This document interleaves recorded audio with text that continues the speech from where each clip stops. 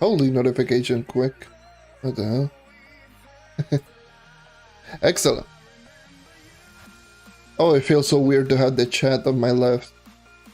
On the left side of this screen. Finally, I was able to actually move this because I was actually having a lot of trouble in just moving my chat. Now I can actually just see my chat on my left side on the second monitor, so I can actually, I don't have to turn my head too much to actually see it. Give me a sec before I turn on everything. So yeah.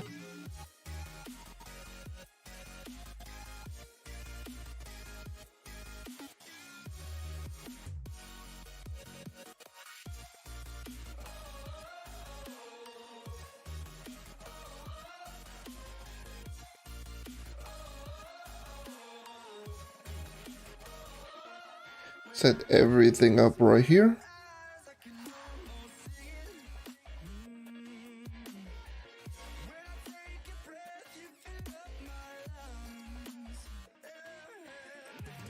Have this real quick. All right. So hold on, I'm still turning everything on.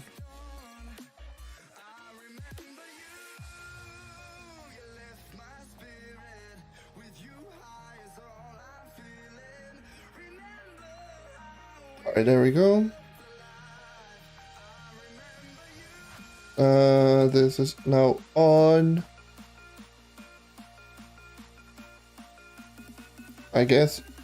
All right, there we go. But yeah, now I don't need to just look all the way over here to actually see chat. I can just look here. That my actual monitor is like, look at the distance that I had, that I will move. I move from here to here, and there's the chat. No longer from here to here. So I actually was messing around with the chat. Now I can actually just see it on my left side of the monitor. So all I need to do is just look towards the side. Just go from here and just look, and I can see chat right here. So I should not be able to just ignore chat as much, you know, because it was kind of tough for me to actually just talk to chat, because I was just going from here to here, and go back, and go forward, and go back and forward, and it was just like, help. And it was just going left to right, left to right, left to right. No, it was kind of annoying. But now I can just look just right here. Sure, yes.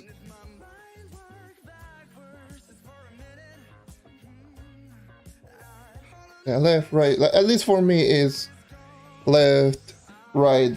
I know it's mirror. This is just completely mirror because that's how this works. If I look to the left, like this is like my left. It's weird. Let me just log into the game first. Ah! I just grab. Mics was not even turned on, by the way. I just turned on the stream to actually just see more on the chat. I was like, yeah, you know what? This dude. How the hell did they have? How the hell did? What? What? All right. How the hell did? Hold up. All of my cables from my headset and my controller got tangled up, and both of them. What? Why? Why you do this to me? Why? Why are you like this? Why are cables like this? Hold on. This is going to take forever because holy Jesus, what the hell happened here?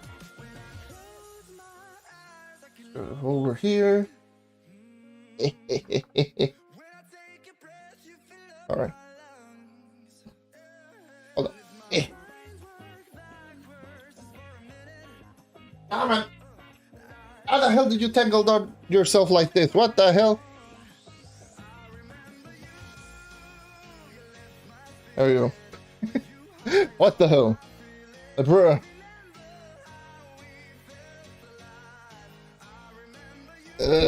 Jesus Christ, man. What is even going on? What the hell happened to the Xbox app? Everything's breaking! Help!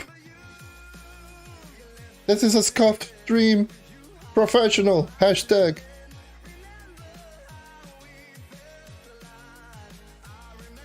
Yes, indeed.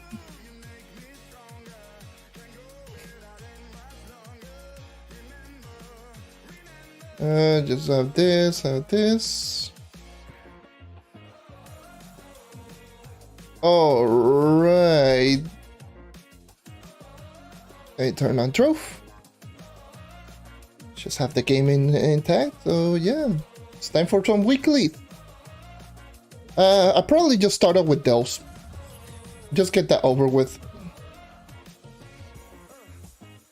That'll probably be the one that I will do first. There probably some maybe low mid delving.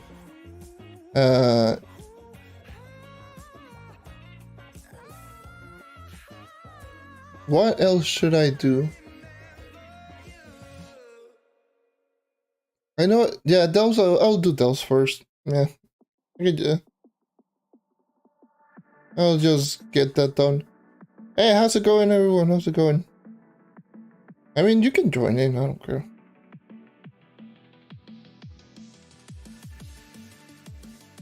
But please do. The only thing that I'm going to ask is if you're in the end from Delves, because I'll be doing Delves first.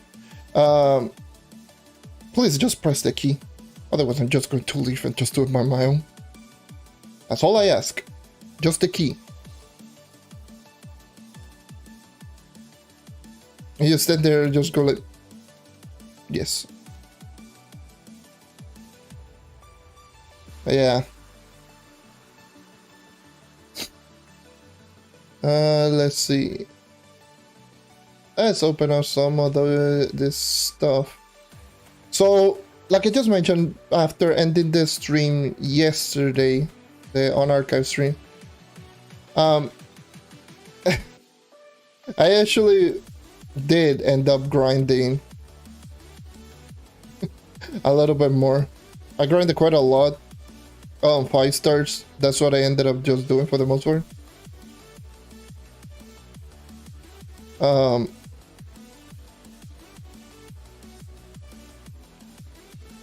And I'm back at 59 Phoenix mode. That was at 50. Yesterday when I started up, I was in the 46, I believe, 46, 47. So I ended up getting quite a bit of them. I even got 2 extra dragon fragments and such. So yeah, that was fun. Let me just drop this, drop this, drop this. Drop this, drop this, and yeah. What part should I even throw down? I could throw down a regular Fade Queen just for 1 floor. So I'm going to just throw down the port. What are you doing?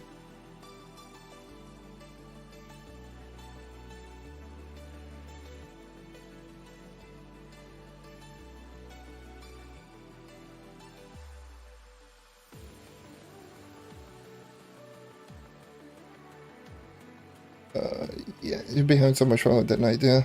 My night is a fun class, honestly. A PlayStation Xbox is Xbox account.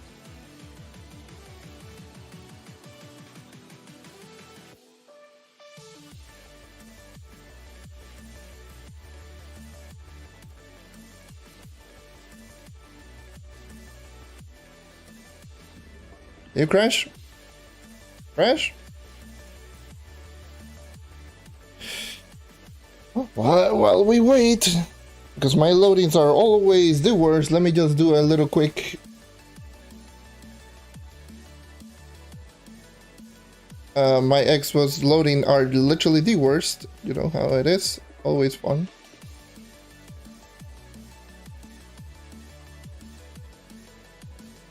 The series, I do not. I wish. Because my loadings are usually so bad. Just playing with the Xbox One. So yeah, it is an I wish moment type of thing.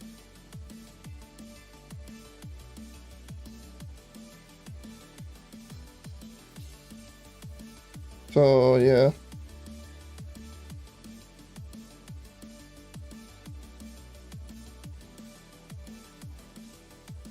It should be the one of the next thing that I should work for, like a Series S. I do have the Xbox One X.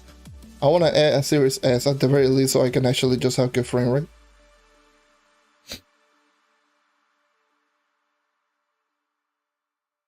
There's 117 creatures.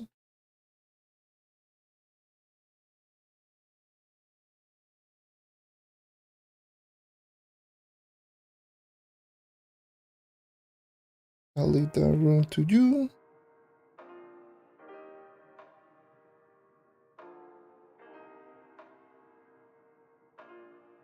I mean, I could be using stuff like a Draco so I could actually clear this floor so much quicker, but I don't feel like it. Oh, hold on. Tomes. Forgot.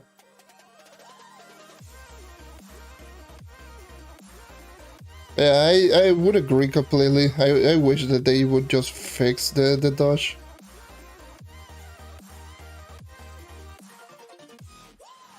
Yeah. New Xbox. That's that. I can actually run. Okay. It's only 3 enemies. I am missing literally all of my experience score. So terrible.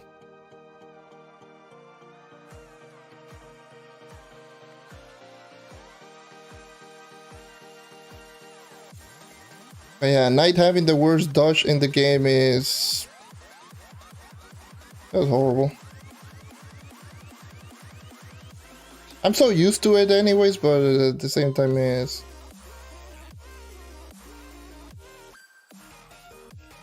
Just how it is.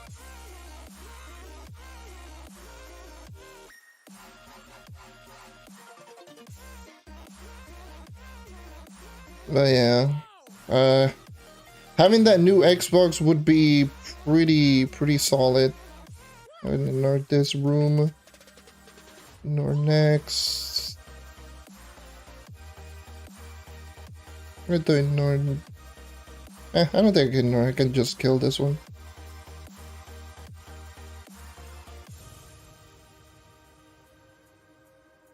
Yeah, I completed this floor already.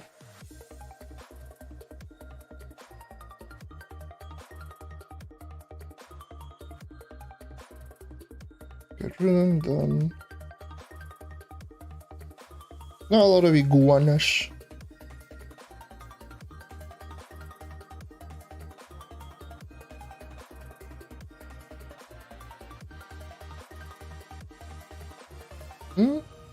Where's the dust?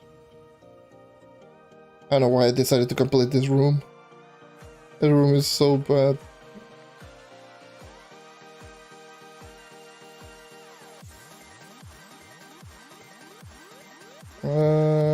Bath.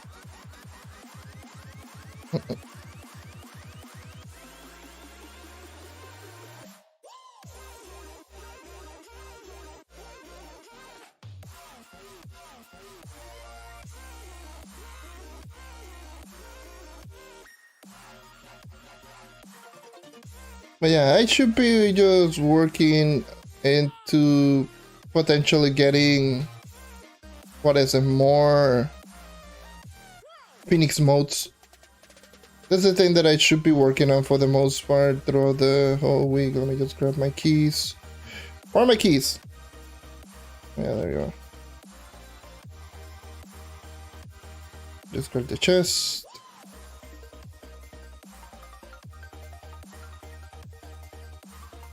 For the items.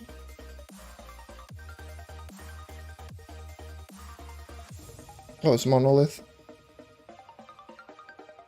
I'll leave you the first one. I'll leave you the first monolith.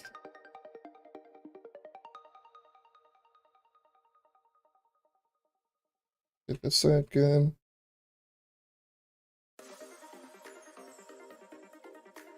No, don't ignore the first monolith. Oh, god damn it.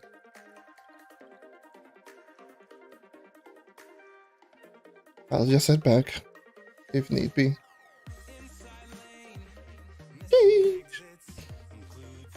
You know what would be interesting? Gems like plus Apple, current Empire this. Automatically automatically randomly being able to press it and button to use the gem. That would be really nice, honestly. That would be very, very interesting. The fact that like stuff like Pirate Days will be really good. Like I don't mind Explosive Apple being the way that it is because it's whatever.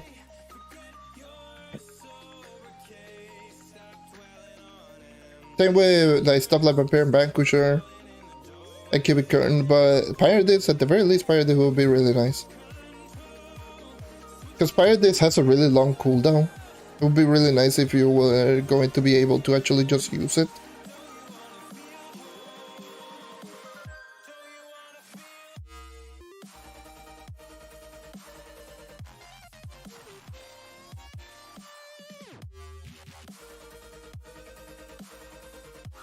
And this one.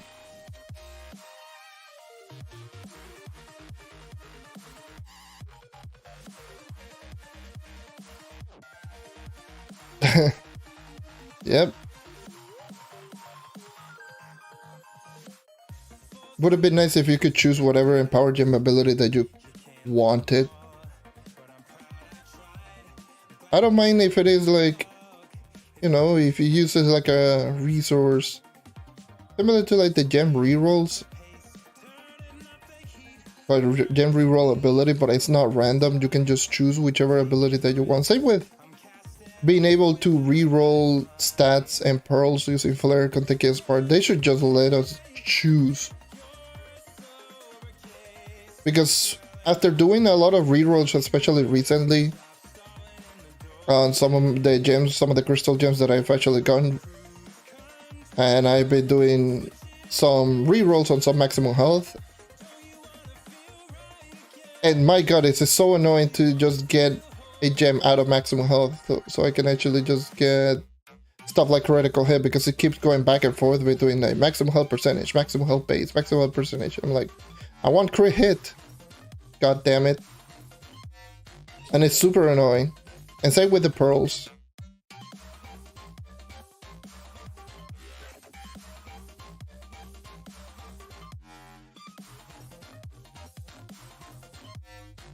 Same with rings as well.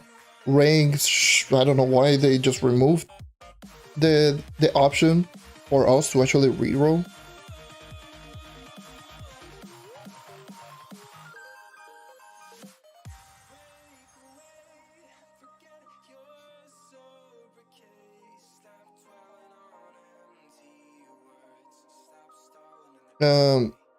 Giving us the option to actually reroll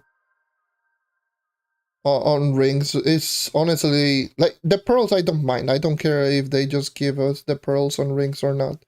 But at the very least, the option to actually reroll our actual rings stats is actually really good, because, you know, let's just say what happened to me, like on my first, or was it my first or my second Crystal 4 ring? It was my second Crystal 4 ring that I ended up just going into health regen, I believe it was. It was a health regen gem that didn't even have overcharge. That gem just got trashed. I didn't even care that gem, I just screw it. Can I show gems? I got a 40k PR video on the night showcasing all of my gems in detail. So I would suggest you watching that. Because I don't feel like just going into all of my gems one by one. Same with equipment, same with my stats, everything is there.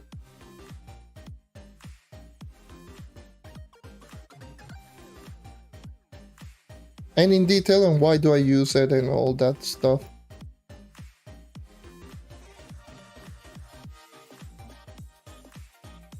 Yeah, how's everyone doing? How's everyone who's joining in? What are y'all up to? Right now, it still feels weird now that I have my chat like right here. I'm actually seeing chat, but it feels weird not being able to go to all the way over here. It's just odd. So bear with me. Remember me mentioning that I need 3 lucky players to get a perfect giant shadow hunter? Well, we could happen. That's rough. That's just rough. I one shot? Yeah, I do still one shot. I just missed.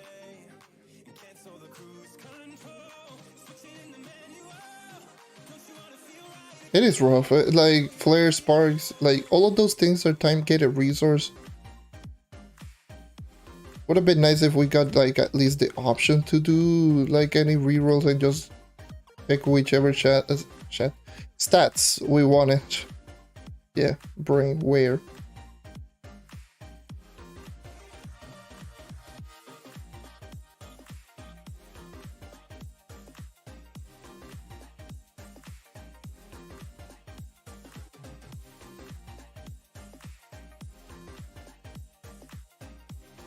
So yeah.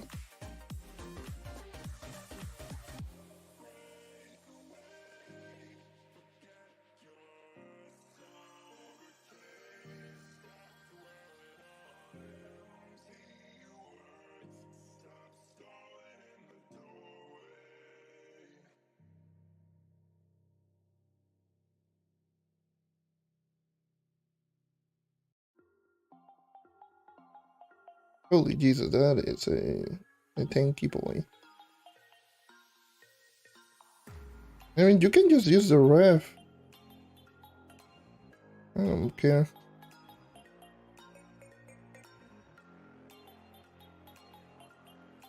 Do be a glad boss.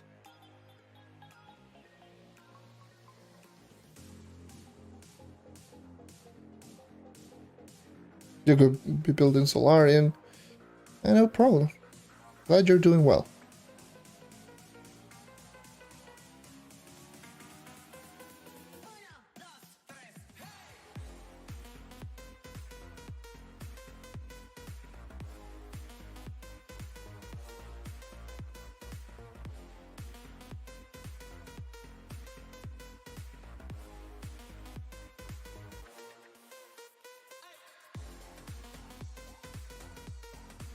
And I'll be moving into.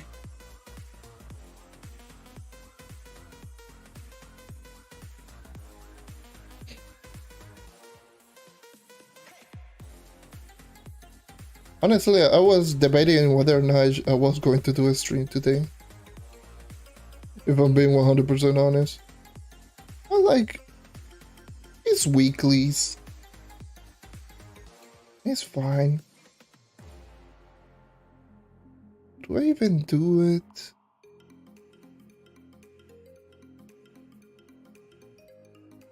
It's like, that's fine. You know what? I'll do a stream. Sure. Here I am, doing a stream. I'm so random sometimes. That's just how my brain works. I'm like, do I want to stream or nah? It's ores. Ores. Grabbing ores.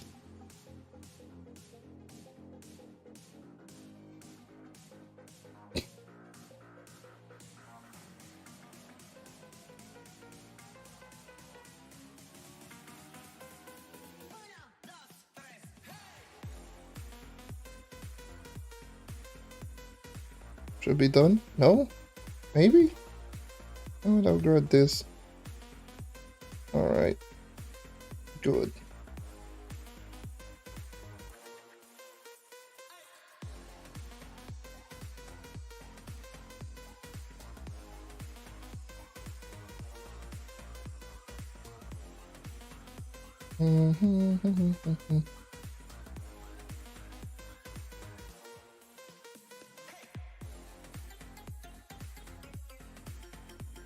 Sometimes hate it when it doesn't let me jump. I really do. It's pretty annoying.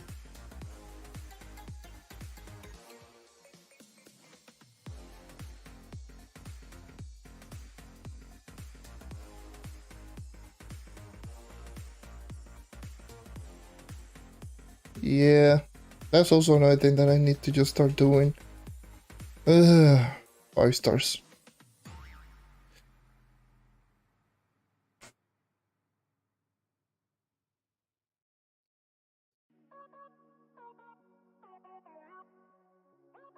Just 5-star dungeons.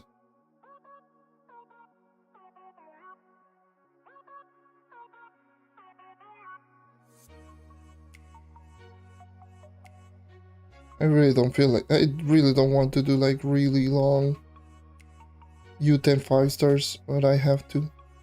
I need those undercharged crystals. Those undercharged crystals have been something that I need to get.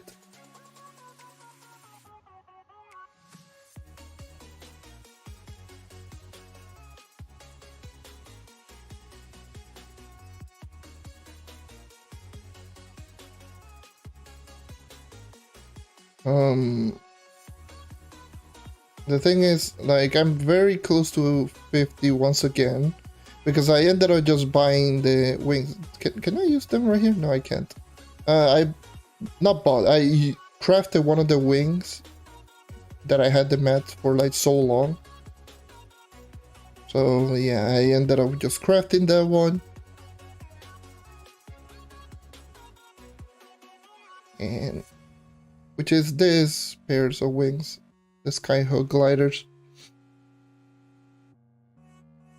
Hey, how's it going? Welcome.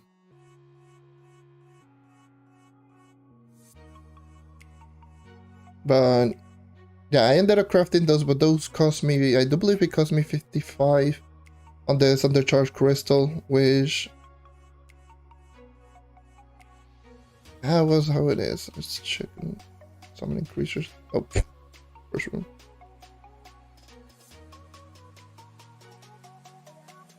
Yep, done.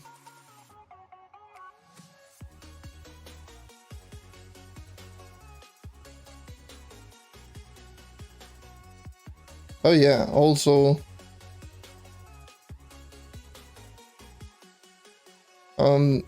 a thing that happened to me when off stream after I ended the stream and started grinding 5-star. Something happened for me that solidified my, my distaste of doing group farming. That people will do everything to take full advantage of what you're doing. Holy Jesus, it's so annoying. Because I was actually just grinding out some Uber 11 5-star dungeons in this under uplands, and the thing is, I was, minding my own business, trying to just grind out Phoenix modes on my own. There was someone who saw me and a 40k who started trying to leech off of me.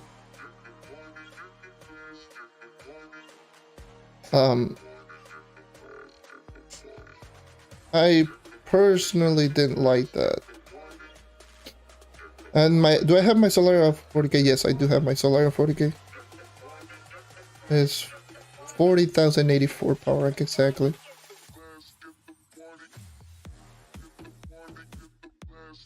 So the dude started leeching off of me, and the thing is, he is part of one of the clubs that I'm at, so I actually call him out in club chat, and I started throwing bombs. I'll leave you with this. You probably can complete that. If not, then I'll come back.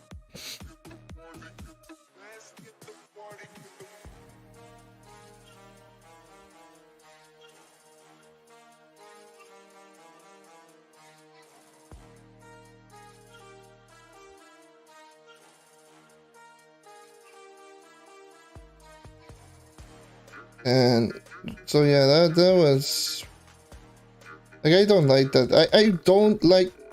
Hey, at least you managed to complete the one it worked.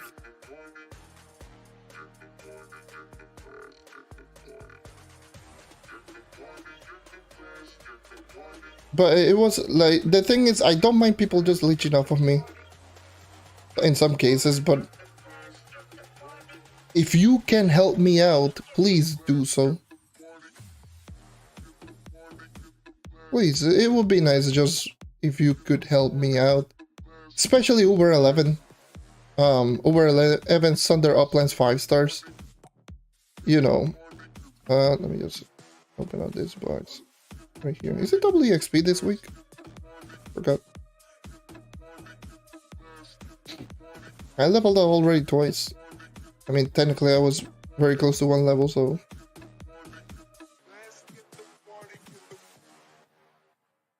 Two pins, woohoo!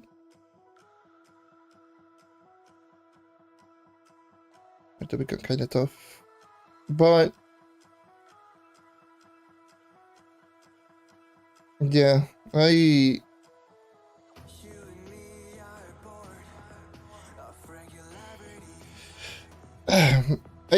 I don't like it. Sorry, but like there's some type of person that I just don't like it. If you can just help me out and just complete a 5-star dungeon, please just help me out and just complete a 5-star dungeons.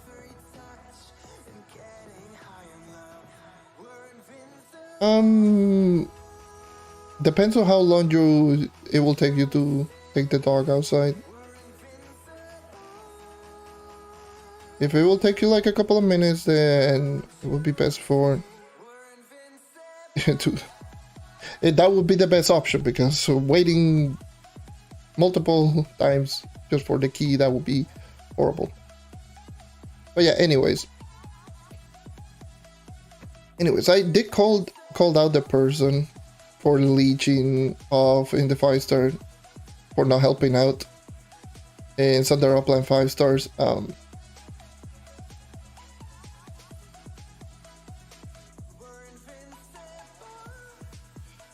And once I started throwing bombs, because it was in a corner that you could just blow it up, and it will let me just next to a cursed skull, I just blow it up and he fell next to a cursed skull. And instead of actually just helping me out, he just left without even saying anything. Just left completely. That kind of pissed me off, not gonna lie. It's like, damn, dude.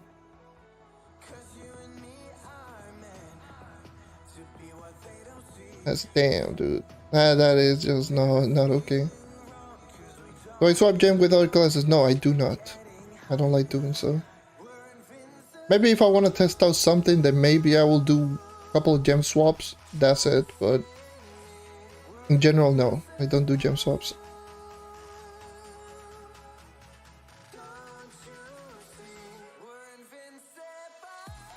Would have been nice if you actually just press the key and just wait until the portal is open.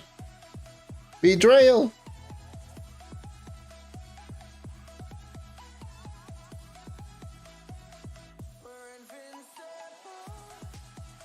Now I had to wait.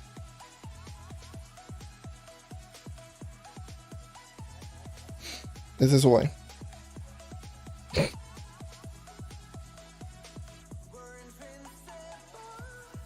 Yep.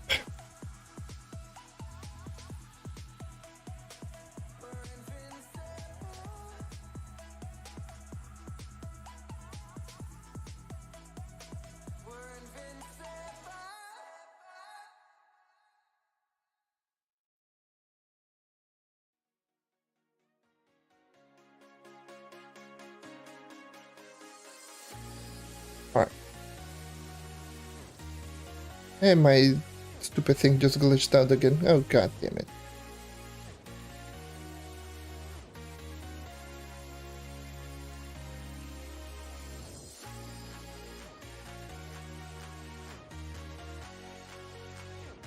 It's at 130 and the enemies are just dropping like flies.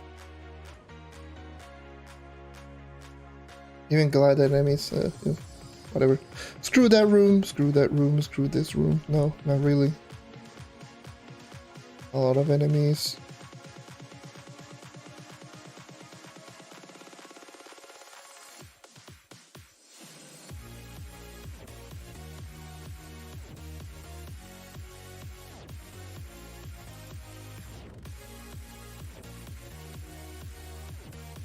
Come on, where are you at?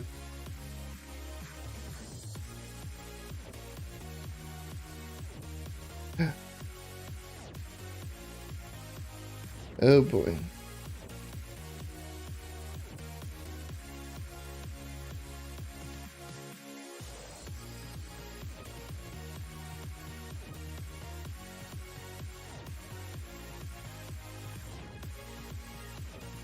There has been a lot of cases, by the way, ever since its update drops, there has been so many cases where people just join in on me or just randomly try to just keep up, and then all of a sudden they just leave and they just send me a message, hey, you're running too fast. Like, bro.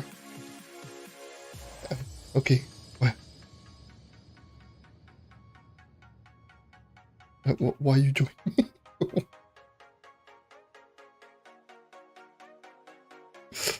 It's something like, what the hell?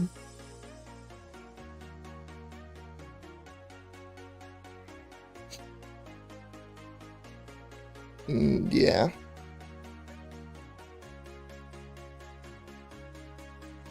It's physical damage. A lot of characters. All the physical damage characters right now are in the top. Interesting to say the least. But oh well. Oh wait. Jailbird is here.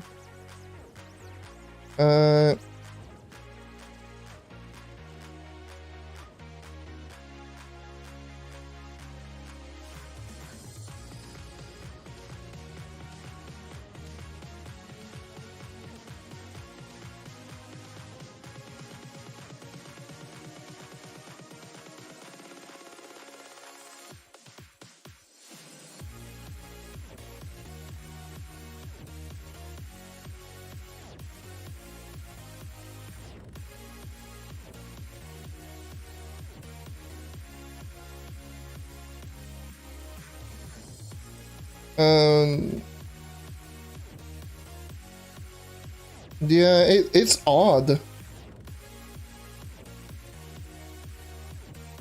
Like a lot of the magic damage, and that's always the thing that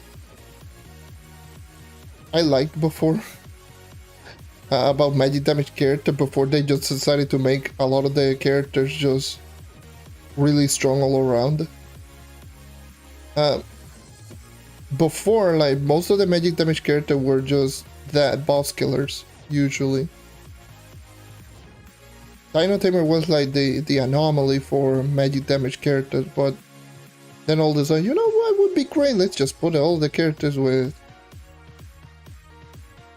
just more, like, better all around, and then all of a sudden, oh yeah, we did a no-no. Let's just make all of the magic damage weaker and all the physical damage stronger. I always liked the fact that the physical damage characters were the characters that were better for dungeons.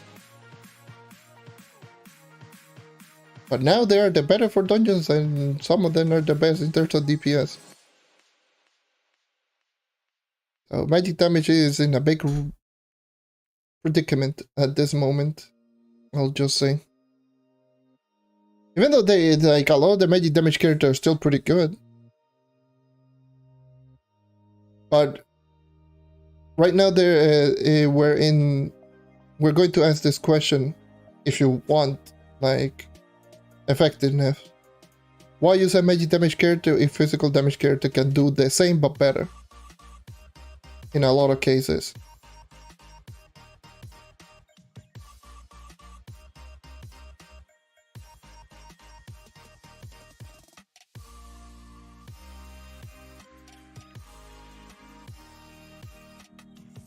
That's where we at right now.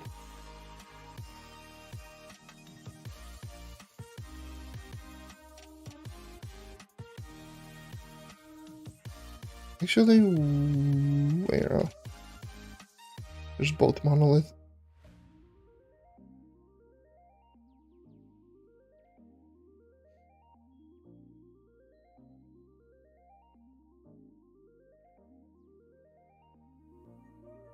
Yeah, it should be right here.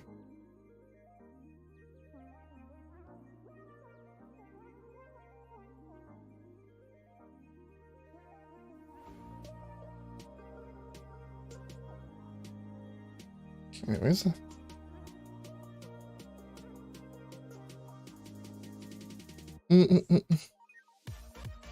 Yeah.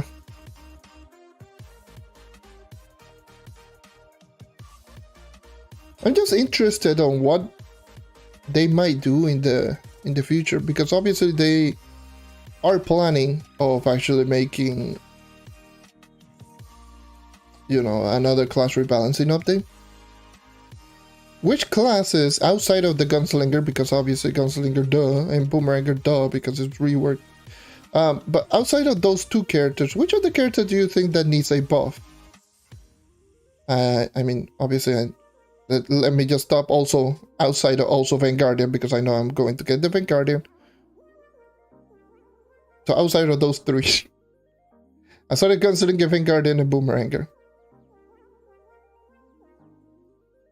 which character do you think they need a buff, and why? And in what aspect do they need a buff? Is it their basic attack damage, ability damage, all-around damage, movement speed purposes, whatever it might be? Even as a small change of, like, for example, the Knight A dodge change. I think that would be an interesting topic to talk about right now. Obviously. Because,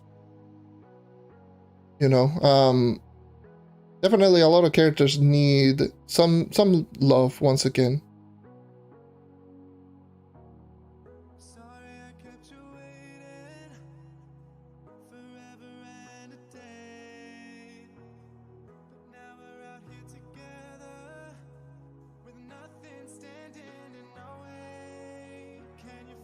And for me personally, we all know about the three obvious picks. Vanguard, Gunslinger, Boomerang. Boomerang obviously because it's getting the rework. Gunslinger because like everything revolves around the ultimate ability, and the ultimate ability is, you know, it's good, but it's just that is not outstanding. That's the thing that makes the Gunslinger probably that's mainly the reason why the devs don't understand. They say that the Gunslinger is fine. They just look at the damage output that the Gunslinger is outputting and it's like, oh yeah, that's fine. Even though it's true, the damage output on the Gunslinger potentially is fine. It's still pretty strong in terms of damage output, but the problem is that it relies so much on ult. Like, pretty much it's just an ultimate ability based character. And outside of that ultimate ability, the character is super weak, super bad and mediocre.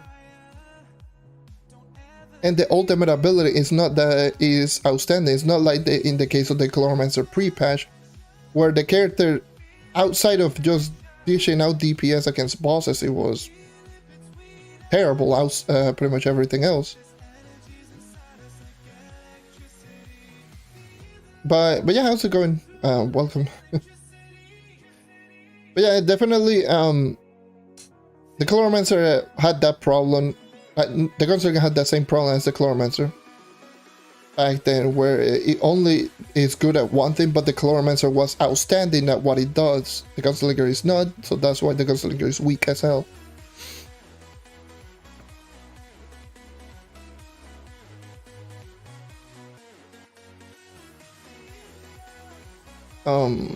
But yeah, I don't know.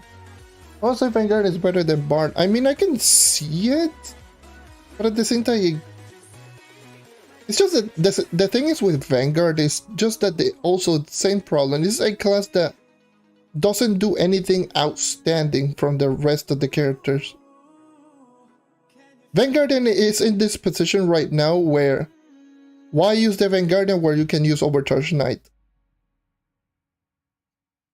It can have almost exactly the same potential movement speed with stronger basics and better abilities all around. And the movement speed being non-cooldown.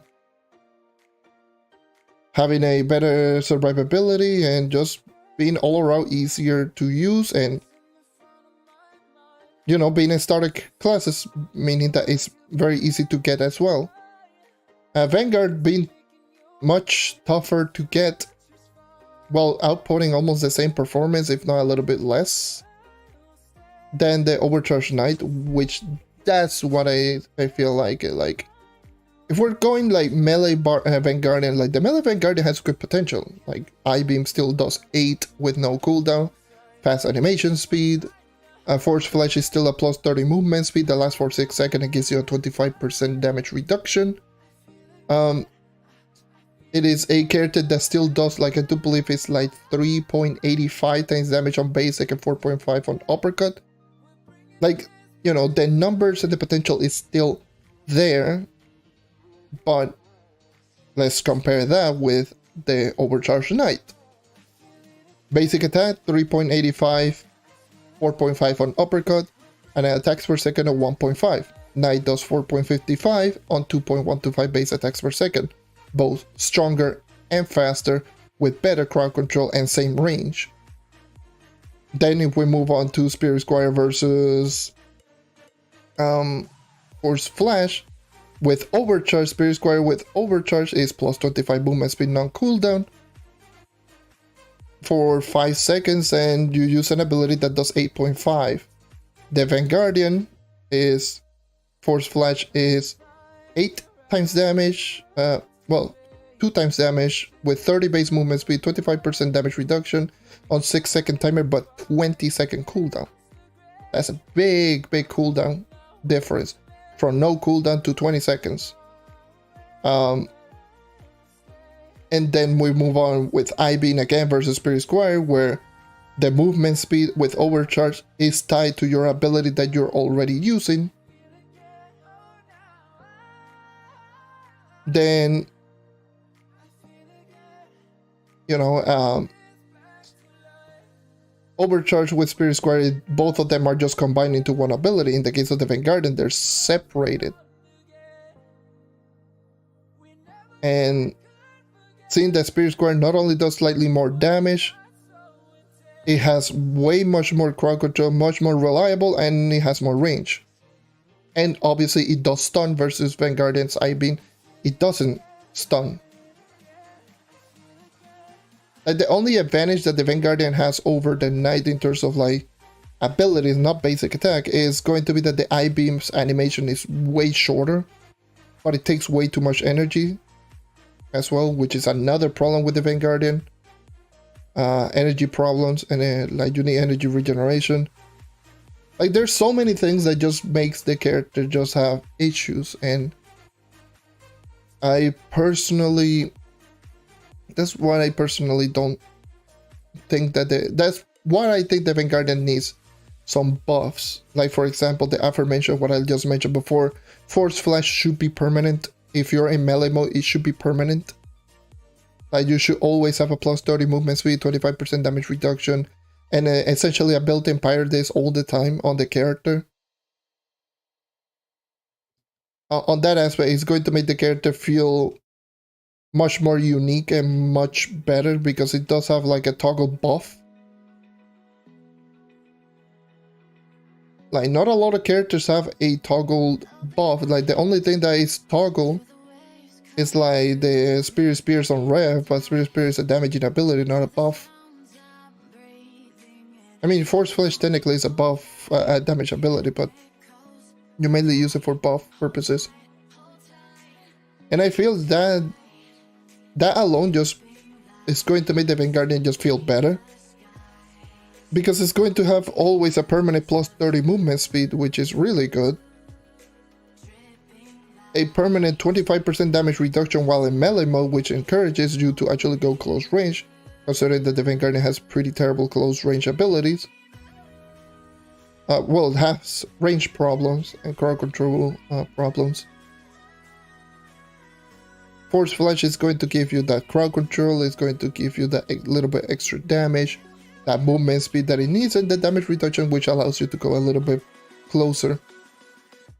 And I-beam should just be like really, in my own personal opinion, it should just be, even though this is going to sound like counterintuitive, like at least just have like a 0.2 second cooldown on it.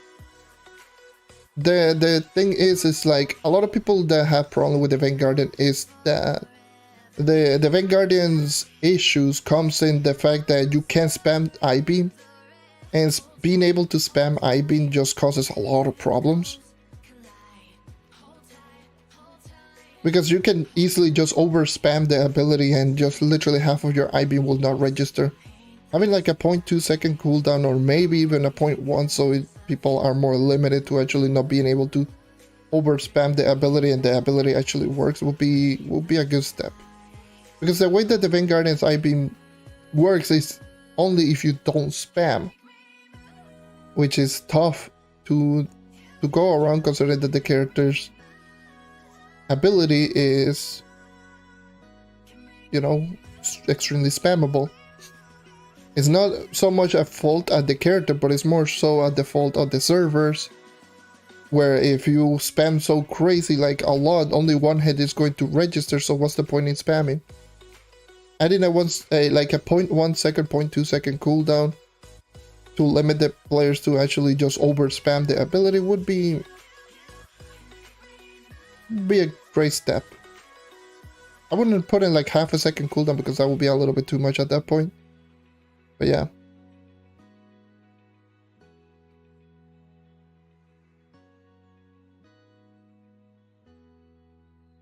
Ow, ow, ow, ow, ow.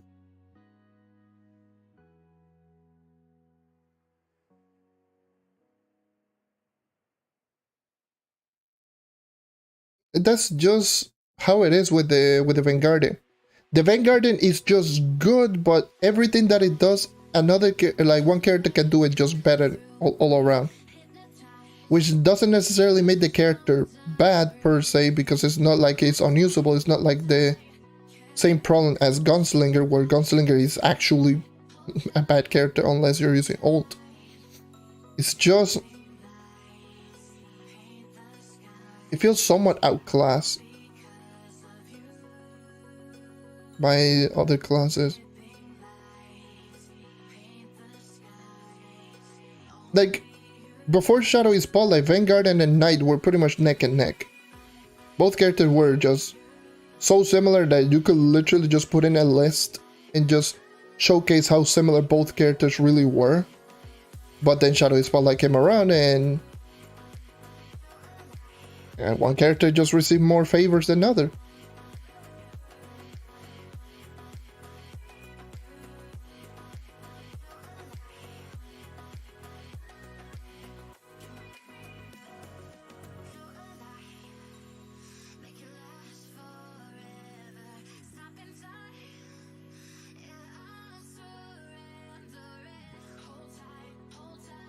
Where's my webcam custom? What do you mean? I mean this. Why am I model? I mean, technically it's just a reimagined version of the Trove and Defender costume that I have on my knight. Wish I made it myself.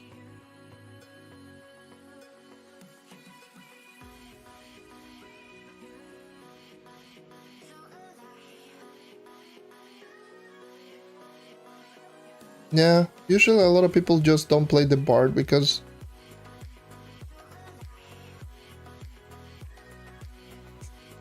yeah, it's just rough.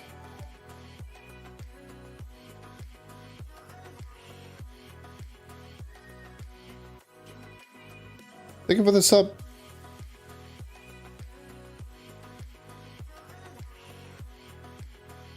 I mean, a 3D thing that you have on the webcam. I mean, yes, the VTuber model that you see right here. I'm in a corner. Like I just mentioned, is the reimagined version of this costume from the night that I made it myself.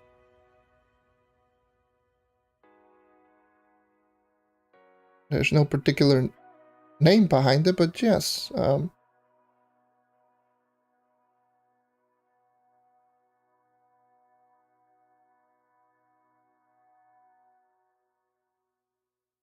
This motherfucker took me like 2 weeks to actually make. It was a really long process.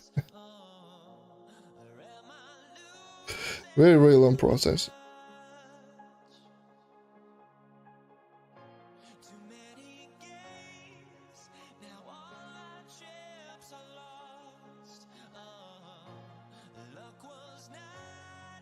Two 2027 days. Jeez. Yeah.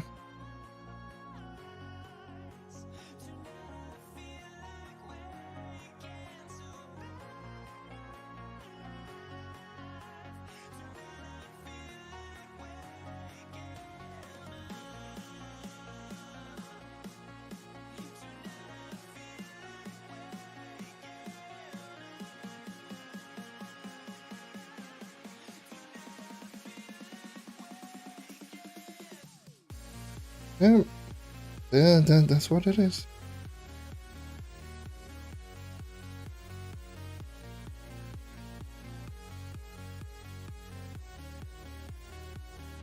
But yeah, just going back into the topic, like, that's usually my reasoning on why the Vanguardian, I'm full in inventory, what the hell? The Vanguardian is above, like, what is it, the Bard also is a class that I do feel needs some tune-ups, like, as well, especially, like, just getting melody counts. I do feel that the character just, it's fun to play, don't get me wrong. But just getting a lot of melody counts is just, I don't know. I don't know how I feel about it. I just don't know how to feel about it.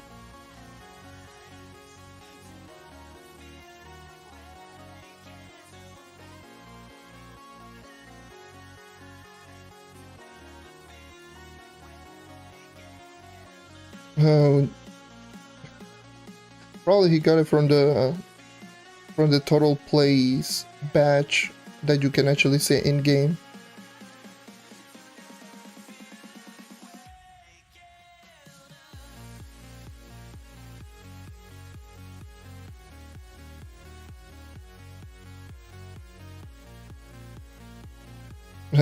Imagine if then I had the same the same disgusting Shadowhunter dodge with the same passive ability of 40% movement speed. Yep. That would be dumb. That would be really good. That would be way too good.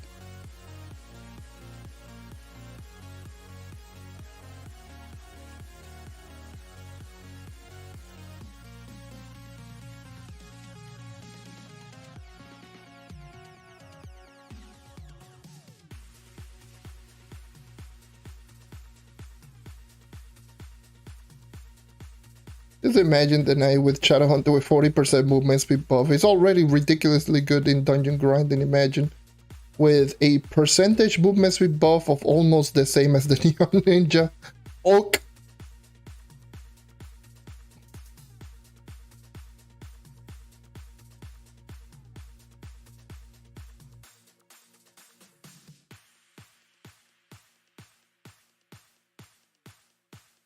Yeah. The thing is, if you give that movement speed buff, people will start calling the knight decent. Instead of like meh or bad, they will start calling, oh yeah, no, the knight is decent. Because that's how underrated this class is. This class is so good, but people just take it to go, no, knight is terrible. He's horrible.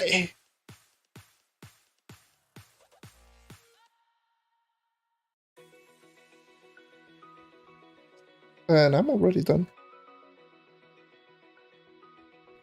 I'm already done. One karma bar. Let's see what I could get from these. What is it with that stupid ally? I always get that stupid ally. Jesus Christ.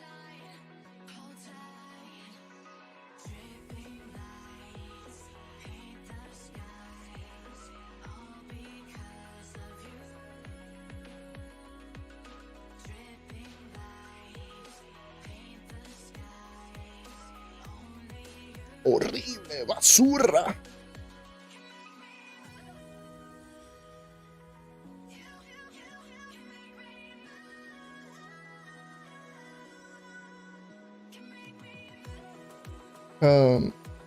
Yeah, go by. Let's just go into start doing the Undercharged crystals weeklies.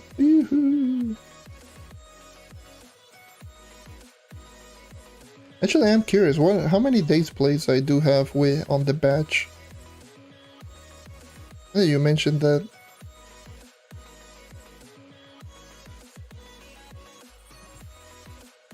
Alright, that's leaderboard. Collections. Nah, bash. Gameplay bash. Total days. 2167 is my total days.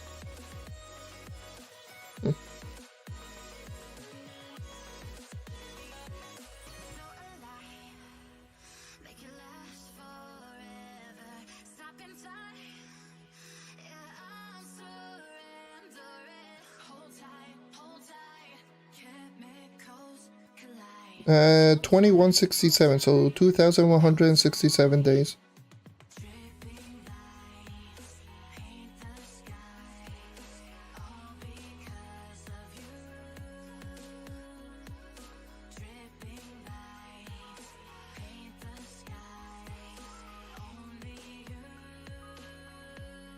Yeah, the river is...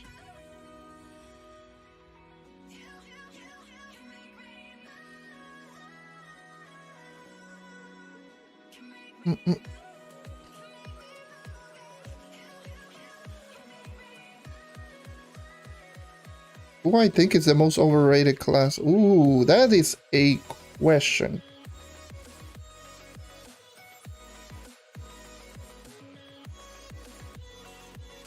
Who I think would be the most overrated? There are certain classes who people do tend to overrate.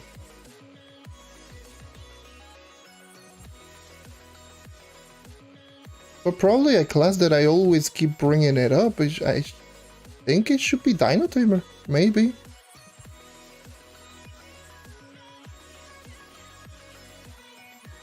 For me, I do feel it's Dino Tamer.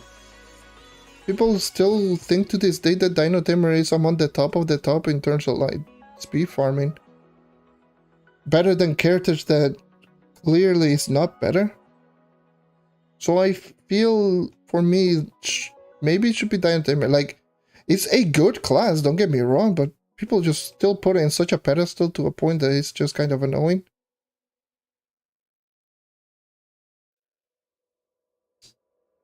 So maybe that will maybe be my pick. Ow.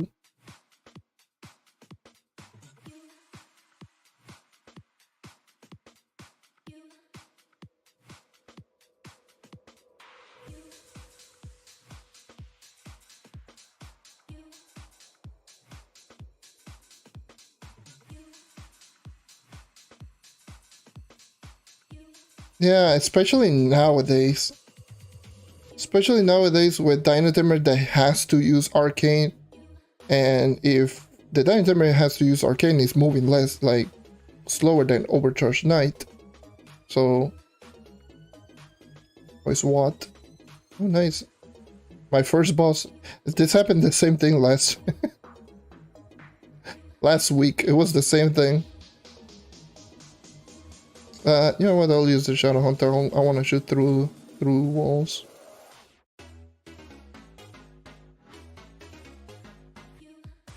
I feel like going super lazy mode. Activate it.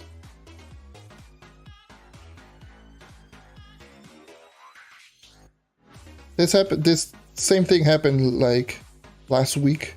Literally, my first boss was what?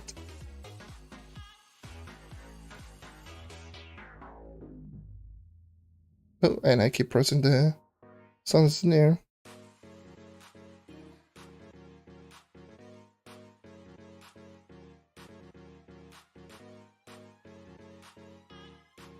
Yeah, you need, again, is what is it like? Dino Tamer's basic attack, that like people still think that Dino Tamer's basic attack damage is so out of this world whack, but in reality it's not. The Dino Tamer ultimate ability basic attack is only doing 0.2 more than Knight. Without passive, Knight without passive.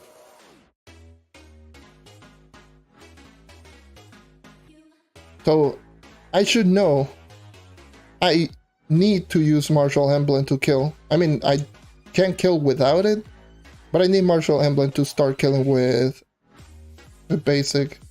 And then if you include the net also as well doesn't do that much damage. A Dino Tamer with the net combined, both it's essentially just doing the same thing as a Knight. Just slightly, maybe slightly more damage. That's it. Because if I do recall correctly, the net on ult is... let me just put this. The net on ult is 4.75, same with basic. The basic attack on Dino Tamer ult is like 4.75, and the net is the same, 4.75, both of them. Dino Tamer is attacking a max of 4.5 attacks per second, and the net is doing like twice. Maybe, yeah, probably 2 ticks per second. And considering the Knight's max is 6 attacks per second. Both of them are doing 6 attacks per second, but the Dino Tamer is only doing 0.2 per hit higher, and I have to use Martial all the time in over 11, so I don't know who thinks the Dino Tamer doesn't need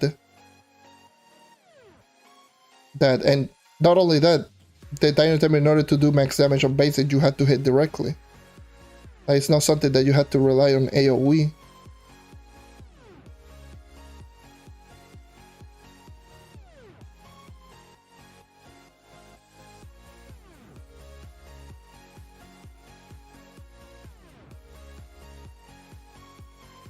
Yeah, pretty much.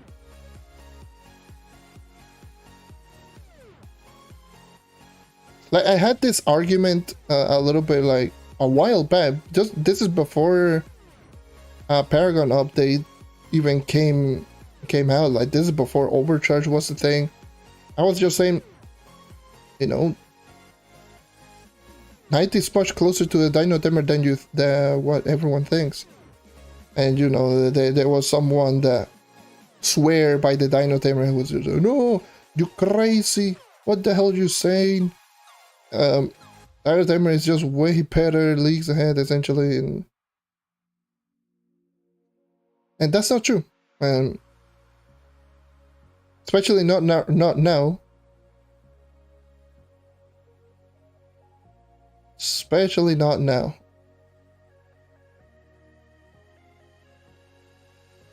Dino Tamer is a class that really relies on being able to kill really quick with that AoE.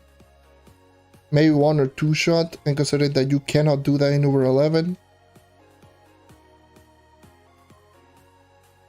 Oh yeah. Do I play on PS4 or 5? No, I do not.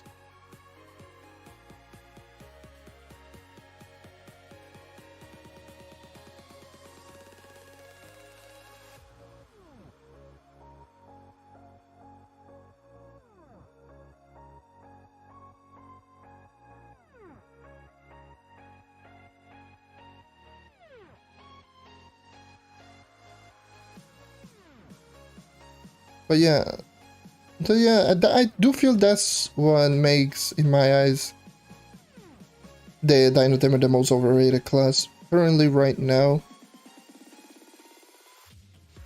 It sucks because I love the Dino Tamer.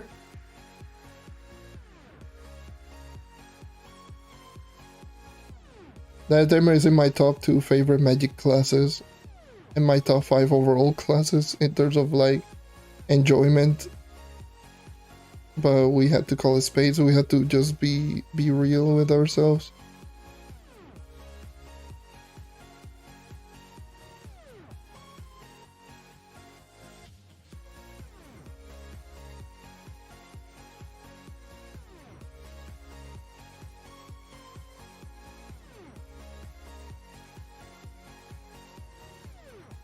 That's a more overhyped one. Let us. Yeah, Ice Edge is high up there as well. That's why it's tough. Like, you could just give like that nod to a lot of characters. But definitely for sure, either Dino Tamer, Ice Edge is also high up there, but Ice Edge, at the very least, Ice Edge is still the best floor clearing class in the game. At least for deep delving. At least it has that going for. And it's still a really dumb good class, especially with the overtuned ultimate ability.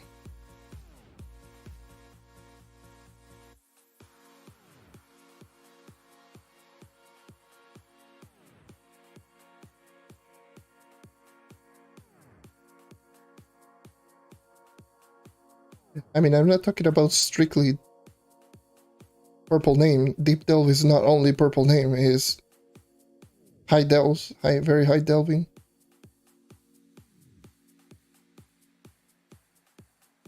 That's essentially besides the point, but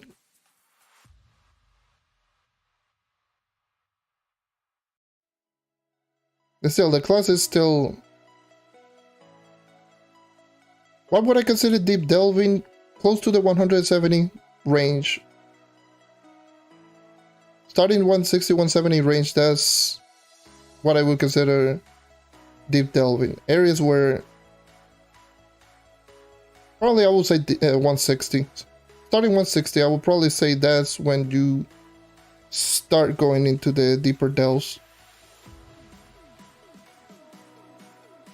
But yeah, I wouldn't consider like, yes, 182 max out. Oh yes, for sure. No, that obviously like fall damage is the only way that you can get out of like 180s, 82 plus, but you know, at that point it's just using fall damage.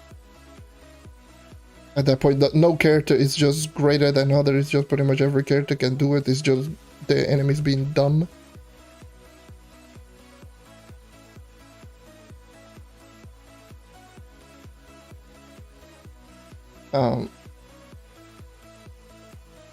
But if we're comparing like characters that can do damage from like delving, yeah. And we also had to keep in mind like, yeah, not what is it like? Not everyone's maxed out essentially in stats, so deep delving for some people might not be as much, at least for like the end game player. Someone just arrived.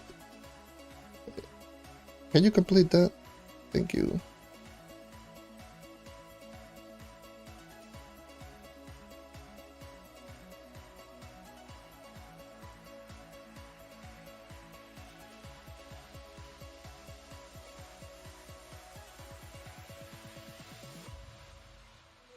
Nice. Okay, he's completing the other curse call. That's good.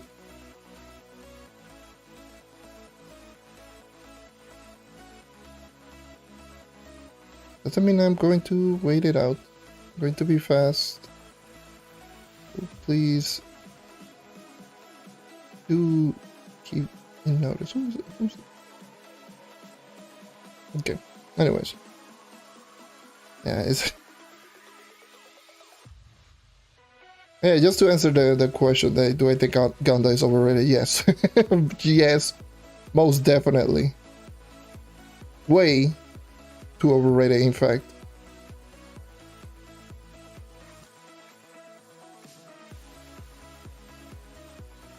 People will literally make excuses on why Ganda is good. Oh yeah, the infinite jumps. Like jump, it is very difficult to achieve.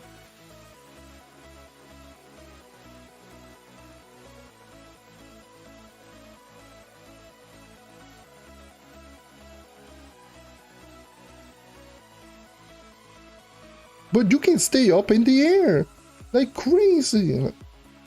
So again, you can just literally just slap in some movement speed, some jump, and you don't have to wait 20 mil for it. You really don't have to just buy a amount for like 20 to 25 million flux just to being able to jump and move. Bruh.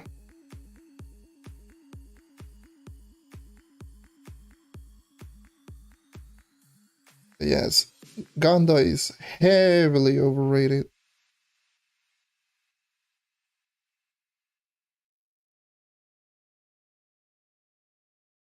Are we? Where's... Oh my god. The man just left. Alright. The man just literally dipped. Alright. Oh, that's good to know.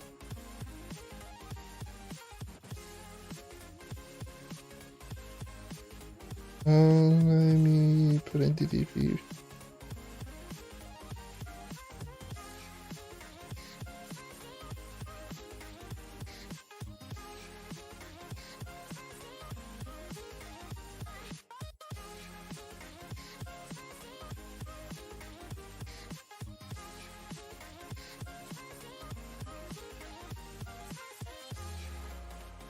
Ah, Jesus.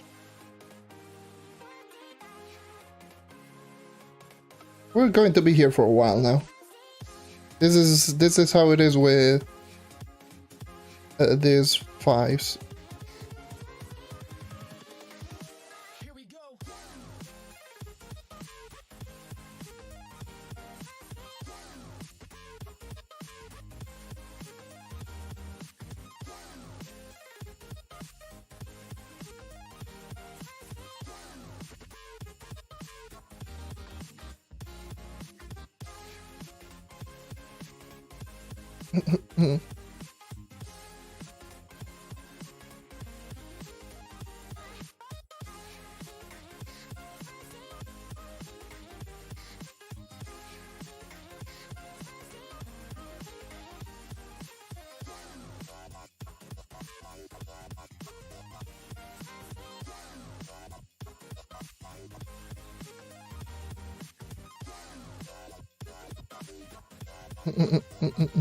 Where's the last one? There.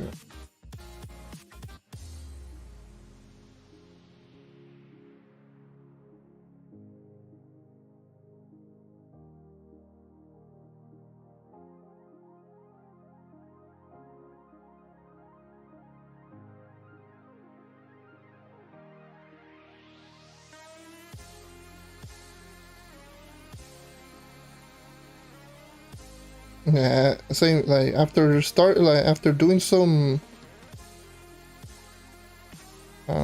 delving on my own, just solo. There's some notable drawbacks on Solarium whenever I just see it on or delving, and it's definitely a thing that I notice immediately on the Ice Age. Like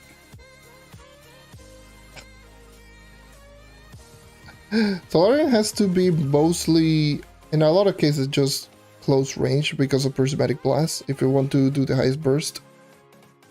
But you have no resistance, you literally just get smacked until next week. Like you have the burst, but oh my god, if there's a lot of enemies just around you, woo, GG.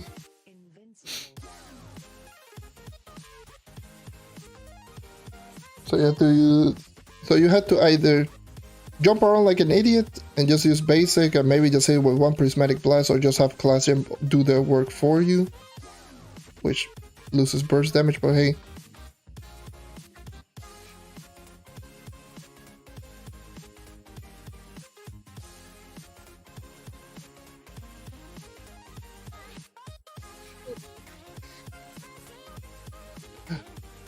Yeah.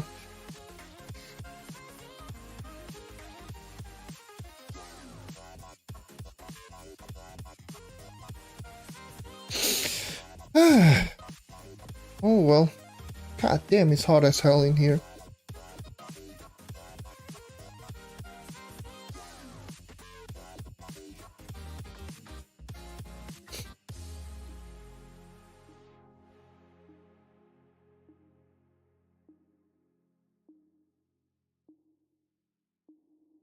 Yeah.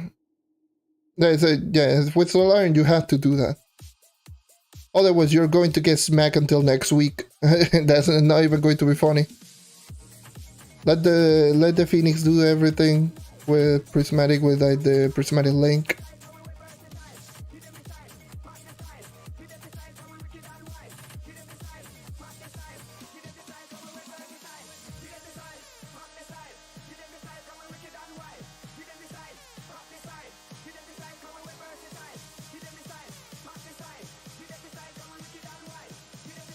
That's definitely the thing that I noticed with Solarium, but whew, once it gets going, like that class is...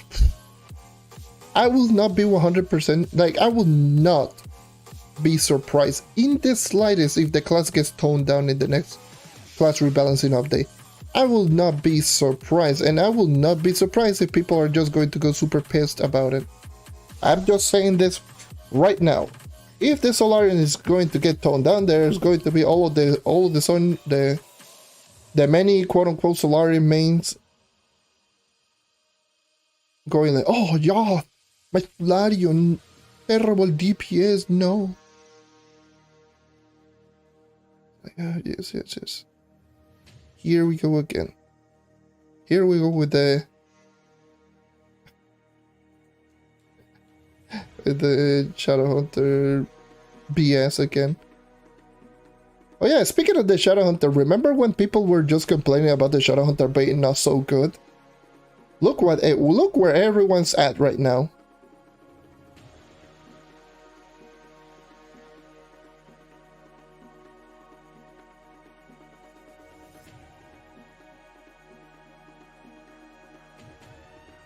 Yeah.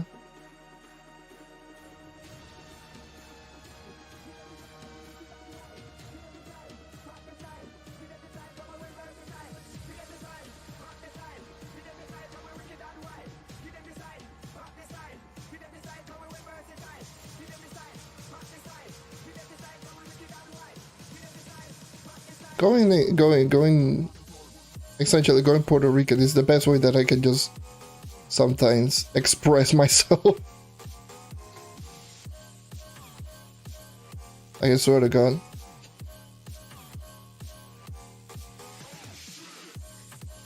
Look where everyone's at. Just those Shadowhunters. Shadowhunter is better than every class in the game. You weren't saying that like 6 months ago.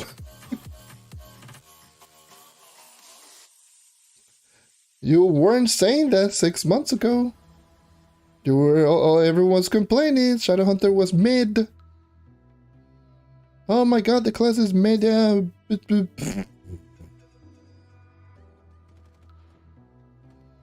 Okay, sure. Have fun.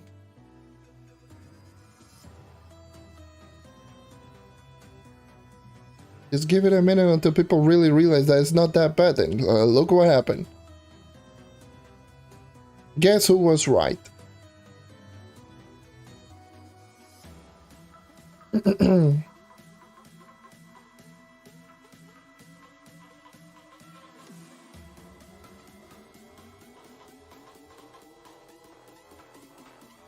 I hate to go like I told you so, essentially, bro.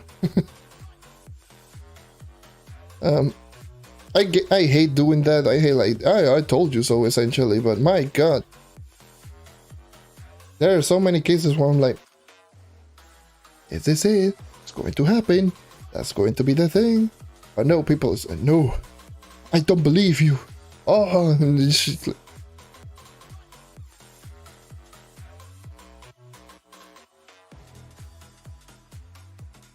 bruh.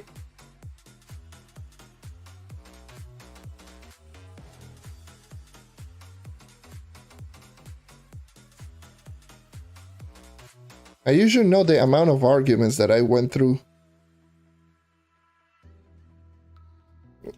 when Shadowhunter was just getting the nerf it deserved. Because let me just explain to you how dumb the Shadowhunter really was. Like, I don't think people really realize how dumb the Shadowhunter really was. It was not even a joke. Like, it was not even a joke.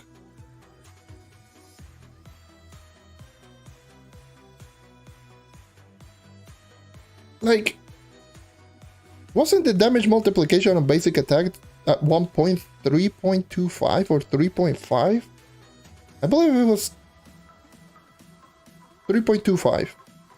I believe it was 3.25.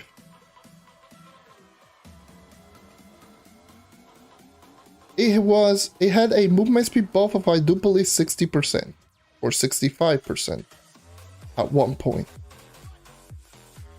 on the dodge.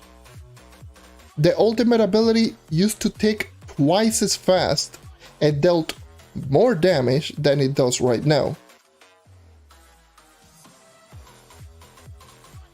The Seekers were still pretty much the same way as they are right now. Like, right now they do less base damage, but they have a crit damage bonus. So they're around equally as strong as they were. So we don't talk about that. Sun's Narrow used to do 4 rather than 3.5 that does right now. But to put more into the highlight of like what people were just complaining about too much. Oh my god, the basic attack doesn't do a lot of damage. Do you have any clue that the basic attack used to do the same damage as the current Candy Barbarian? Like, seriously, Candy Barbarian's basic attack right now is 3.25. Obviously, without counting the damage increase by default and the damage increase that you can get with passive. But the Candy Barbarian's actual multiplication on the basic attack is 3.25 coefficient. So the Shadowhunter used to do that while attacking 12 times per second without any setup. Not to mention the explosion from the passive ability. Now does 1, it used to do 2.5. And then the damage increase that you used to get from the passive ability right now is 5%. It used to be 15%. So you used to do 15% bonus damage.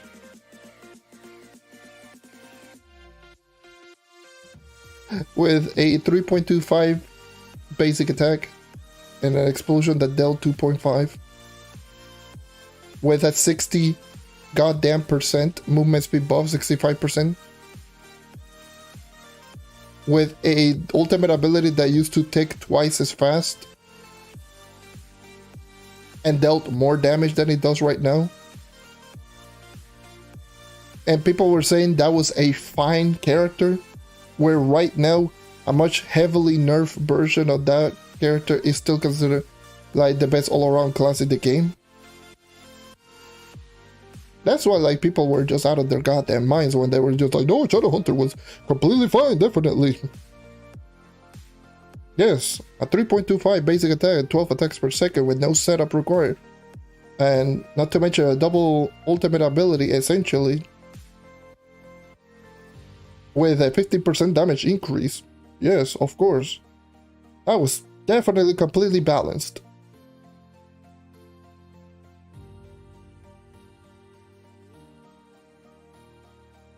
That was so stupid, dude. That was so stupid. That was how unreasonable some players were. And that was why I was always so pissed off and stressed out during that time period. And then until I just became extremely petty and just started just making fun of everyone. Those were fun. Like until... Like...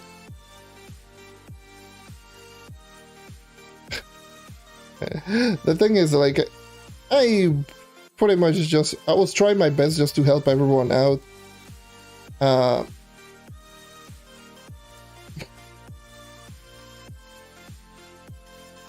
people would not do anything just for me to help them out and just to assure them, and they were just saying the most nonsensical things out there.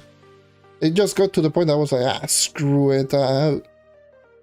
If you're being an ass or a dumbass, like, I'm just going to just call you out and just talk like just like that.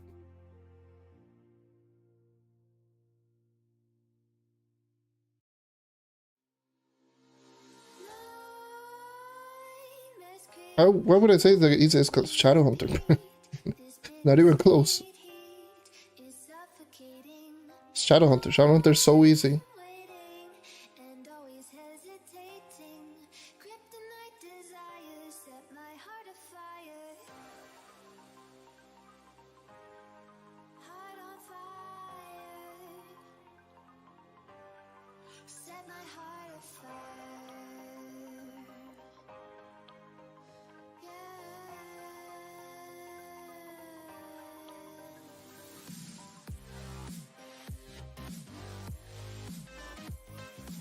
Hunter's way too easy to progress.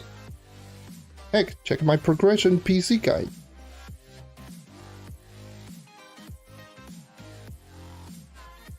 Even though it's long as hell, but hey, at least just showcase how easy it is to progress that character.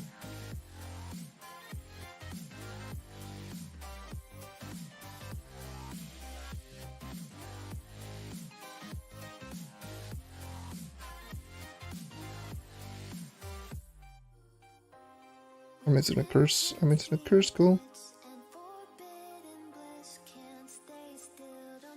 He has damage, DPS, movement speed, ease of use. Character doesn't need stats in general.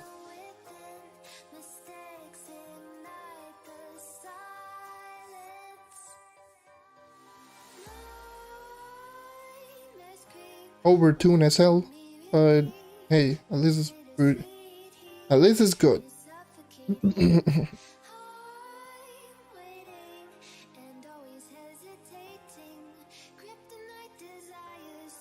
Also, it just reminded me, like, this same thing happened with the Chloromancer. Chloromancer, before Shadowy Spotlight, obviously was known as the best boss killer. Do you know that the character was actually way stronger on the test server? If you didn't, yes, it was. It was no joke. That Chloromancer was like a sin against humanity. And when it got nerfed, obviously, people were just saying, oh no, now the class is terrible. Horrible, horrible, basura, no. And I was like, oh boy. Heck, even when I made the video on the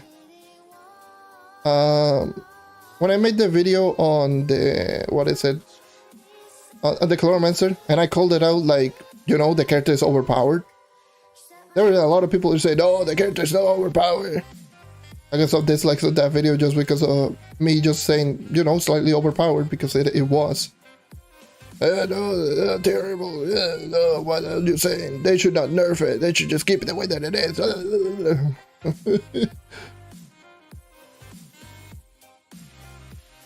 Unless you just give them a piece of paper with like, hey, this is the reason why is it overpowered. Do you want me to do a full goddamn comparison on every single character so you have a goddamn idea why it was so overpowered?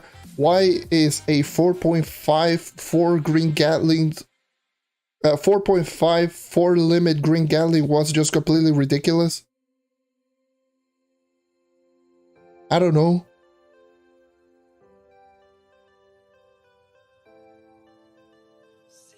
I farmed most of my Delph Mount around one. Actually, just randomly in random floors. I believe all of them were below 160 though. So I guess 150.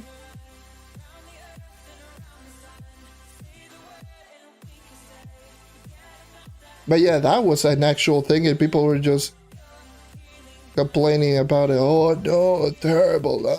Yes, no, why?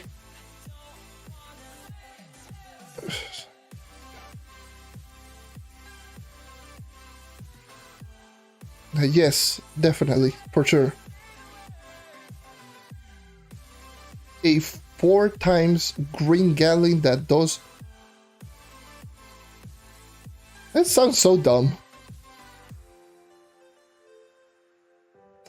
Right now, the Chloromancer has look at how dumb it was before.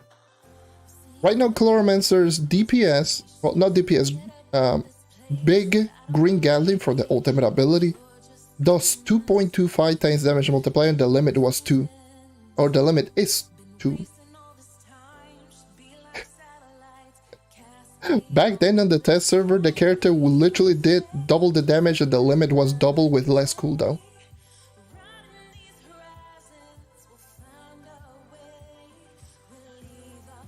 And you were comparing that goddamn Chloromancer to all of the characters before the Chloromancer rework update. So this is before Paragons, this is before anything really. And that character apparently was definitely okay.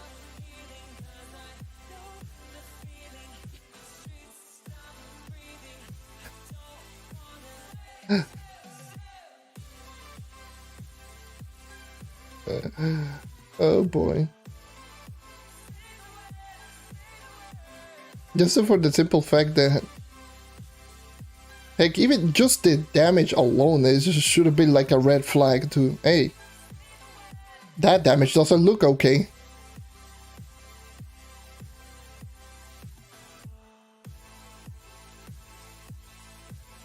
But no. Apparently that damage plus 4 limit was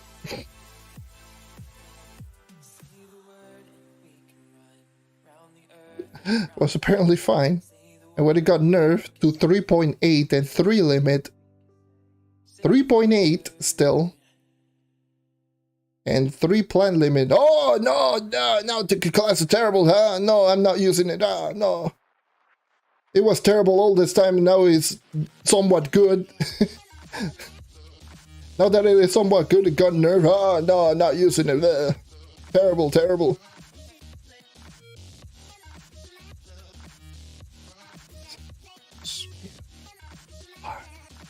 Why? And I know this is going to happen again. Just to let you know. They say it's going to happen again. Just prepare your anuses, pretty much. Because that's the best way that I can just describe it.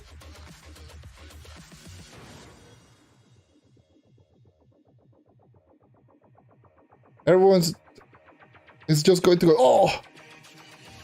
Character completely fine, but with a boomeranger that does basic attack alone for like 7.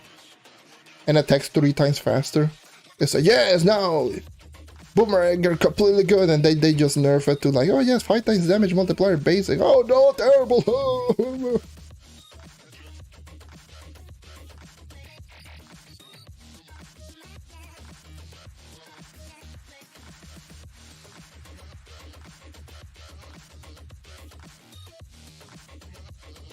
That's going to happen. I know that I can just feel it in the distance. Oh. Boomeranger rework day 1 or probably day 2 is going to be so overtuned and so overpowered that everyone's just going to be happy and it's going to get obviously nerfed and everyone's going to be complaining. Oh, bad devs, they don't know what they're doing. Even though in a lot of cases, like,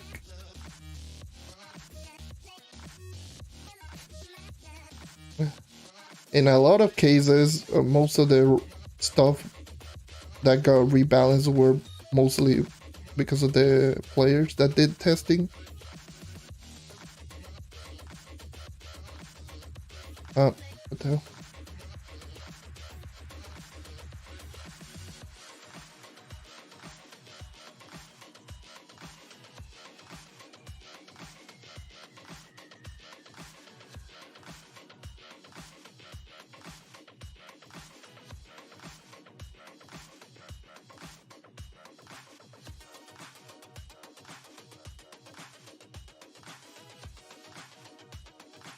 I don't know why I still use the tome legendary for the cosmic dust. I still don't know why I use it, but oh well. Let's go, 5,000 dust.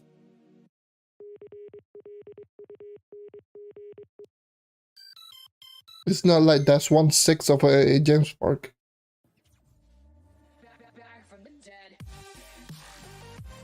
Yep.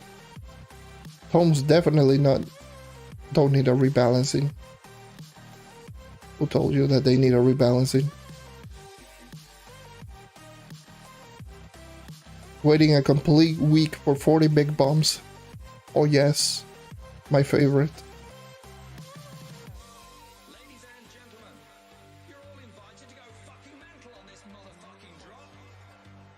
The countdown has just... I still don't know why legendary tomes are even a thing. All tomes should be regular, like repeatable. I don't mind if they grant less resource, but wouldn't it be great like if they granted that resource, so that means that resource would be technically grindable. Instead of like the empower gem, give us an empower gem fragment. Give us an empower gem fragment, but that's just going to be a regular tome. Instead of like 40 dragon coins, 1 dragon coin. So people can actually grind them dragon coins. Considering that the tome itself is already very difficult to get, so give the people what they want.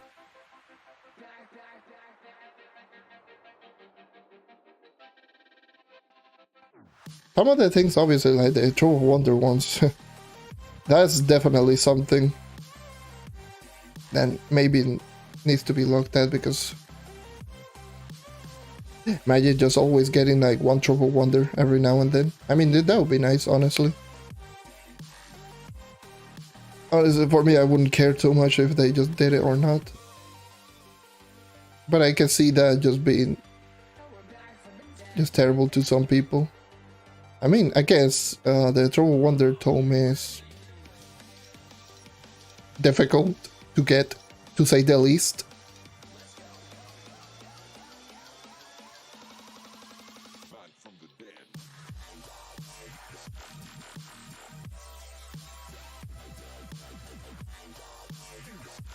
Like the Lustrous Gem Box, instead of just being the Lusty Gem Box,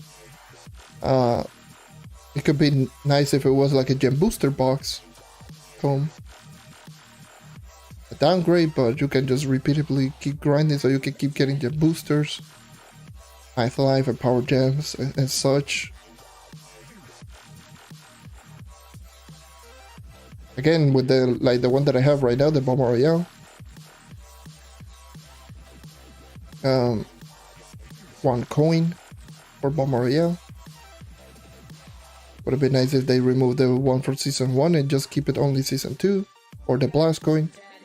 Because you can already convert blast coins into burn coins, so what's the point in just having both tomes?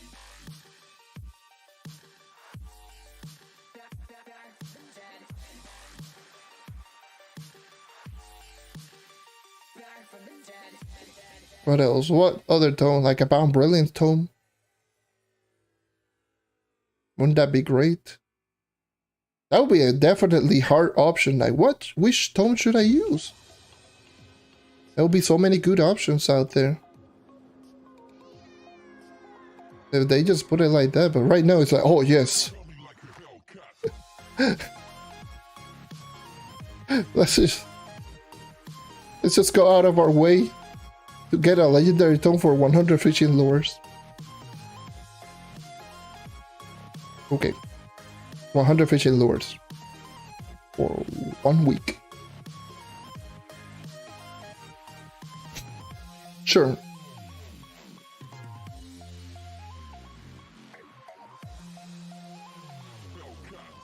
Legendary tomes, honestly, my opinion, that should get removed from the game.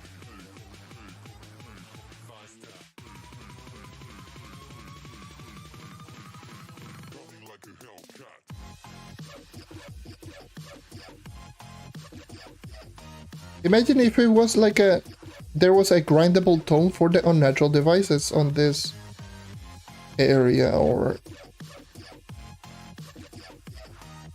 even better, considering that Phoenix modes do loot collect into unnatural devices. Why not have something that could just allow you to go from unnatural devices to Phoenix modes?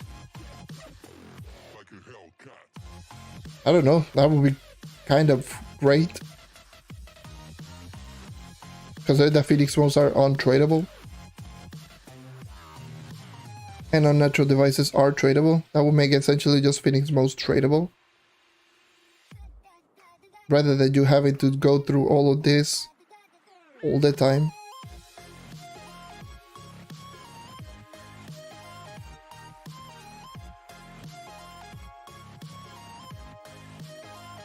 How much is Gleam? Gleam right here is like, the last time I checked was like 14 to 16 flux each.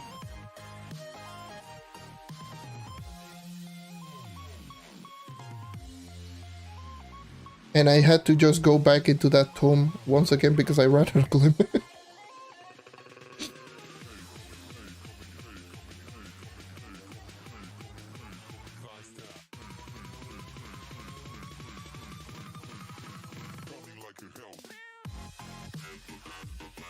And the thing is, I had to buy like 20,000, so I used like almost 400k flux on 20,000 Glim. That was not fun. Let's see. They're 17 each, yeah. They're super expensive. It's those goddamn keys. Those goddamn keys. Ooh, Jesus Christ. They will drain your life. That's why I want to go back and I want to do like the APG lore gardening. But the thing is, I don't know how much do I need to actually just start doing a proper gardening for fishing lures. Like, I know the resources, like tentacle eyes. Is it tentacle? I don't remember. Gleamstone, day drops.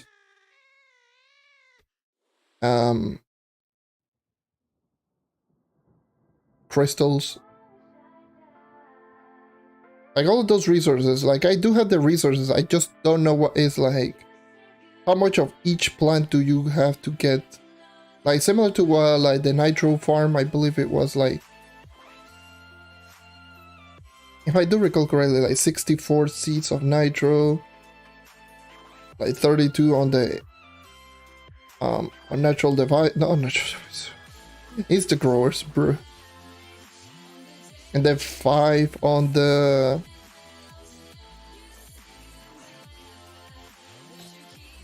what is it, like 5 of the primordial flames. And I'm missing one. I am missing one. I'm throwing. Oh no, I'm going to miss it now. Oh wait, what the hell? Did I get the glitch? Please don't tell me I got the glitch, god damn it. There's been some cases where I got a glitch where the one objective just disappeared completely. Or is it the middle? It's not the middle. No, I'm going to lose it, god damn it. No, right here. I'm blind. Don't worry about it. Just blind. I'm so laid back, I'm not even paying attention. But yeah, but that happened to me once, where one of the bosses just completely disappeared. And I lost a port because of it. I can check every single room, and the one that was supposed to be a boss, it didn't even spawn. Probably because of the servers were just kind of jank at that moment.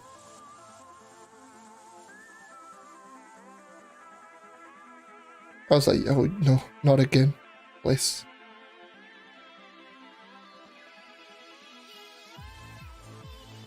Cave Kelps are 600 each on PC, holy Jesus.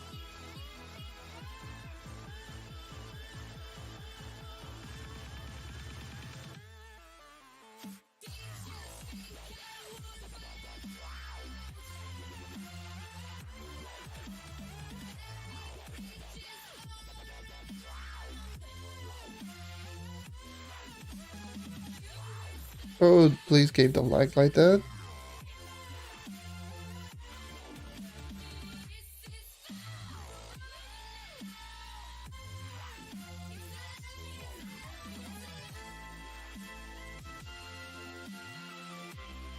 And cake kelps are very easy to obtain. That's a crazy thing. Like new players can just make a quick bank out of it. Like goddamn. Oh Jesus Christ! I had no flask.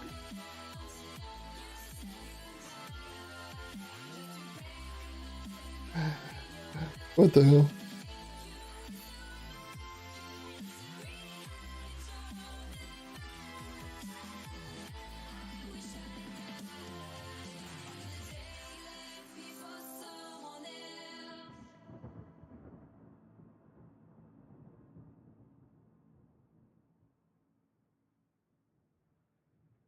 It's still a drop all the way down there.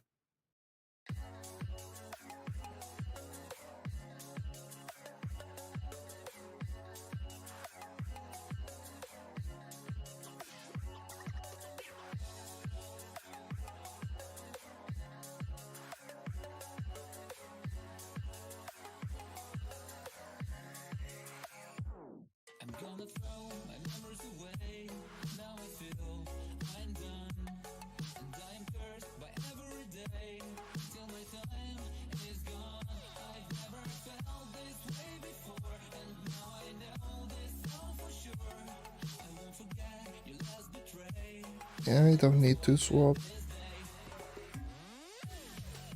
I don't need to swap classes. Not now.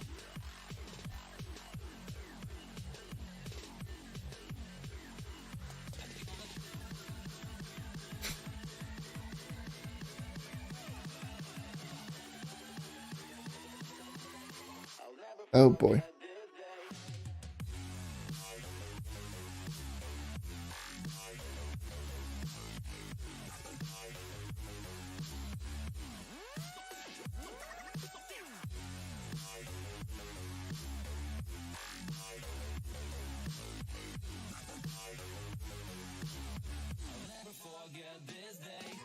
Yeah, I need to start.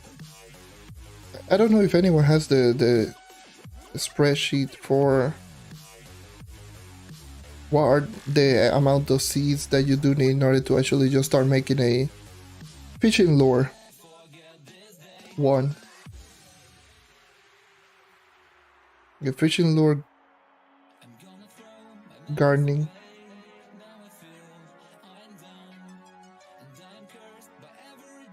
Oh, god damn it. Why do you have to just start attacking me, bots? And why YouTube is so slow? I'm on a timer.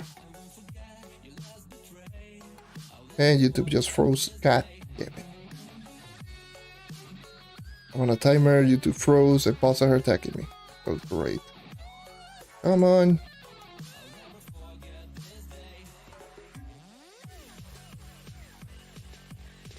That's a hide user. God damn it, bots. Get the hell out of here.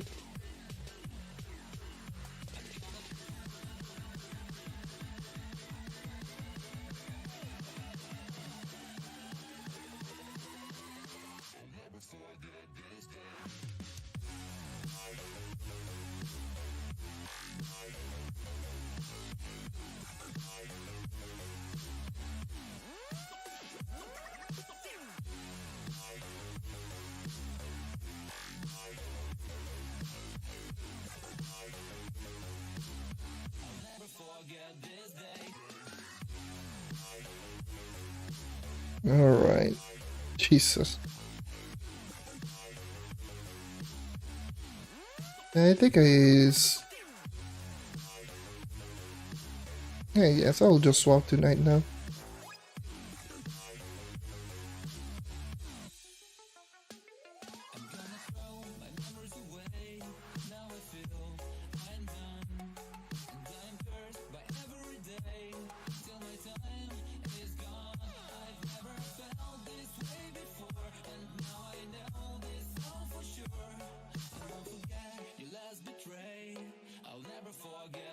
Yeah, that's much easier now. No Marshall needed. Because U10.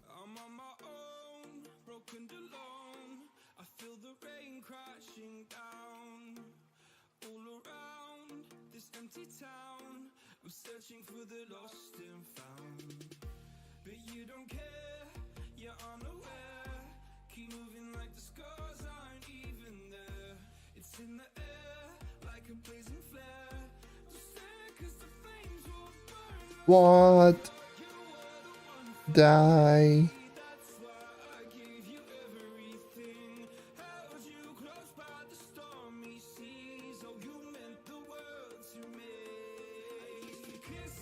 Give me a trophy at the very least. That would be nice. At the very least, one trophy. I'm not asking for much. Just a trophy.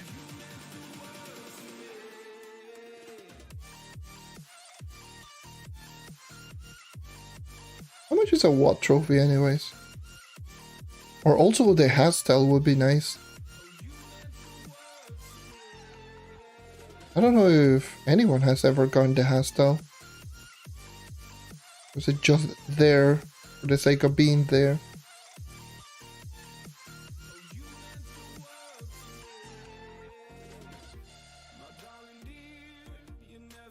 Because the only thing that I've seen people just selling were weapon styles. Like the weapon styles. But no hairstyles.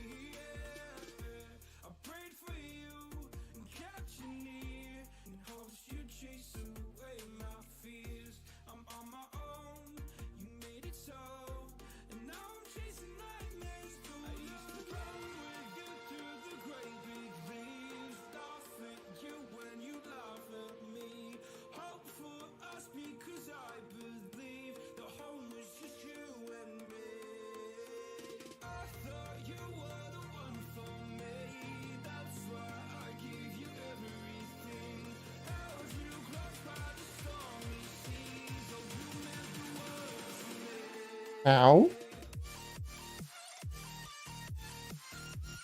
Oh, that's a one-shot. I heavily underestimated that one-shot. I was like, it does a one-shot. It's not like Dawn of the Moon half. It's definitely just like Dawn of the Moon. It is definitely just like Dawn of the Moon. You know what? I'll do 1-4. One more floor. Why? Because, no reason. I'll do a 274 because I'm a rebel.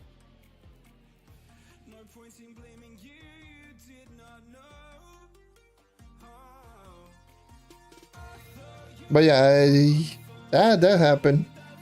I said, it's not like the other. It's not going to one shot. It's one shot.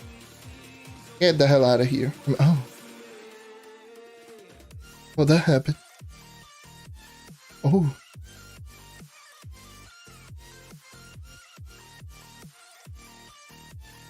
That was just...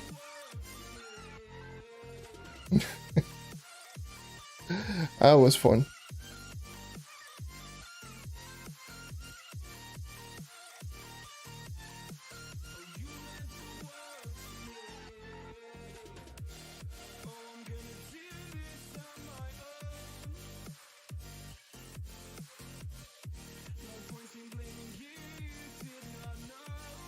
I'm going to kill all enemies. I don't care. Yeah, I'm not gonna do it anymore. Alright. Those are the weeklies done.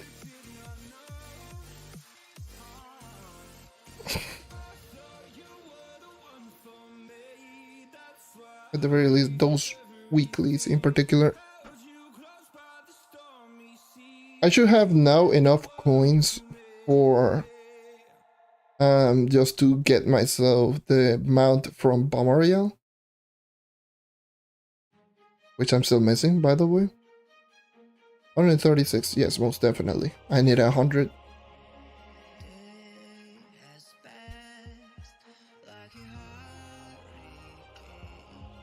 Let me just grab that real quick.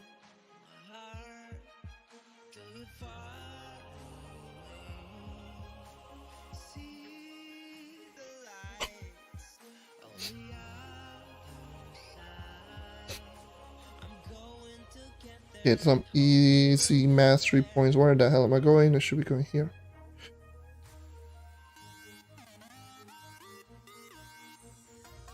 I don't know how do people... Damn it. I didn't even grab this quest. Rip. Yeah.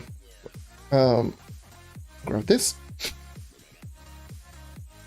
So that will be 50 mastery points. All I'm missing is going to be these two allies. So that's 200 more coins. I do believe this is only like 20 mastery points each. Oh, 40 in total. Missing. Bomariel, yeah, no, 20 in total, so 10 each. Still missing this too. Are people even selling this too again? Oh yeah, 25 mil for this. Ally.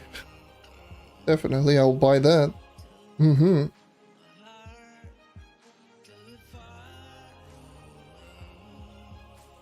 Has anyone even gotten any of these mounts? No. No one's gotten the tradable version of this mount. Still missing this dragon, obviously, of course, because stupid Phoenix modes are a thing.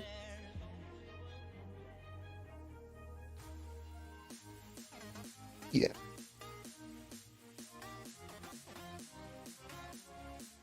How am I sitting in mastery? I'm 10th. While missing one dragon. So if I get the dragon, that'll be 250, so I'll be... I will still be 10. I would not be any different. Okay. So I know I'm missing the dragon, the two allies, and definitely all of the rest of the craftable stuff, which is 2 mounts, I believe, 1 mount and 2 wings. I'm still missing. Plus the 2 allies from bosses. Let me just go. Let me... 11, over 11. And the 2 hairstyles, which apparently they're asterisks because you never see them.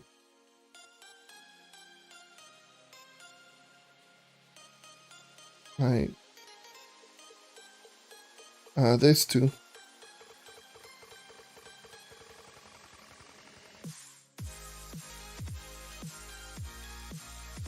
I had 2 pairs of wings and 3 mounts. 3 mounts, 2 pairs of wings, and the 2 allies. Ooh. Ooh, I can get another pairs of wings. Because if I do recall correctly, it's in the Dragon 50 Thundercharge crystals.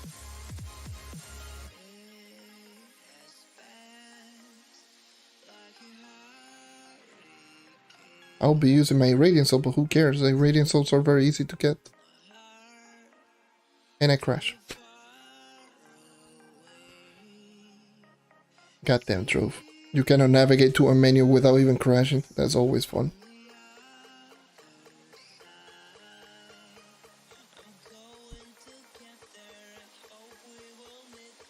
Always fun.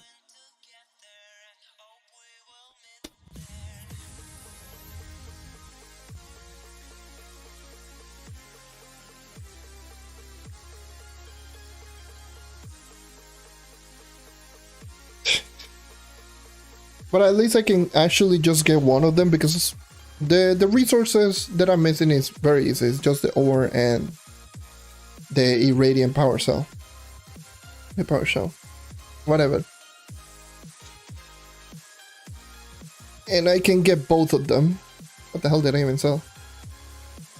Oh. Haven't sold any of these three. I forgot. Okay, so this one is irradiant ore, power cell, natural devices.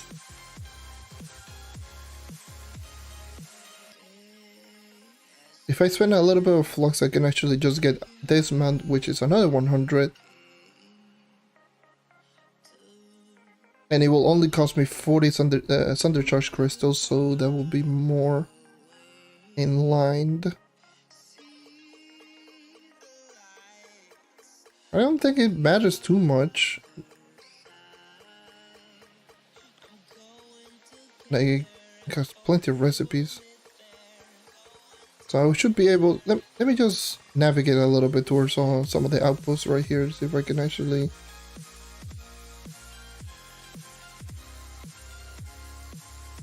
I don't believe any of these sell these anymore. So I can actually just get some Ember Slag ore real quick. Even though I don't need it, I need Irradium ore and Power Cell.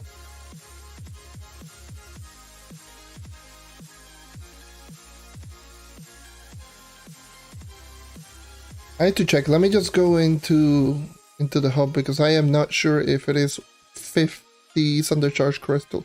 If it is 50 Thundercharge Crystal, then I will get the wings. I will get those wings. Because I got 108 Thundercharge Crystals. And if I use 55, I will end up with 53. And that will be more than enough to get the dragon. Hatch. It's 50, yes. 50. And oh, I managed to get a Phoenix mode in the other 5-star. Nice. A 41. Or 2 Phoenix mode actually. I don't know.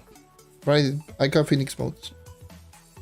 So I am going to be going and getting myself those wings. Oh, show. Oh, show.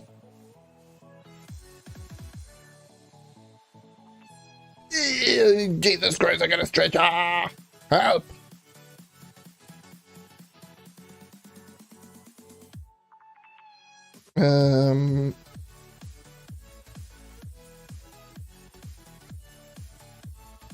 So let's see. So I need the Irradiant Power Cell. Irradiant ore.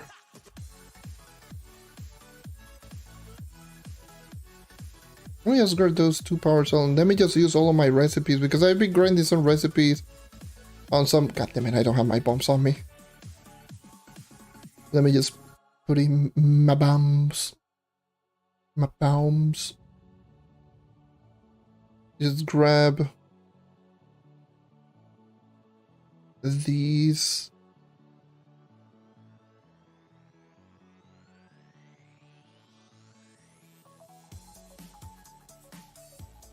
I need to find an outpost from the upper area. It's under upland, so I can actually use my recipes. I will probably just end up using them for the power cell. Let me just use for Ember Slag ore and this one. Ash Fern Spoiling, I get so many of them from the tome anyways. I don't grind the Ember Slag ore.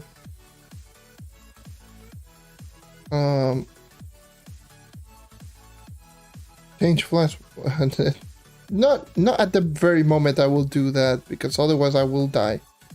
And I'm not grinding, I'm just looking for NPCs.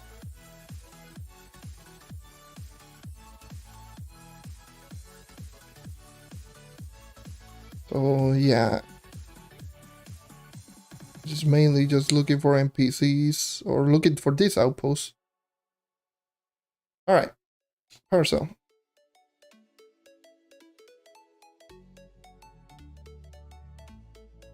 I'm just going to use all my recipes anyways. I'll power cell.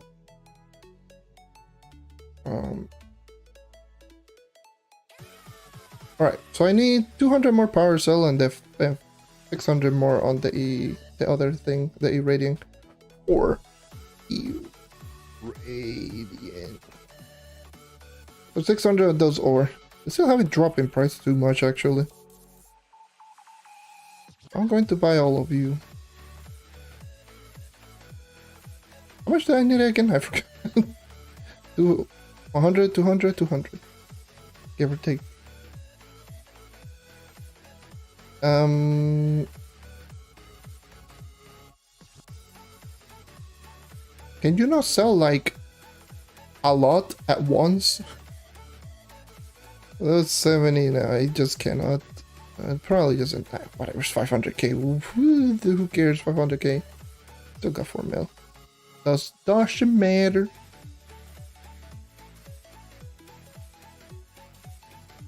Alright. I'm not gonna grind them right now, this very moment.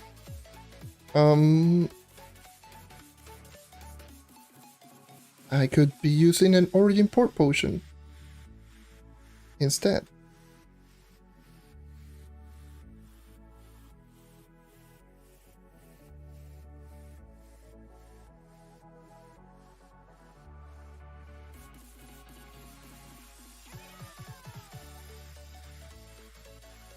Okay. And that will be this pairs of wings done. Nice.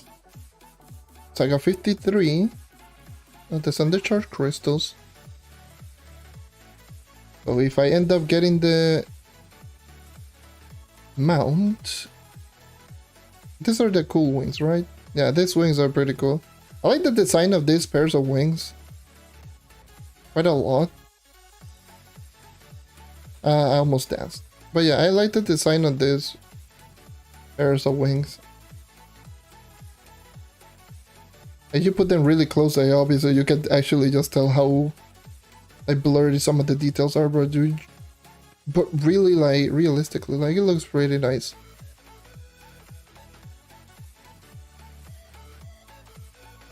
Design's well made. Too bad wings are pretty useless. Imagine if you could have something that it will allow you to just run around with wings like all the time in the back of your character, literally all the time, but even on the ground without having you to actually just glide. And options that will just say, oh, showcase wings. That would be so cool. Yeah, same with mounts, but at least for me, like wings. If they can't do mounts, at the very least wings.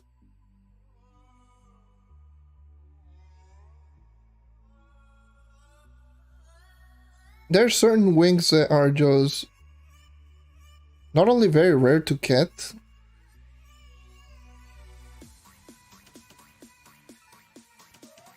but you rarely see them. Like, you rarely see them. People use Pegasus mounts just to show them off. You see a lot of people just running with a Luna Eclipse here with Paragon wings and just be like, oh yes, look at me. I got 2 very expensive items. People will do that.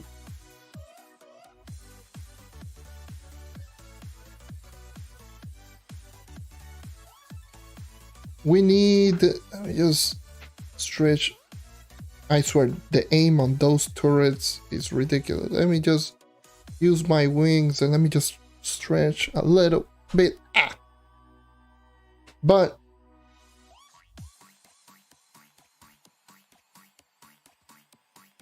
yeah, it would have been... I don't know. Also, another thing that we need is, you know, why they didn't go with more auras like this one, like the Paragon aura.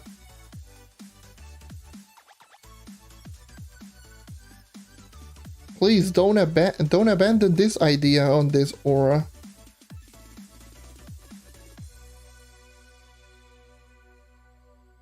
Like, the aura is not the most stylist one, but it's literally just colorful feathers, but it's unique as hell.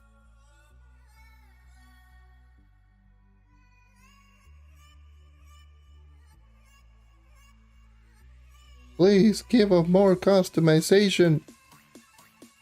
Actual good customization, not like the aura from Bomb Royale, which is just like 2 strings of flame that you can barely even notice it. Now that one was... that one is terrible.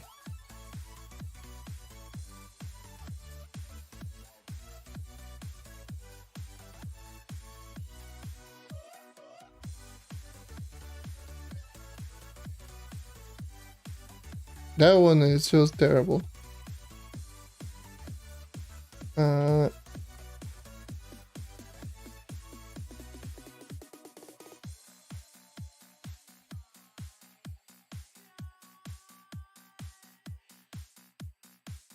So many things that just feel outdated in this game.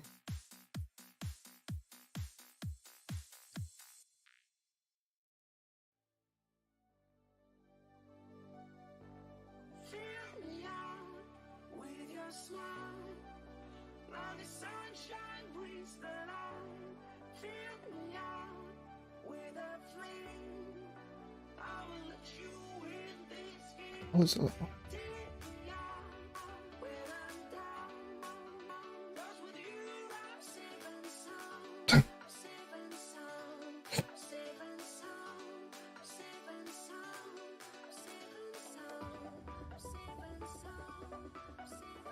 Oh, it's ultra.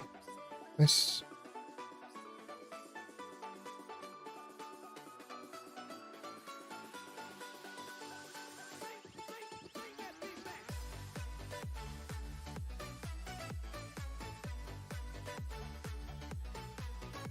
Yeah, same thing.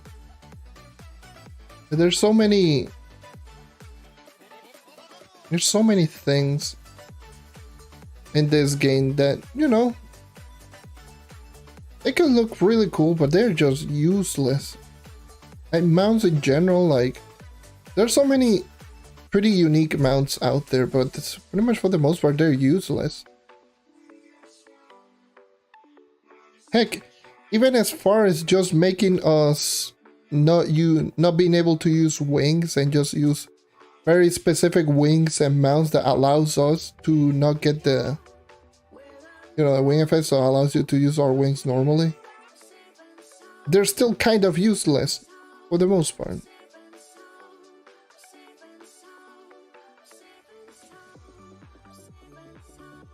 And they make some of the mounts which were already pretty useless even worse. I don't know how the hell do you make that possible.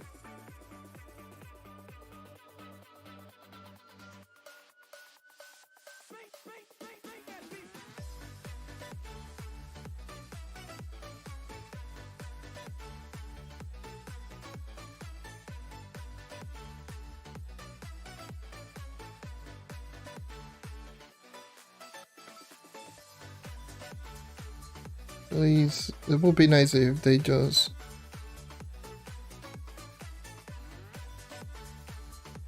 consider just polishing more on the game.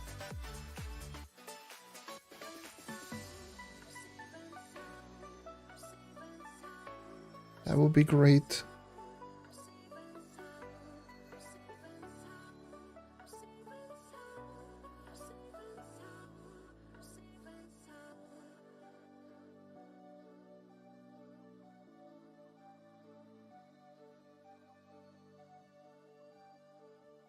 I don't know.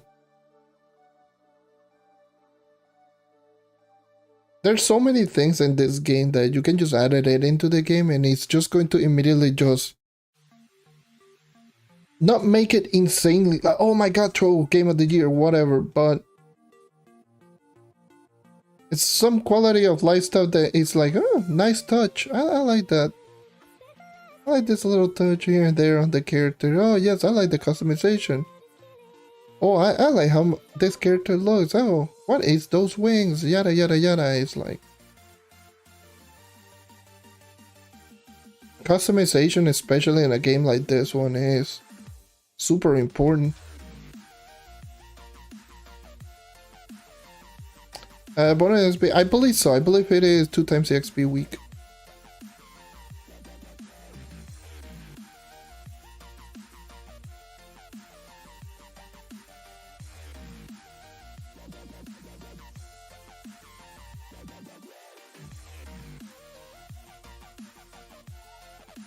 Well, I'm not gonna do higher floors.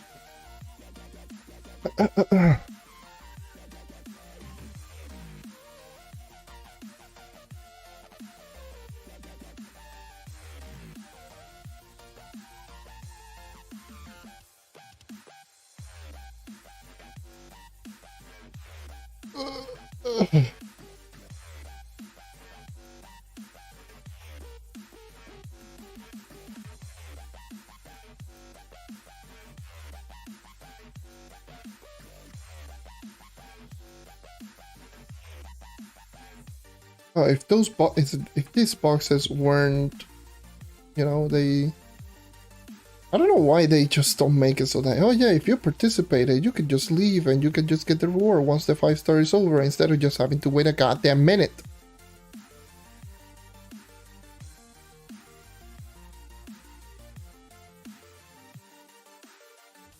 No, the requirement could be like, oh yeah, you dealt damage to the boss, to one of the boss in one of the boss waves. Don't care if you only just come in, hit the boss once and get out just to get the rewards. I don't mind, don't care, but please just make it less painful for everyone. Oh, nice Phoenix mode. That's one. Only 40 more to go.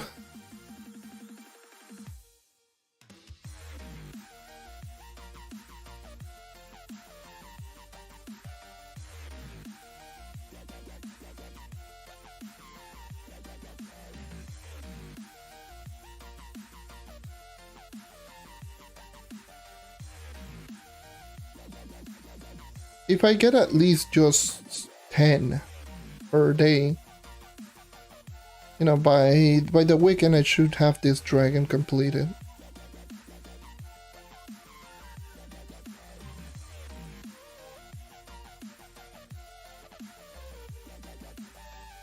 And 10 Phoenix modes per day is very plausible. More than plausible, actually.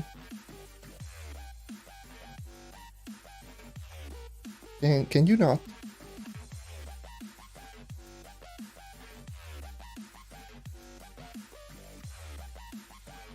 Ten of these per day is very much plausible.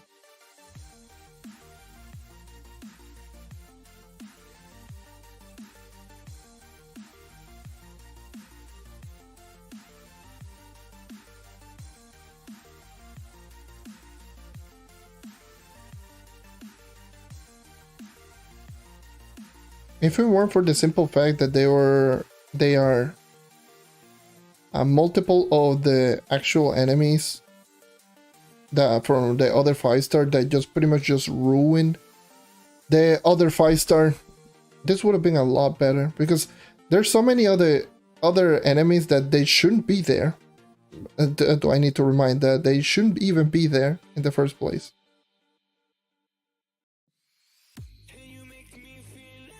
Okay, the Ancient Boltcaster, the Irradiant Sky Emerald, the Devourer, the Charger, not the Charger, the Smasher. Those should not be there. Those are 3-star bosses that were just implemented into the 5-stars. But they are already there, and they ruin everything because they don't grant anything. They don't grant Phoenix Modes nor fragments.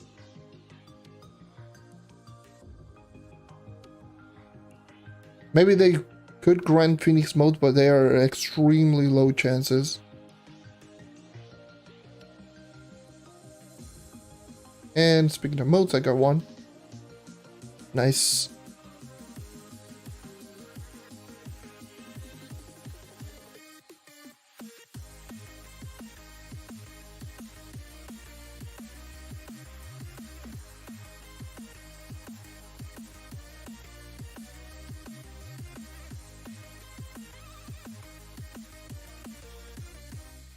Yeah, everything that you're seeing right here is what I've been doing off stream every day, for the most part.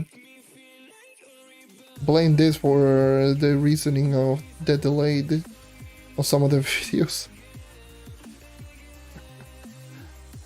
Don't blame it on me, I'm just choosing this over recording.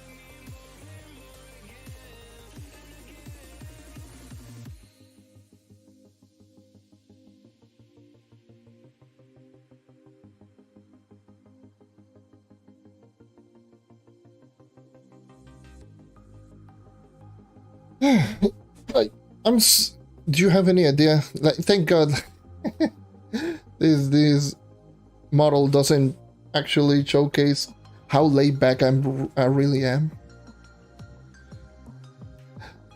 You have no idea. I'm so laid back right now. It's like,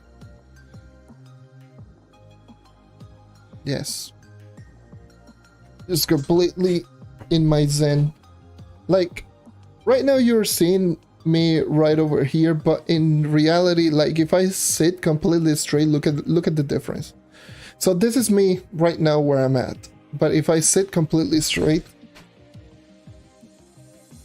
that's how laid back I was. Yeah, I'm just like, yeah, I'm going back down. There we go.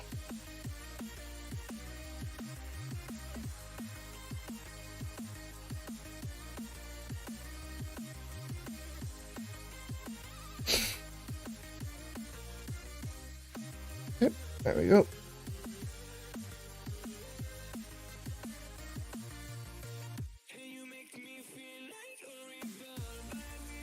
I had to grab more.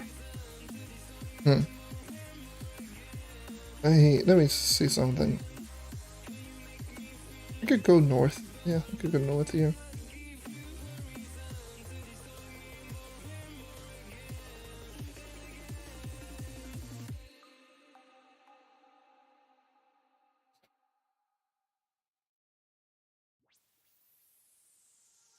So I said, no, it was supposed to be my pentakill. Why did you do that to me? I killed no 1, 2, 3 for champions. I can't believe you're trolling. No, it was supposed Let me just travel on really quick.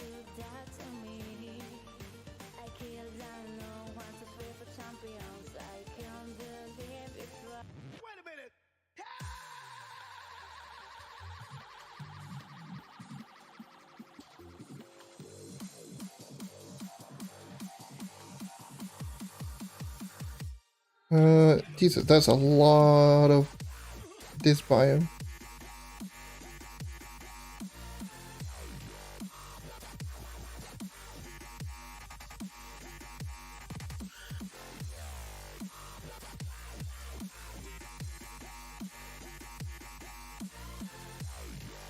Kill this world boss. Kill a world boss for potential, maybe? There have been some cases where I just kill a world boss randomly, I just get a phoenix bone, like, oh, my, okay. Gimme.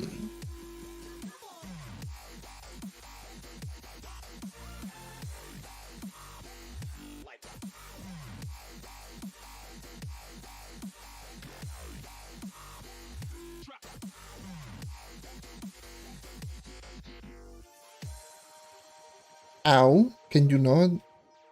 Oh, there we go, there's another. Ooh. Getting pretty lucky on finding the good 5 stars.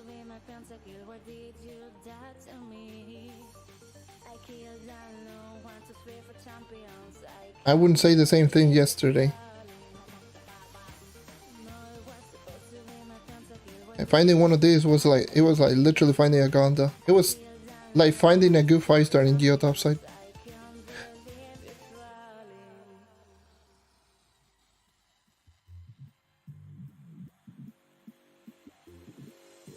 Hello. How's it going? Welcome to a laid back stream where I'm just grinding Phoenix modes. Since I already done my weeklies.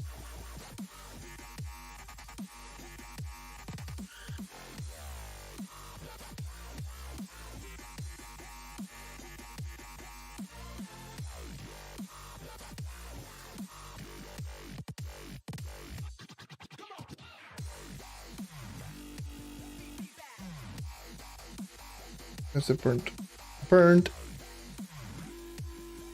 dream monster. Ow, I just hit my toe.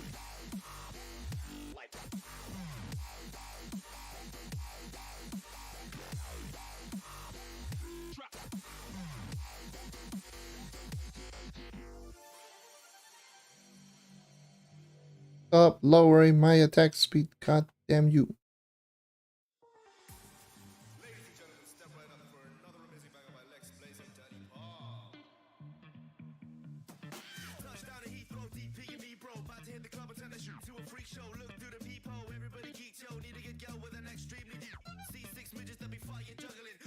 Everyone farming the damn shadow shards, and here I am farming my stupid phoenix modes.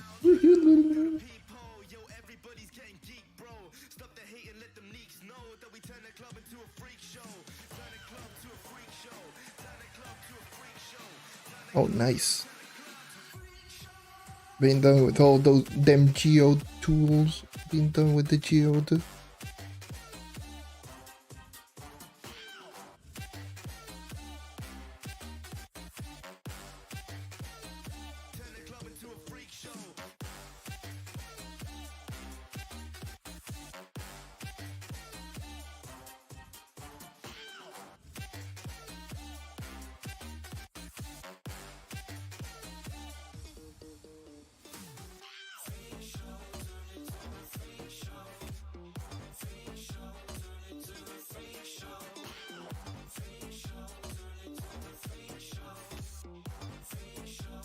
Let me just tom.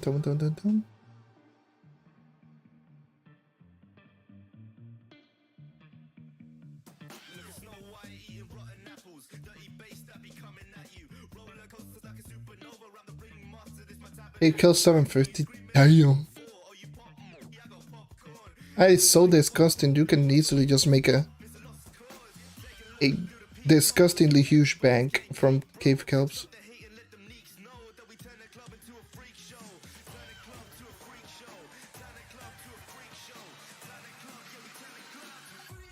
Get that shield and nonsense out of here.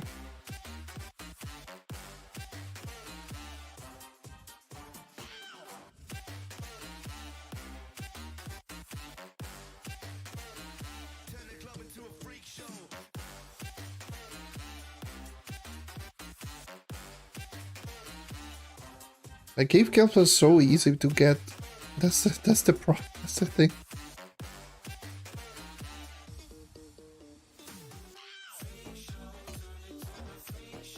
Barney is like,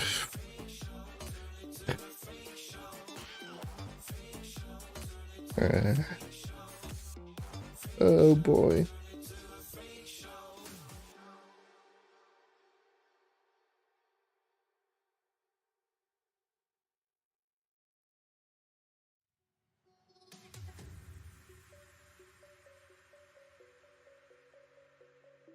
That's so dumb. What the hell? Cave Kill's more expensive than Bardium.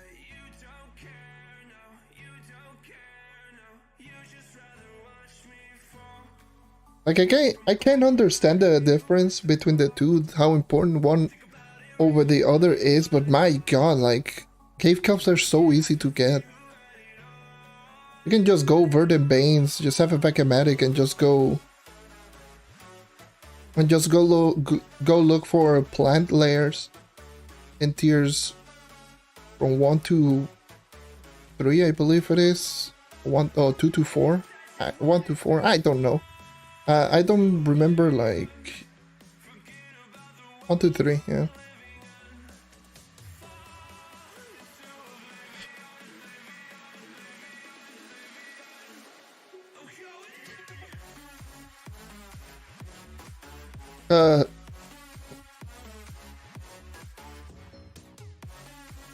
Yep, that's the way that it is. Whoa. Yeah.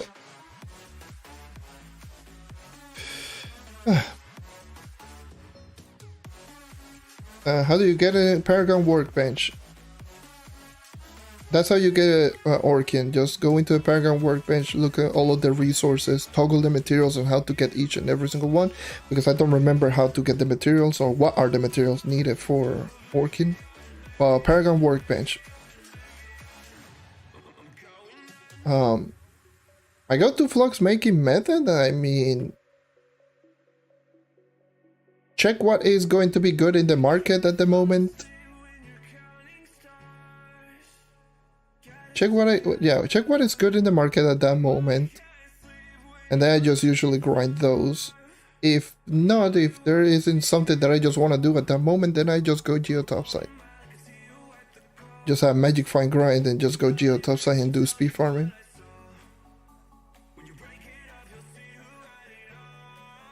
That is if I'm not feeling like just grinding other resources or whatever.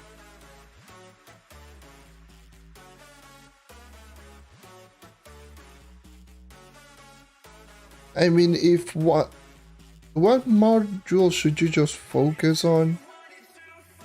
If you are not doing geode caves, you're only just what I mean, not doing like tier 5 or something like that, just grinding a resource in tier 5. Then probably if what your aim and goal is to just increase your mastery, your geode mastery, then go for the easiest one, the lowest one in terms of level. However, if you are definitely doing geo caves, the barrier is pretty decent, the barrier generator. Definitely the gas, so you can go into the higher tiers, but yeah, yeah.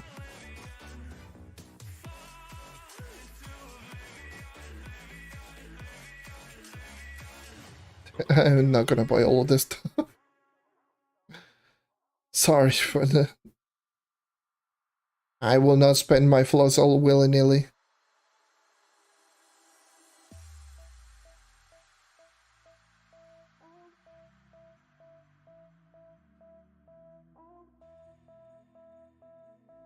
Even if you say please, that's not going to change my mind. I'm not going to spend my flux.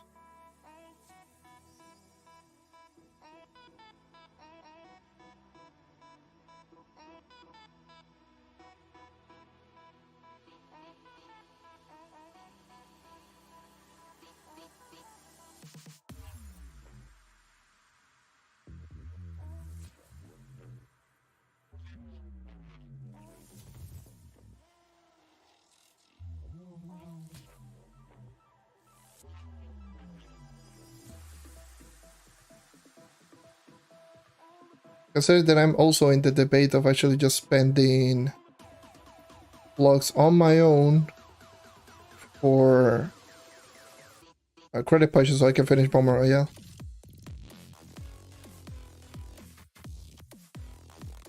So yeah, that is definitely something.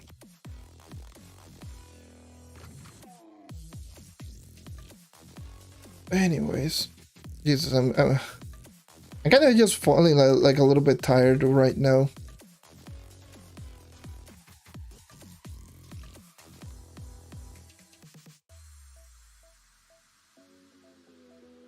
If you're willing to help out, then sure, go ahead and join in. But considering my experience yesterday with someone just trying to leech off in dungeons, if you're going to just not do anything, so. And also,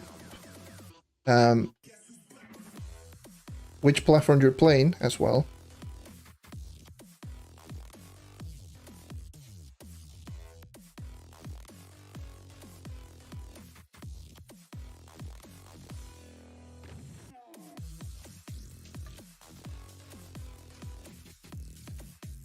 So you're playing on PS4, so that's going to be a no-go then.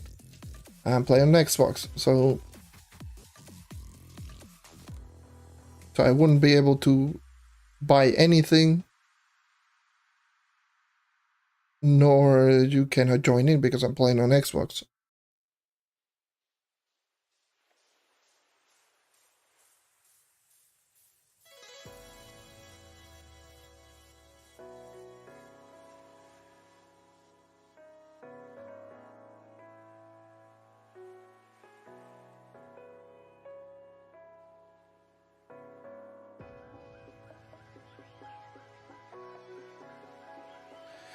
Yeah. 91 Geo. Nice.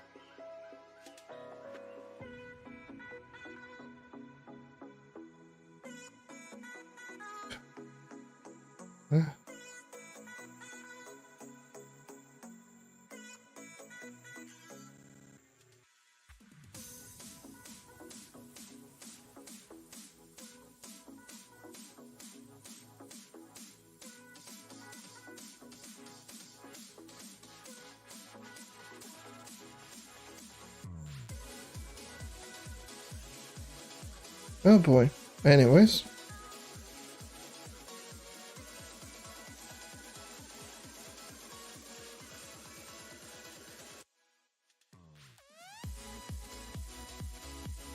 Never user mine. Damn. That's crazy. Like, at this point, like, you really don't need to even do that anymore. Like, you can just buy most of the resources.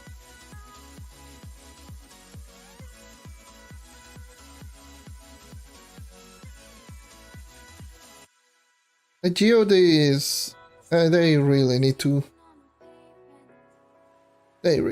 double check on the geo caves. It is pretty bad.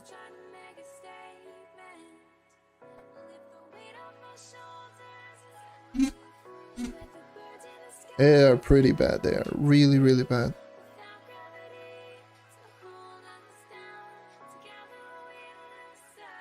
It's just that you are so slow.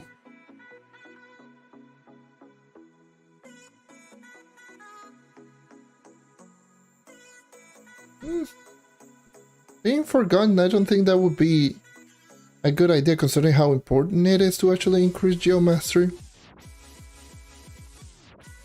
If the geomastery weren't important, then probably yes.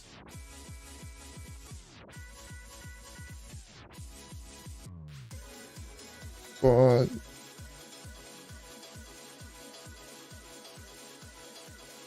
it's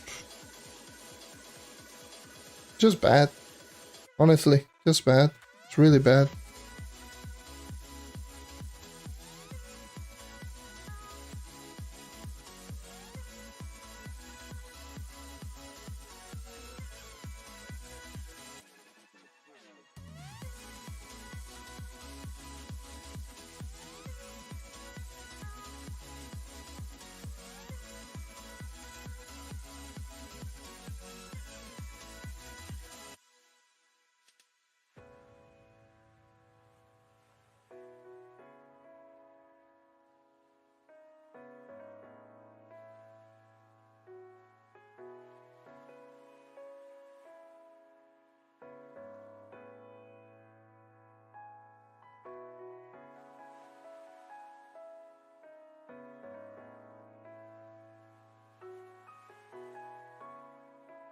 Mm-hmm.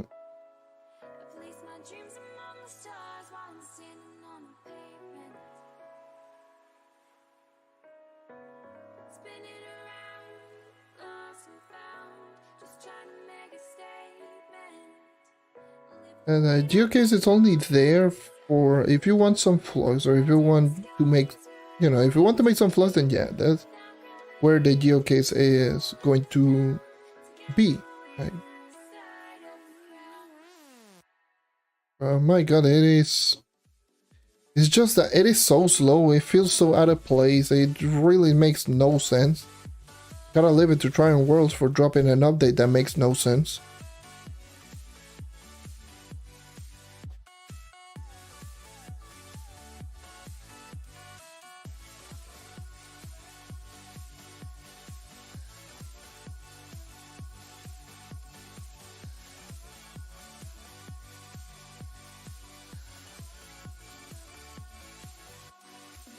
Oh, the geocase was just a bad move. That's probably like one of the worst move out there. And here's the thing, like, I can't do geocaves personally.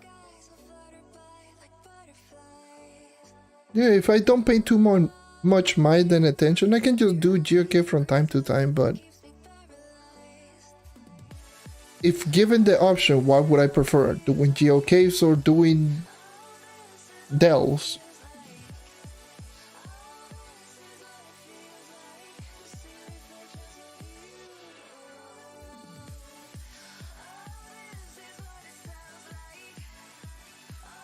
Yeah, on PC there is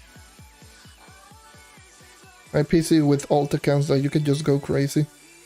But at the very least on console, like, grinding geocaches can be quite nice, quite profitable. Especially like tier 3 with builderized tiers. Oh, that's terrible 5. With tier 5 and ancient gear. Bardium is still just so expensive, it makes no sense. And what is the prices? Hopefully the Bardium prices just went down. Why is the price of Bardium here? They're still around 2. Look at that. 2.4, 2.4, 2.8, 5,000. Like, what the hell?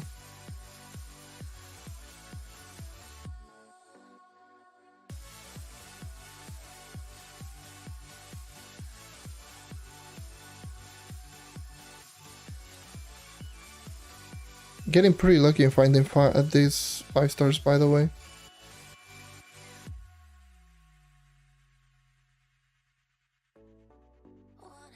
Okay, yes, 61.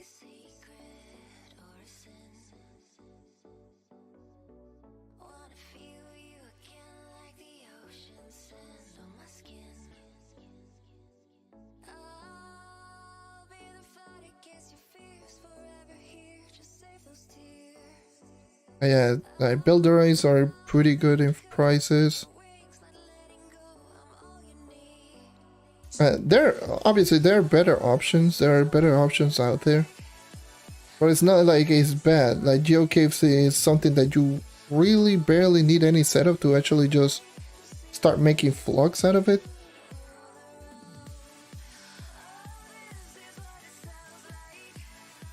Like, for Christ's sake, on PC, obviously with the cave kelps.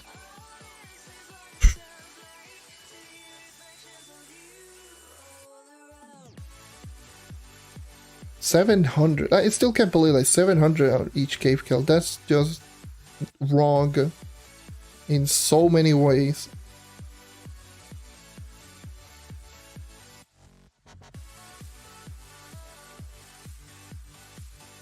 I could literally just go into my PC account and just start grinding cave kelps and just sell them. Probably make a couple of mil out of it.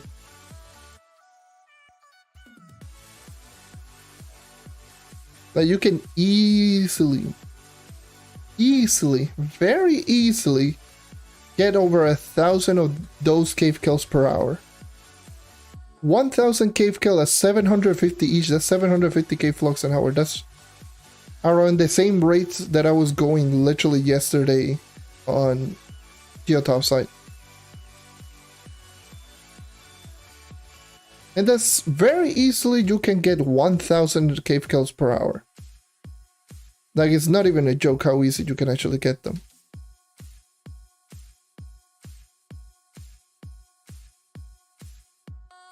And even more so if you have Bacamatic. You have Bacamatic, woohoo! Sheesh.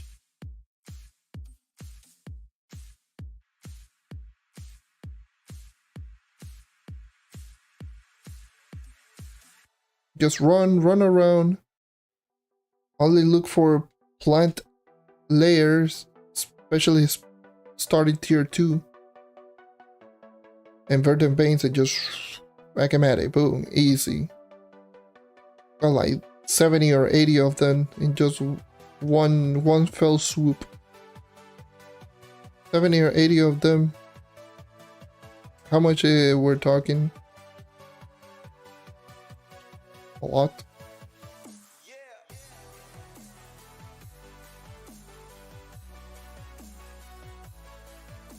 It's like 50k just immediately right there. 50 to 60,000 flux just immediately in one fell swoop. Just there you go.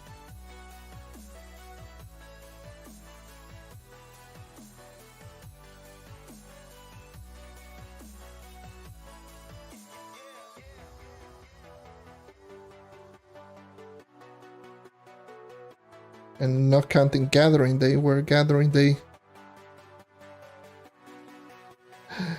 Oh boy, gathering day, obviously they're going to drop, but Jesus Christ.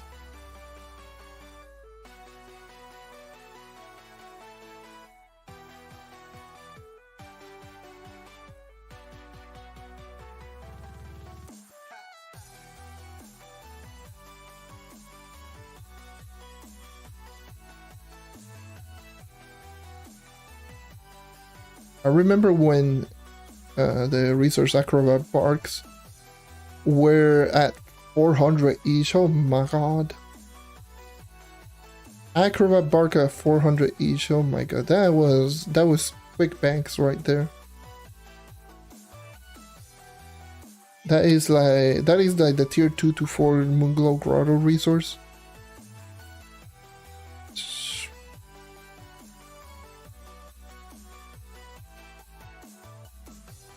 No, it's not even funny.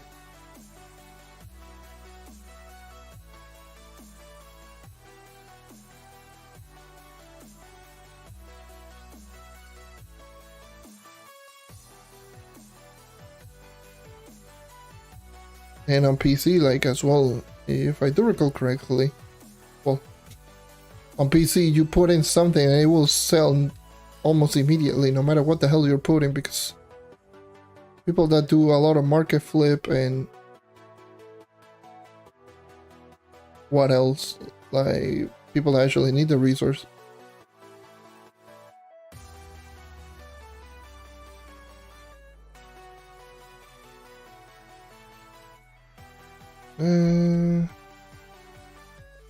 I'm gonna be that guy. He's gonna put this on sale. Oh ho! You're challenging me? I am challenging you. Because I don't care about this item.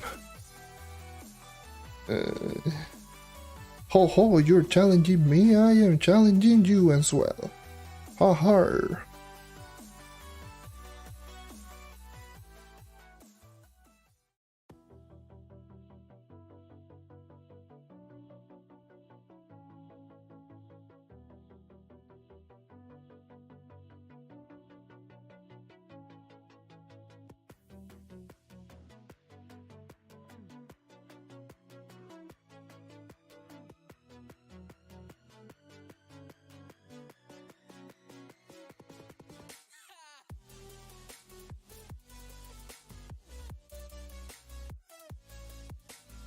Vete, me va.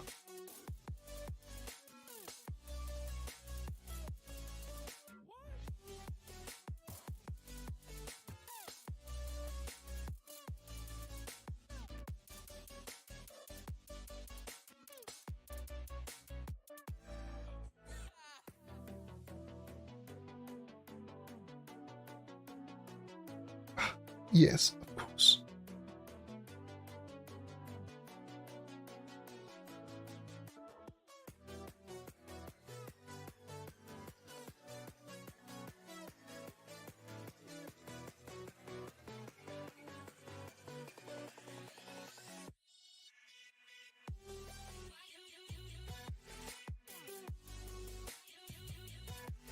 Alright. Guys are looking for more of those stupid 5 stars.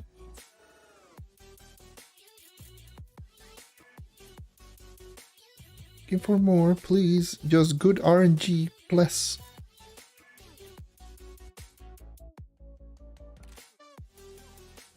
Oh, there's a world boss. Gimme. I wasn't a world boss, it just... What the hell? Alright. I'm just tempted to just say screw the 5 star and just go for dungeons.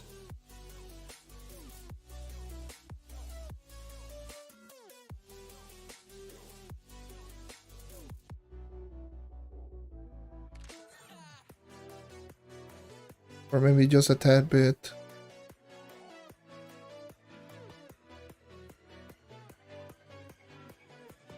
But the thing is, just doing dungeons, you do dungeons for so long and you only get like 1.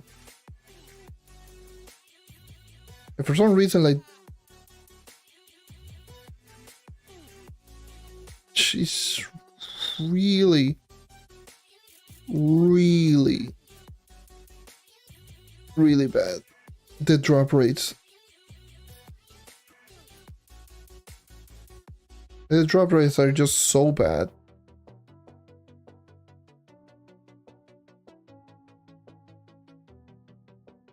World boss, woo, give me one. I'm not asking for much. Never mind. Apparently I am.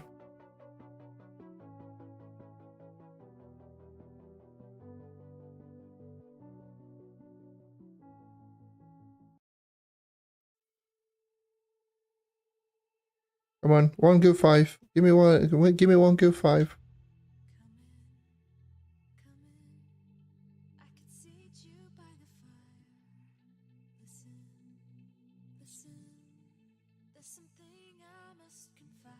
Give me 1 good 5.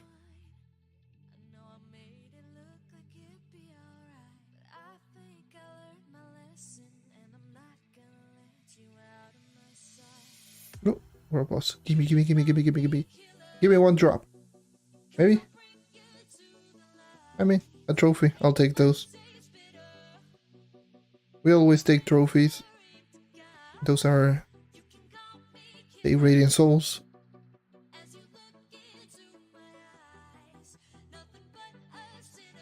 World boss, please.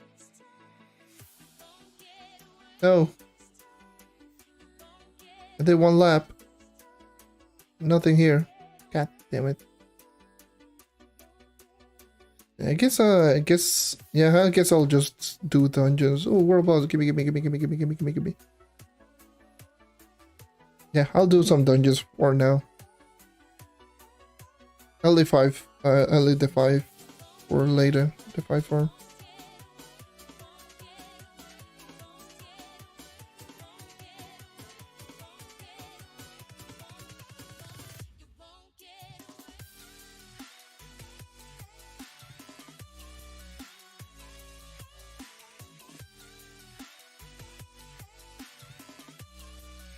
Just grinding in here some dungeons for a bit. Where the hell are you?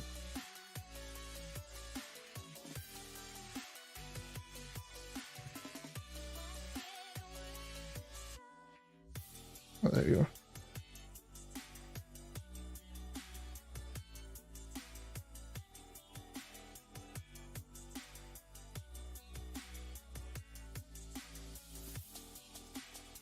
And see if there is like a bonus curse. Yep.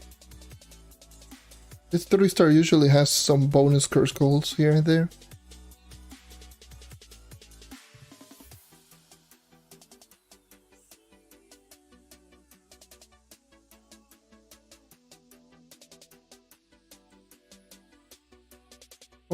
Bonus curse? Bonus? Maybe. That's a world boss. No, that wasn't a world boss.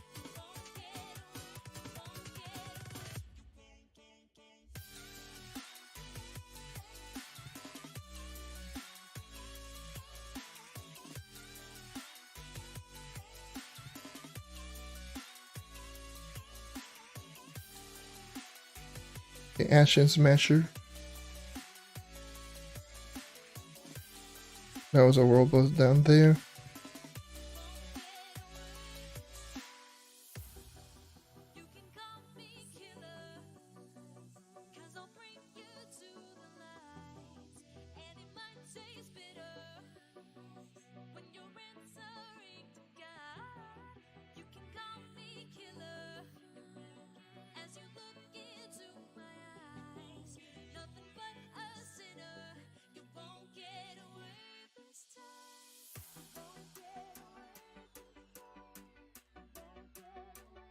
I thought that there was an entrance over there.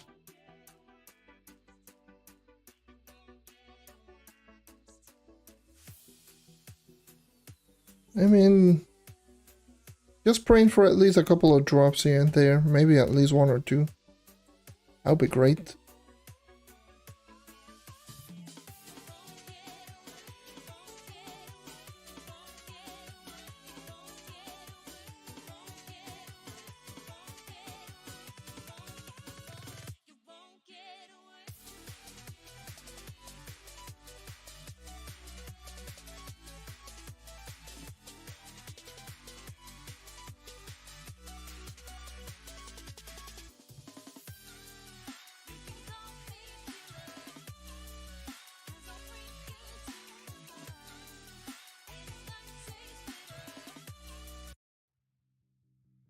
Nothing here, nothing here. Should be a curse skull here because obviously there always is in one of these. For some reason.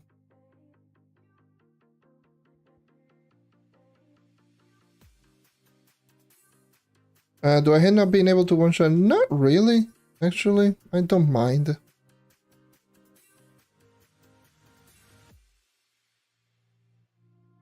I've dealt with worse, so...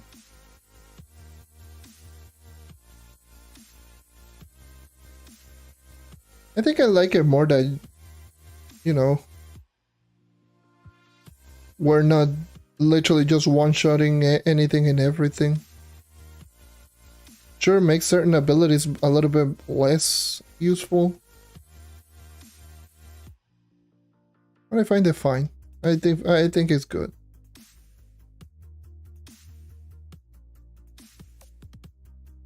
It's only a matter of time where we're going to just become stronger due to updates. And Uber 11 is going to become just the same way as Uber 10.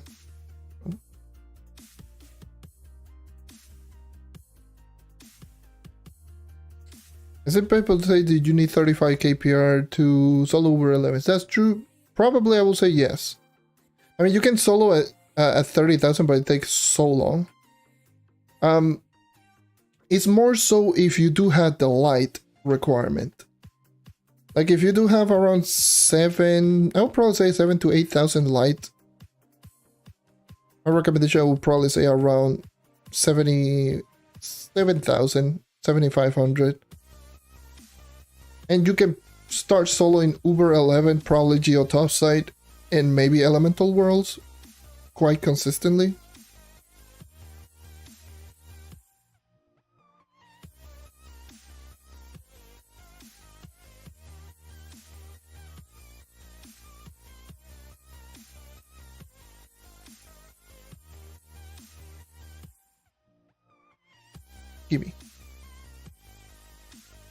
Give me some Phoenix mode. Any of you, please give me Phoenix mode for the love of God.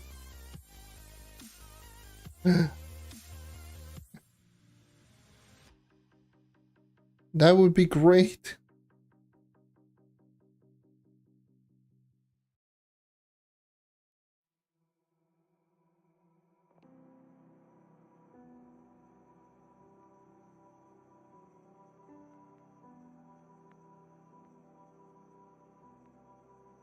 Hey.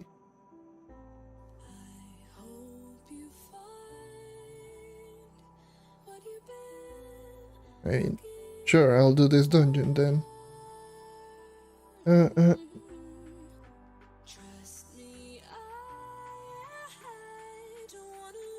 I was without Marshall. That took longer than it should.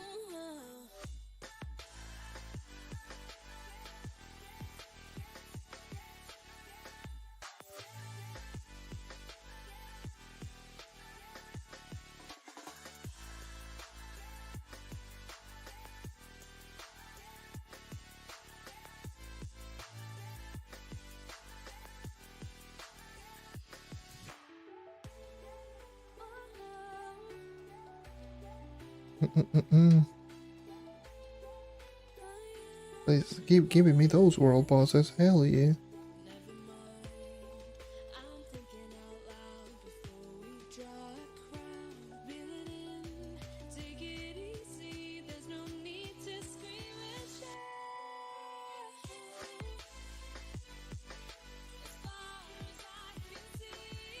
Okay. Here.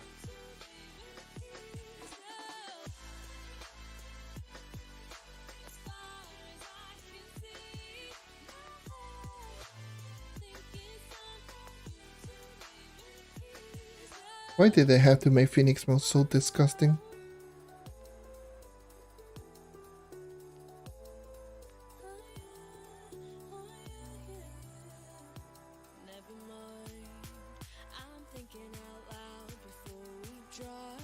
Oh boy.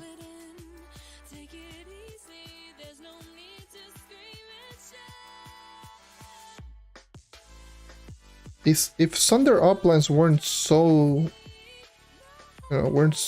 disgustingly difficult, that maybe would have been nice. But considering that they are much more difficult, like Phoenix Mode just makes it so exclusive to everyone that it's just high power rank or high mastery or high whatever, like the actual true endgame players. It's like, oh yes, do you want any of our new items? Well, screw you. Grind over 11. And then if you grind it, then it's going to be super rare as hell.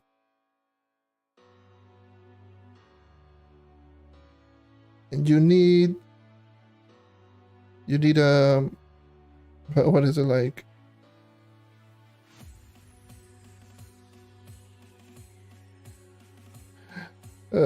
You need like how much? Like over 100, like almost 200 of them. And you also need them for crystal and power gem boxes. Yep, of course.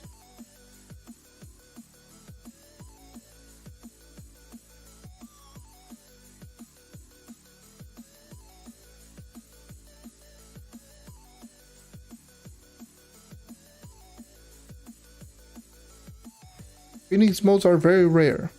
And if you're asking what is my Geomastery, I'm maxed out.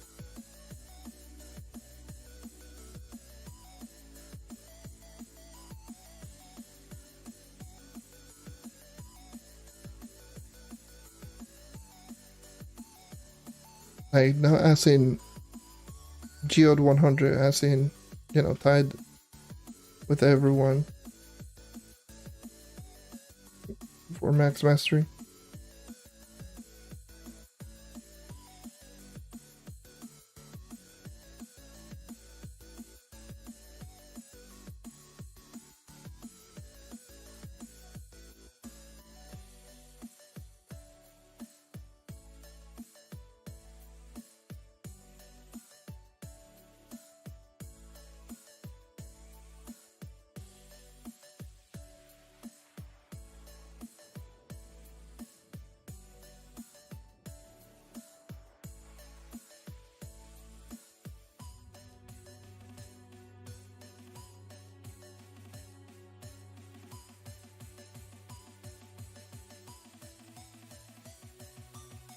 Yeah, Phoenix modes are so disgusting.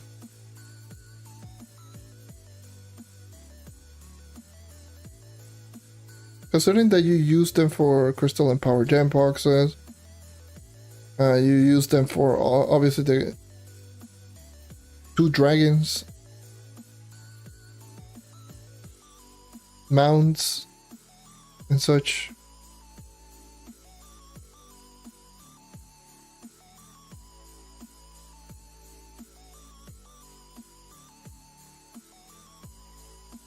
Should I max out my small 2-star gem wait until I get a 3? I mean, if we're talking small gems, like lesser gems, even 2 stars are 3 stats at level 1. If it was empowered gem, then yes, I would probably say then wait out until you get a 3-star. But for a lesser gem, it really doesn't matter. Especially for stellars and crystals and such.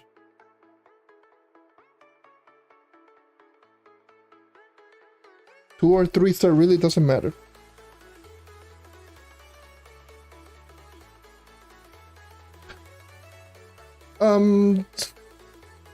Small 3-star. Yes, they are. Only crystal though. The crystal gems, crystal lesser gem, if they are above 705 power rank at level 1, then it will spawn at 3 stars instead of 2. It's the same thing, it's the same gem but just higher percentages at level 1.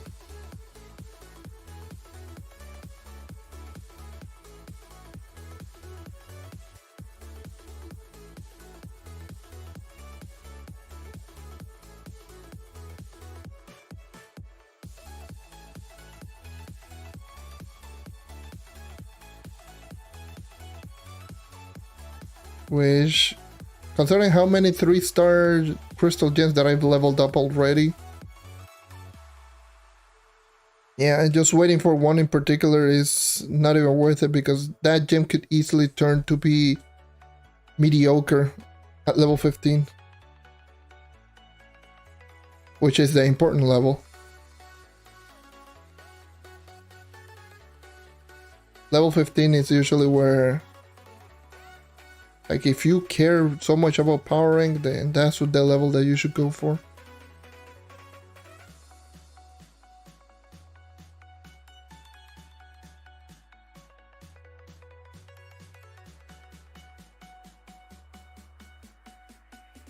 You know, I'm always in the mindset of like, oh yes, as long as they have the perfect rolls, especially for the first set of gems, always go with the perfect set of rolls.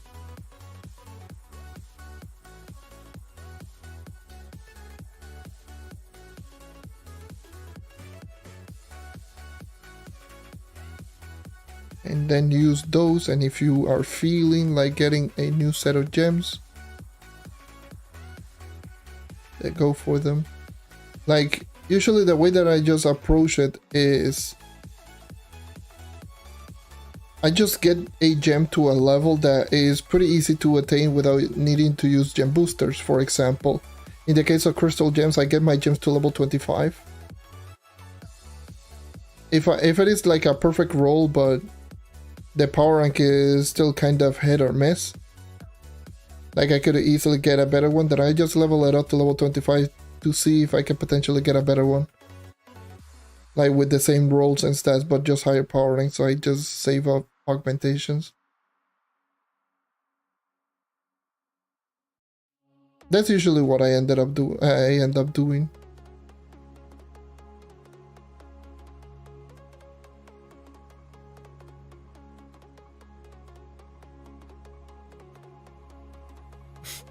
Yeah, I know. Getting a C4 ring it's not even funny, honestly.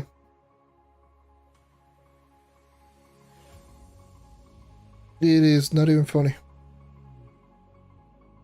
I don't know why they just made a crystal ring for each and every single individual character. I don't know why they just made the Paragon system just completely separated from one another. It's not like people are just going to end up using all of the characters all of a sudden. The people always is going to end up using one character. rather than forcing the players to use all of the characters, just let them be.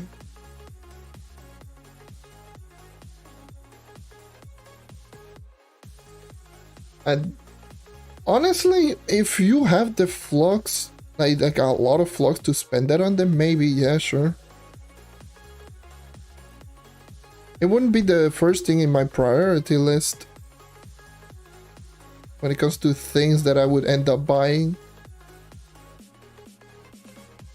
Like considering like a Crystal 3 will do wonders still. The difference is 75 light.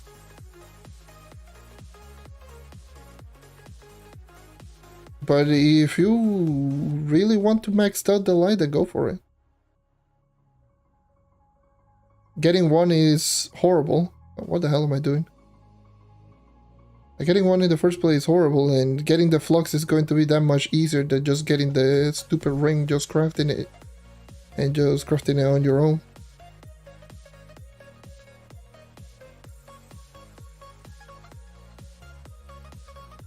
Thank God. This, by the way, this 3-star dungeon is like so dangerous. Like you can literally just get deleted with, like, if you're not careful. Like a lot of the enemies do so much damage.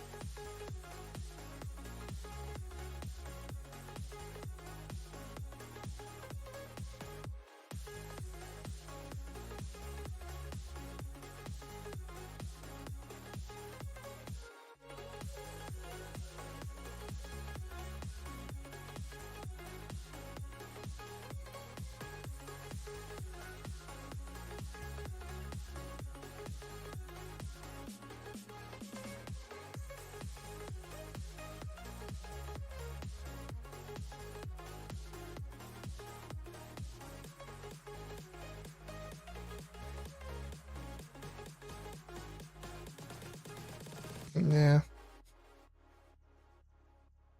Sounds about right. Honestly. I actually never done shadow shard farming. First of all, because I never needed shadow shards. Oh yeah.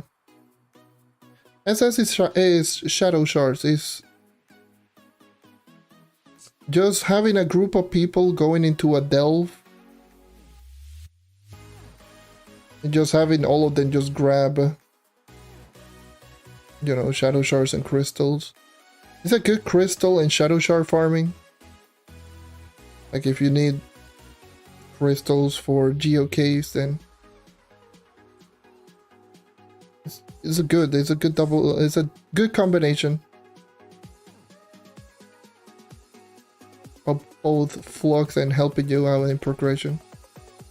A lot of clubs do that, do shadow shard farming, or some people might just go and do them on their own. I don't know which floor it is on this week, so it's not like I'm going to be grinding those. Like I never had the need of, like, I never need shadow shards. Like right now I'm sitting at 64k, so I never need them. So I don't know.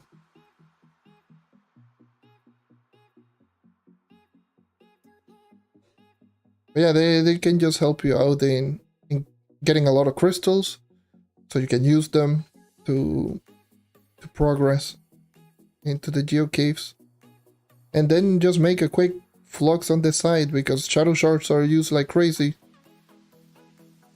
Not only because of you know, complaining, making them into shadow caches, but also for challenge teleports. You use them quite often, so people will definitely do that and buy those.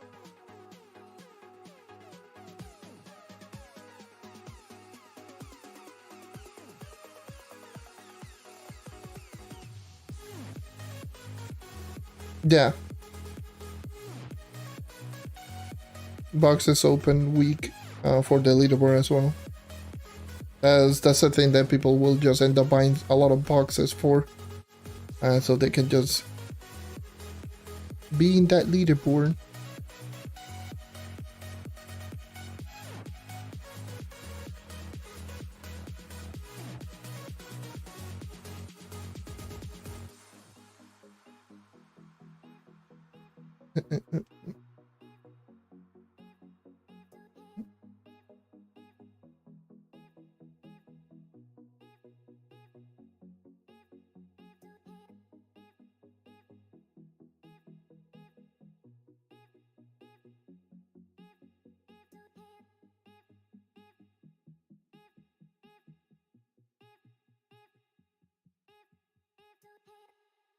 Oh, geez.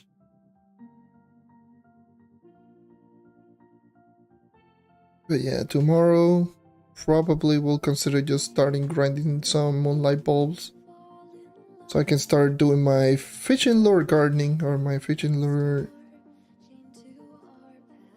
Yeah, my garden for fishing lures. Because I ran out of glim. And I need glim.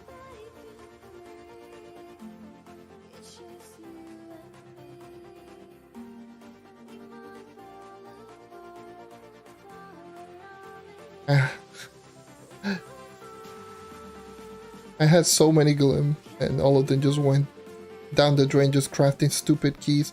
Because for some reason, someone thought that it would be a great idea just to put in the glim, or the new keys for, what is it, for like 2.5k glim each key.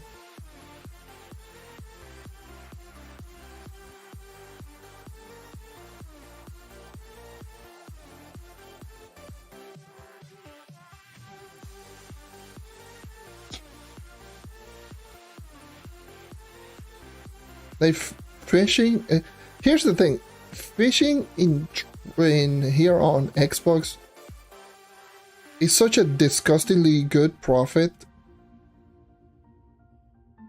Like, it's not even funny, like how good of a profit you can actually just make by fishing. But it's fishing, who cares? Huh? The ancient scales are just so dumb.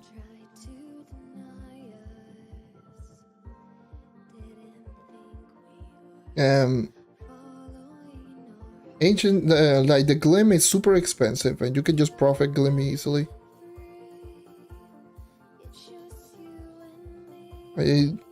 Last time I checked, like ancient scale were like 90 to 100k each. Yes, I know, on PC they are like, what? Like 100?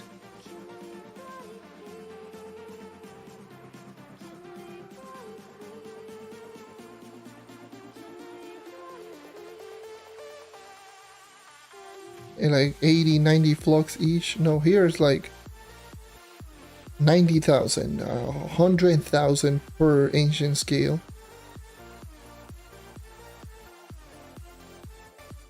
But no one likes to do fishing, so yeah, no one grinds.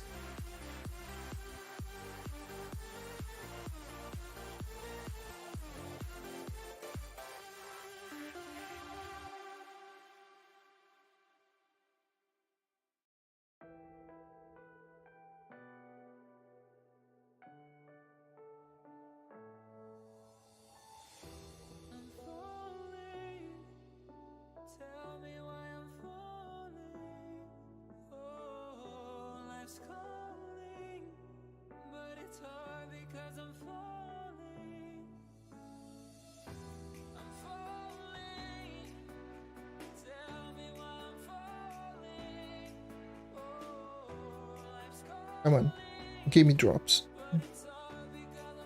Give me Phoenix modes. That's all I care.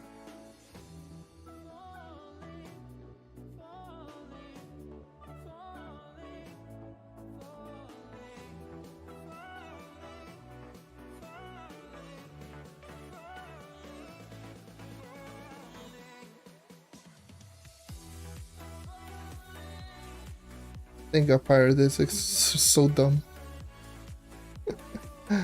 Pirate this is so good.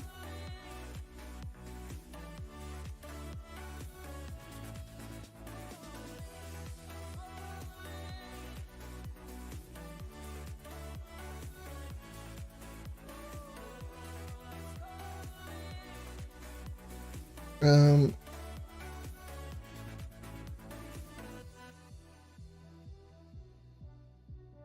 okay. Okay, this is 90, 90. No, these two require 10 each. I still haven't gotten even one. I still haven't even gotten one. That is so dumb. Ever since I started grinding like the over 11, I haven't gotten even one. Like it's not worth doing this for Phoenix mode. Like it is just really just do 5 stars. Seriously. Do 5 stars and the good 5 stars. Because you can see this is not worth it. Let me just check this 5 star. I know this is a terrible one.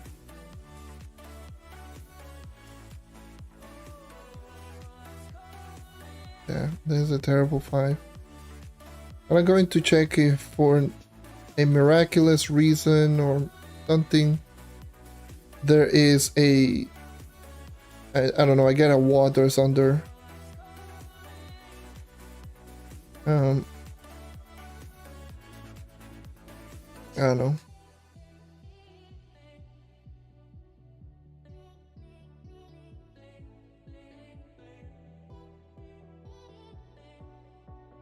Would have been nice if these 5 stars were fixed.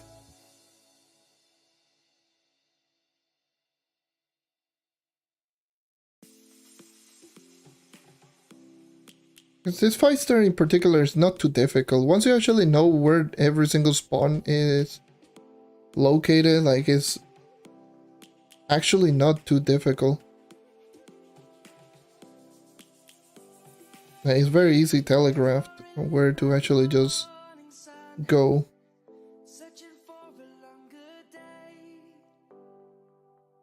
Let's just bomb those weird symbols.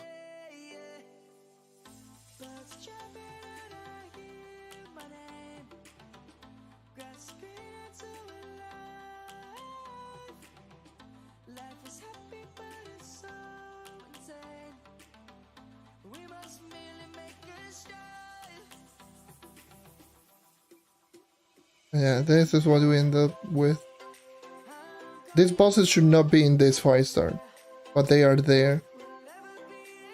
And the thing is, they ruin everything because they don't drop dragon fragments, and they certainly don't drop like Phoenix modes, or even if they do, they're extremely rare from these enemies.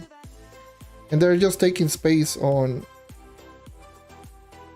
how they work. And the thing is, this was the 5 star dungeon that was introduced first in the test server, and this particular 5 star was, you know, it worked perfectly. The bosses were there. Even day 1 version, there were no Ashen Boltcaster or anything. It's just that whenever they did the first hotfix on this on the console version, they just put in those stupid bosses that shouldn't even be there in the first place. And they essentially just ruined this particular 5 star dungeon. So, because this 5 star dungeon, like those bosses don't drop any of the important resources like Phoenix modes or the dragon fragments or the stained dragon. So, either or, like you cannot get neither of them. Oh goody 2 shoes. I just got a 2 star Vampire and Vanquish Radiant. It's just a brilliant drop. Ugh.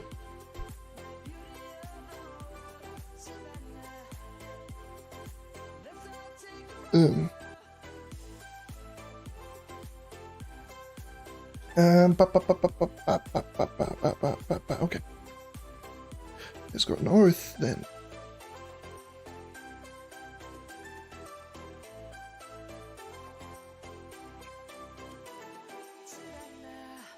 Yeah. I guess.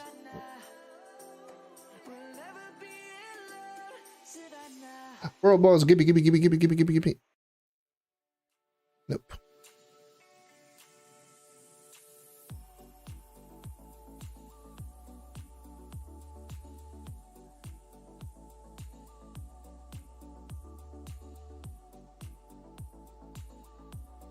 And the problem is, like, empowered enemies also don't count as world bosses. So they also don't drop those things, those Phoenix modes. Imagine if they were, I would be grinding empowered enemies. At least like the enemies from the blast flowers, which usually are the easiest one to find.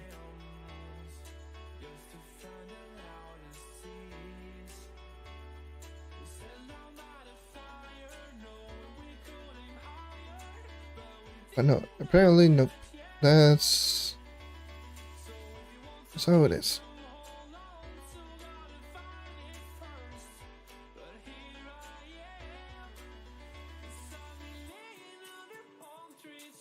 I need to get more bombs, and I also need to get myself more origin port potions, so yeah, that's definitely something.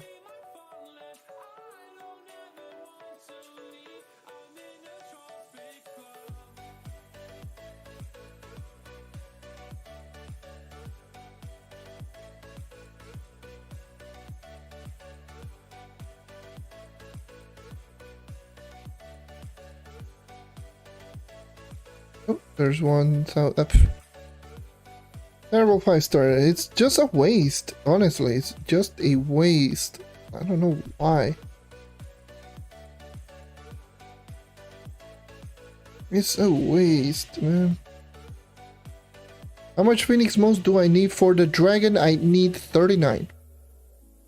39 for the dragon. Plus 20 from the 2 allies. If I don't get them as a drop or whatever.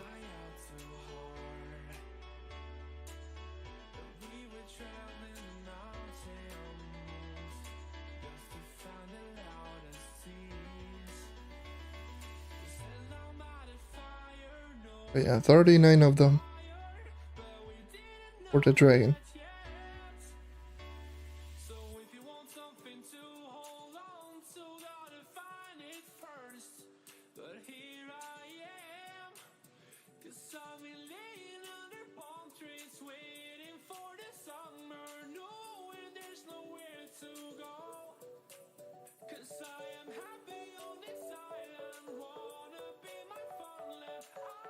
It's ridiculous, it's too much. Another waste 5-star. Ooh, brilliant.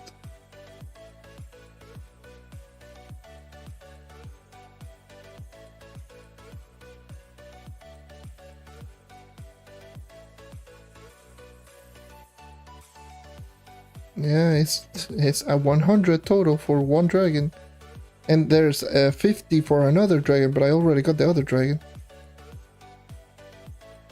And the thing is, you cannot use FEGs. That's it. If you could have used FEG, I could have already had the dragon. Oof, already, like, woof. Last week was FEG. And I could have easily bought it. I could have easily got 7,500 credits.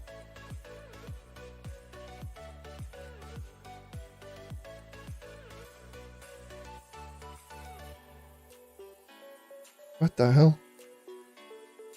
Okay.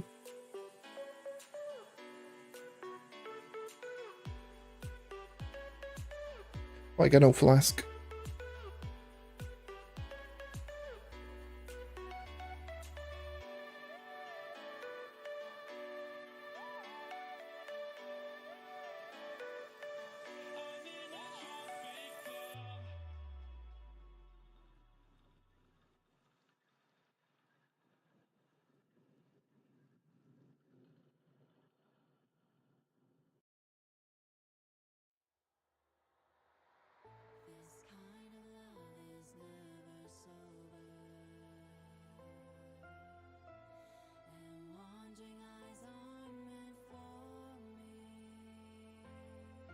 Ow, ow, ow, ow, ow, ow, ow.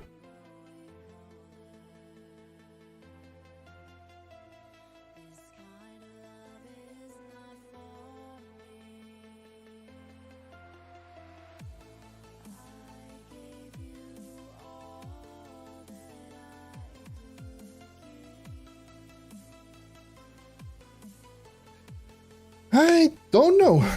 I don't know why they were reworking the boomeranger. Like, I kinda have an idea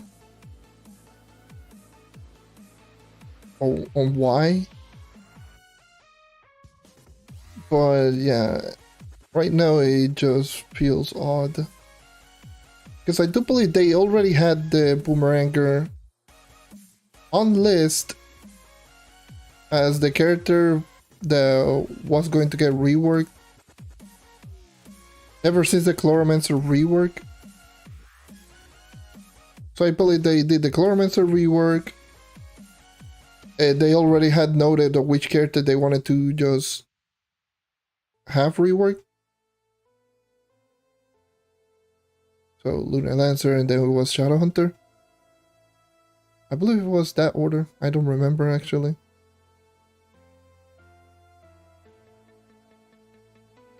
So they already had the character planned out.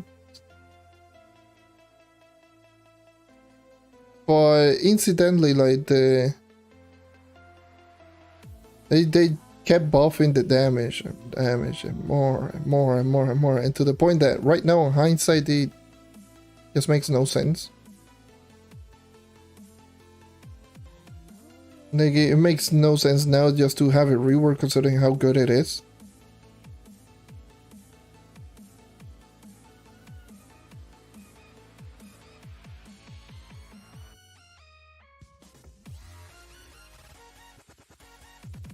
Let's do 5, probably they're already doing it. I'm gonna get out of here.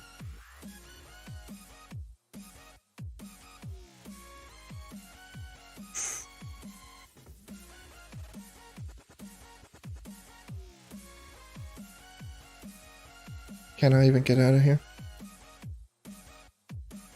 Ow.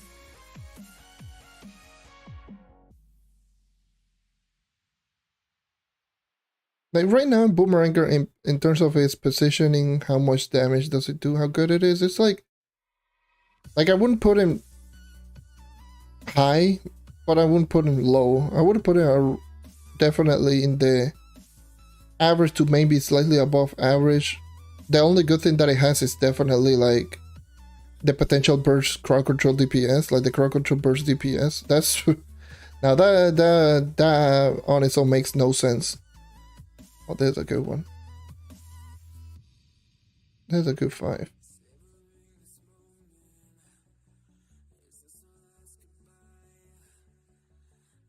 It's nice doing another 5. I don't want to take this away from him. I could just help him out on this one. Unless that is a terrible one. And my apologies because I don't want to do that one. I'm pretty sure this is like a... nope. That's a terrible one. That is a terrible 5. No. I'm out.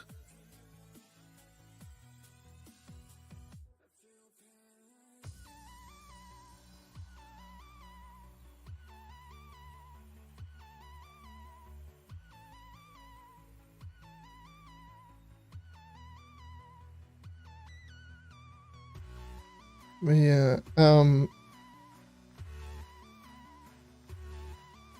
what is it, like, going into the Boomeranger right now, it makes no sense just to have a rework.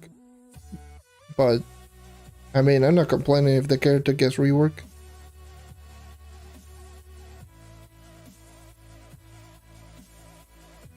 More new stuff to try out.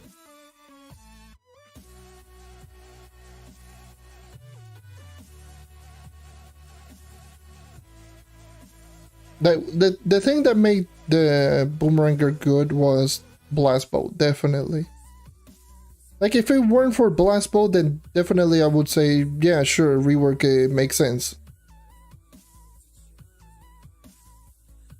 because it would have been in the same boat as something like Vanguard right now. It's like, why use this when you can just use another character that's going to do literally everything that it does, but way better.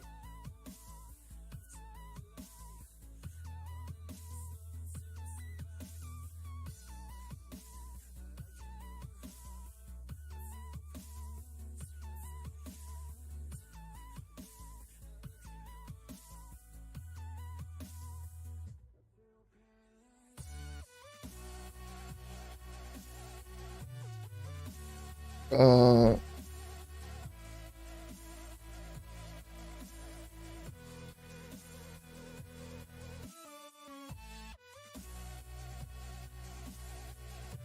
shoot. The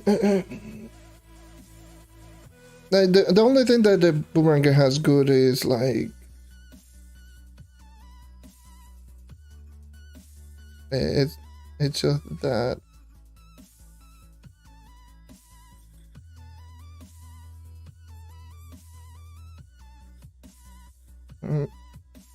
what is it doing down?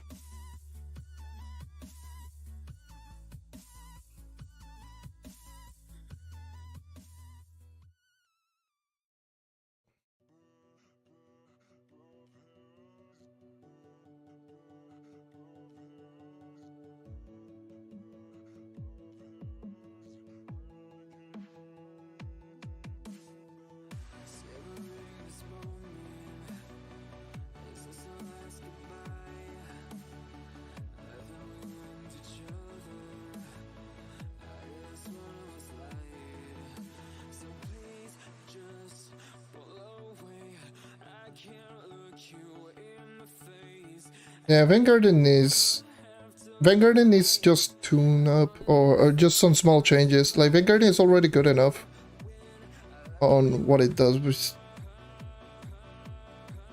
but the thing is like some of the damage number are kind of, well, they're not low. Actually, this is a thing. Like the damage numbers on Vanguardians are actually pretty good. But the thing is, it's just that you say the same argument. Why use the Vanguardian where you can use Overcharge Knight? Literally does almost exactly the same thing, but better. You know? Oh hell no! The basic attack damage number are not bad.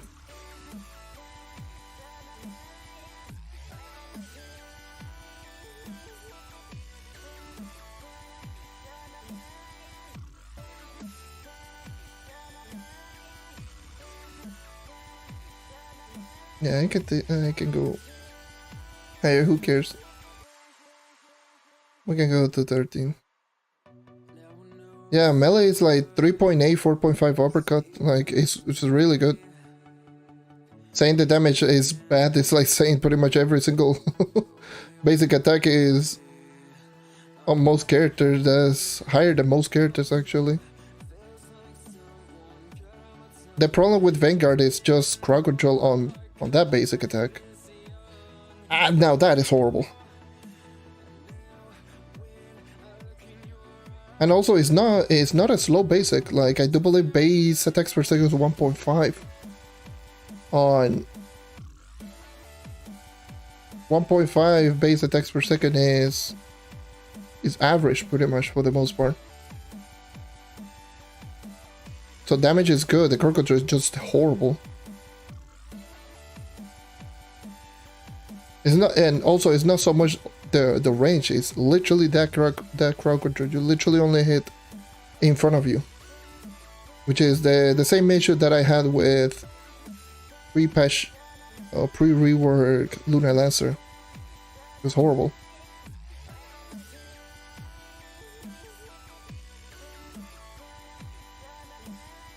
But yeah, that's usually the problem with Vanguard. It has pretty inconsistent crowd control. Damage is good, but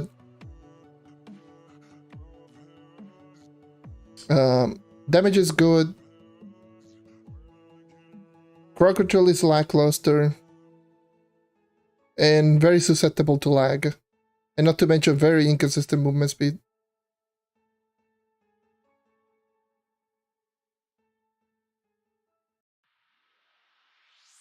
I hate that stupid shield so much.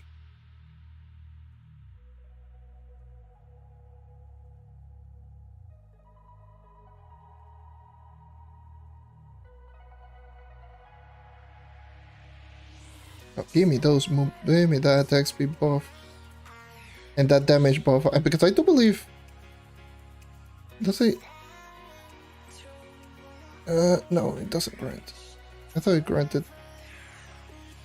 Probably did, because I do believe the passive of the red gumdrop also gives me the damage.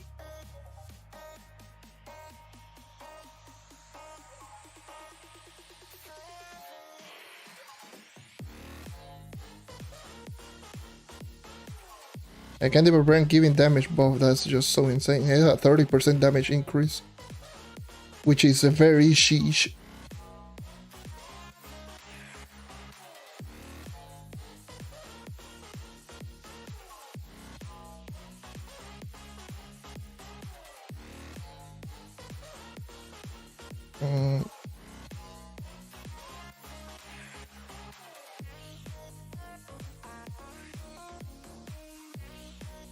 So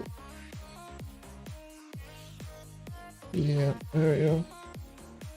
And this one will be my last one here. Maybe I'll just talk a little bit more in game.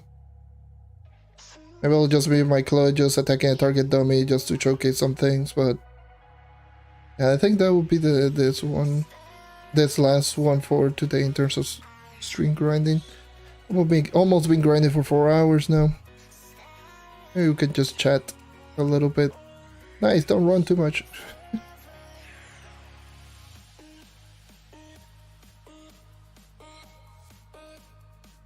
I have not seen the Caliber Brand hate group.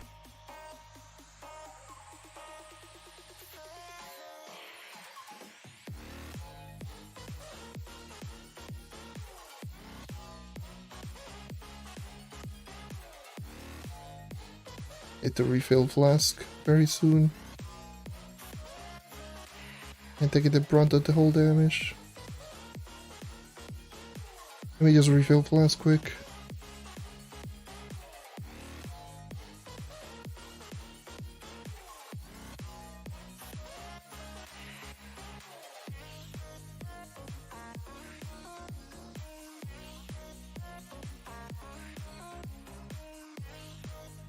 Oh.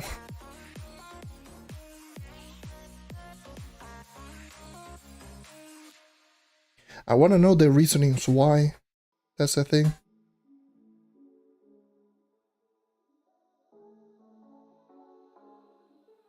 You barely squeezed in, but yeah, we're good. Nice. Don't even. No. Do not activate it because I'm leaving. No.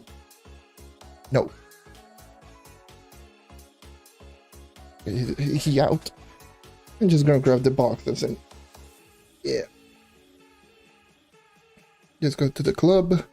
Maybe just chat a little bit.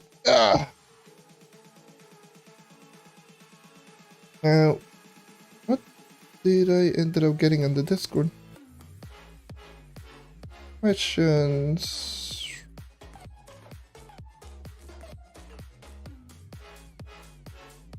Yeah, and a friend of mine is playing Brawl. We just type it in.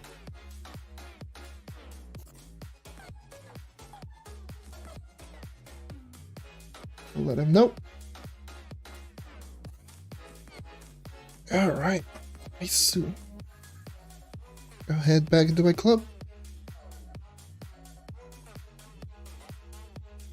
Okay, thank you. That's a possibility. There's a lot of people that really don't. It's a problem because a lot of people just don't try out a lot of the classes, especially nowadays, and they Here's the issue with them. It's like they don't try out the classes nowadays, and the opinion that they give is the same opinion they gave, what is it, like 4 years ago, when the characters were probably at their worst. Which is probably the same reason I do see a lot of people that still doubt this character tonight, because a lot of people still have the impression that the knight is still not that good of a character, of a class. But that's far from the truth. The character is just great. It's just, to a lot of people, it feels weird for them to actually just use, to see a character like the knight, the Candy Barbarian, the Revenant, being able to actually speed farm and being able to actually just destroy dungeons the way that they are doing right now. It just feels weird to a lot of players, especially the older ones, so they just give their opinion like, oh yeah, no, the character is not good. Despite being excellent. All characters, all three of them, like Revenant, insane burst DPS, not the fastest character, but crowd control burst DPS is just insane. The Candy Barbarian with the insane burst speed and being able to just one-shot and all of the buff that the character can have, and the Knight with the insane consistency that the character does have. All the three characters are really good, but a lot of players really don't see that.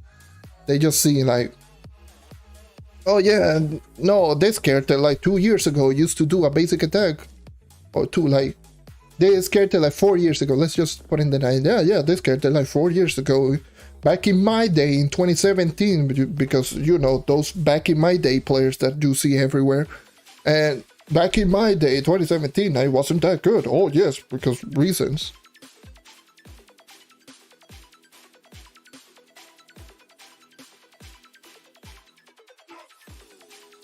Yes, back in my day, when I used to just play the character, when we used to say that the Shadowhunter was extremely overpowered and great, even though it wasn't. Yes. The Knight wasn't that good because he used to have a basic attack of 1.15. Yes. Hashtag reason. Anyways. I just find this so funny every single time. What's my total mastery? 773. Currently, almost 774. Or 873. 873.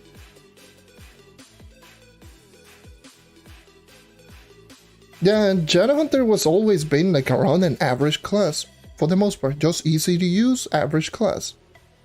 But everyone's like, oh yes, back in my day, Shadowhunter was top. But all of a sudden it got quote-unquote nerfed, because some people always just assume that the character got nerfed, even though it's the same character. But yeah, it got quote-unquote nerfed, and now the character was not good, so it needed a rework. It wasn't great, like it never was insane in the first place. It was good, easy to use, but it was never insane. Now it's insane, now it's ridiculous.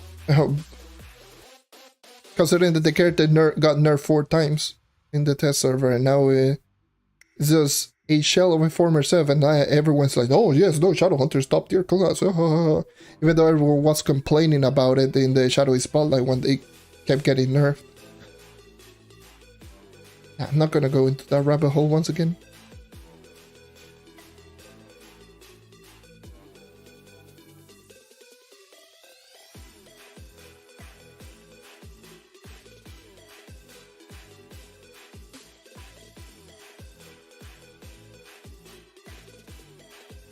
Yeah, that's the thing. Shadowhunter never was, now is. Like, I'm on the top of the top in any single category. Maybe it was probably the easiest noob-friendly class back in 2017. Yes, it was. But that was about it. It was just noob-friendly, and a lot of newer players just saw that Shadowhunter and they immediately just put in the overpowered tag, even though it really wasn't. Plenty of characters were... I mean, to be fair, back in 2017, all the characters were pretty mediocre.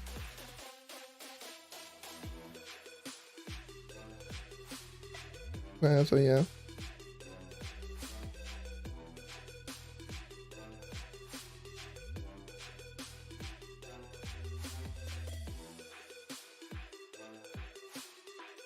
Yeah, I mean, that's just the way that it is with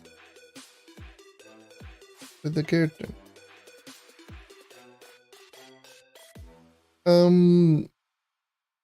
What power rank can Knight solo over 11? I mean, I don't know. It depends on your stats, honestly. Swap if you're using another character, swap and check it out. I mean, gem swapping is for free.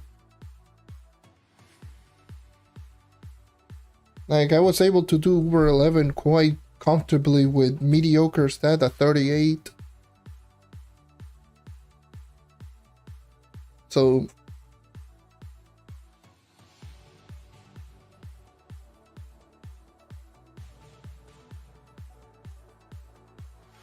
yeah, back then, like back in 2017, the only character that actually had a movement speed buff on his kit before Vanguard was even introduced in the game was Neon Ninja, Gunslinger, Candy Barbarian. I do believe those are the only 3 classes that actually had a movement speed buff.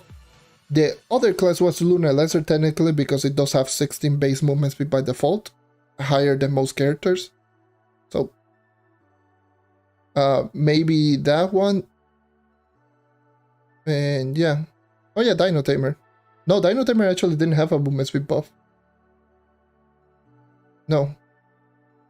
It was Mount movement speed. Dino Tamer got the movement speed buff in Crystal Combat when they introduced Uber 10. That's when they just made the ultimate ability instead of a locked mount movement speed into what it is right now. That was Crystal Combat, which was the quote-unquote Dino Tamer rework, which it wasn't. It just made the ultimate ability work just like that. But as far as I know, I do believe those are the only characters that actually had a movement speed buff. Gunslinger with plus 20 with ult, Candy Barbarian with plus 20 with the actual passive ability, and Neon Ninja with the plus 50% on Shadow Flip. Nowadays, like, look, the character that actually have a movement speed. Knight has a movement speed with Overcharge, Ice Age ultimate movement speed, Bard Jubilance on this with the passive. Solarian, believe it or not, Solarian actually has a movement speed buff with the ult, just in case you didn't know.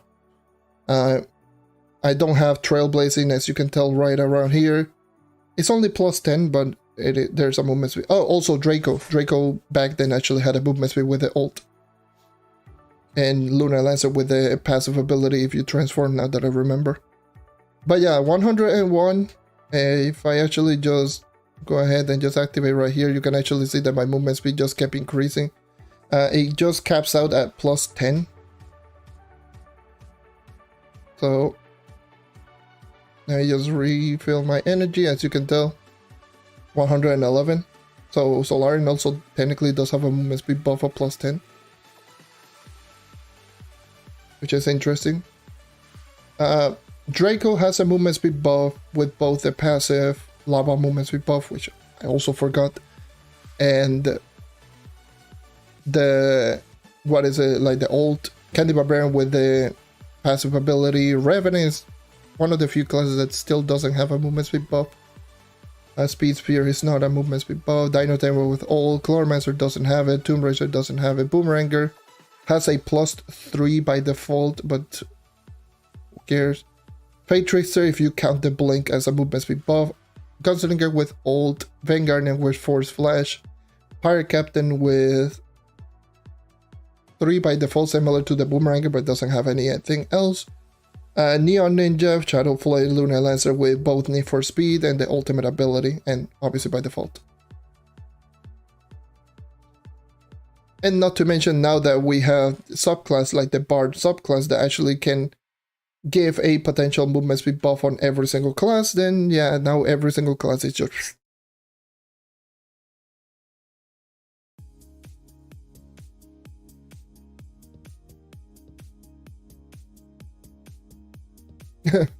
Attack Candy Barbarian class that get 30% base physical damage and make him a tank. And the same thing with, especially nowadays with the plus 30% more with the passive ability included.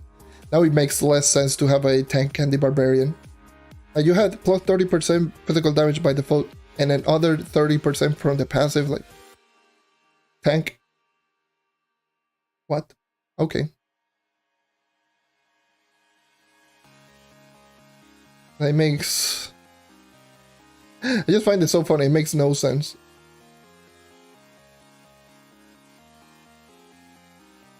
Oh, X WhatsApp is lagging.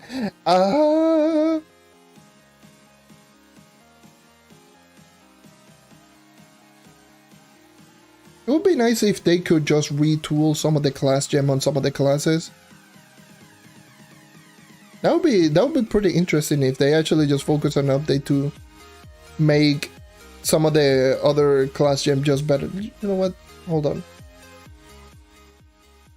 I just lowered the music a little bit. It's just getting kind of annoying now at this point.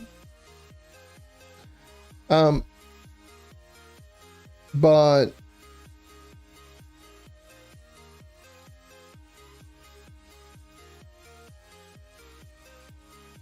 yeah, it's like the Candy Barbarian class gem is still the only class gem that I don't use. Like, I do have a class gem on my personal chest, but I never use it.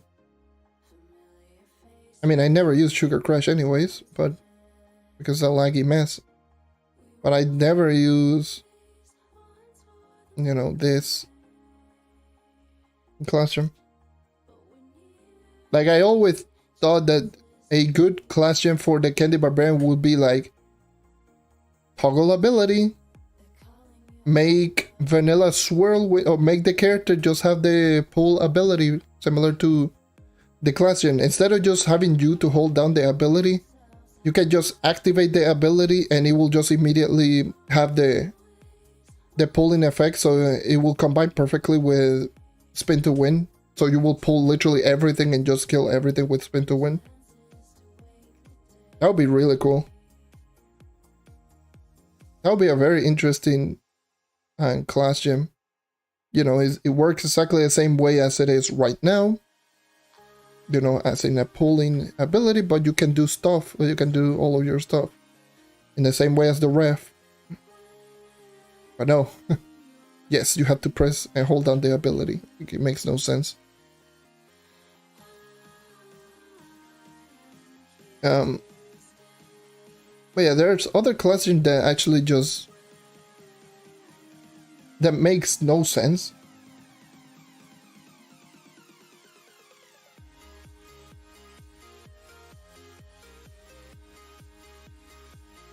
Drain energy at 5 to 10 per second. That would be nice. Honestly, if they just give it for free, that would be just better. Just free pulls. Just give it a toggle. It's not going to be doing a lot. Well, it's not like it's going to be doing damage. It's just utility. So I don't think it should cost energy. I think it should be free.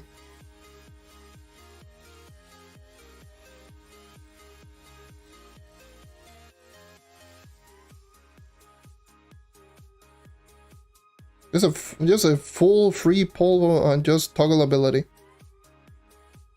I think that would be just great because it's...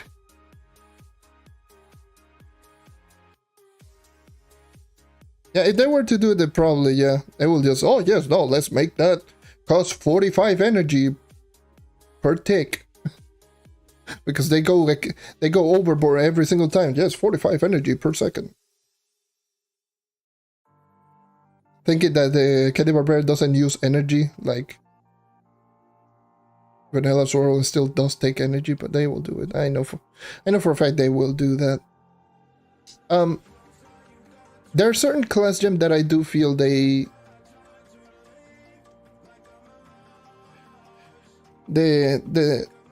honestly that needs some retuning and retweaking. Definitely the Fate Trickster class gem, even though it got buffed in the Shadowy Spotlight.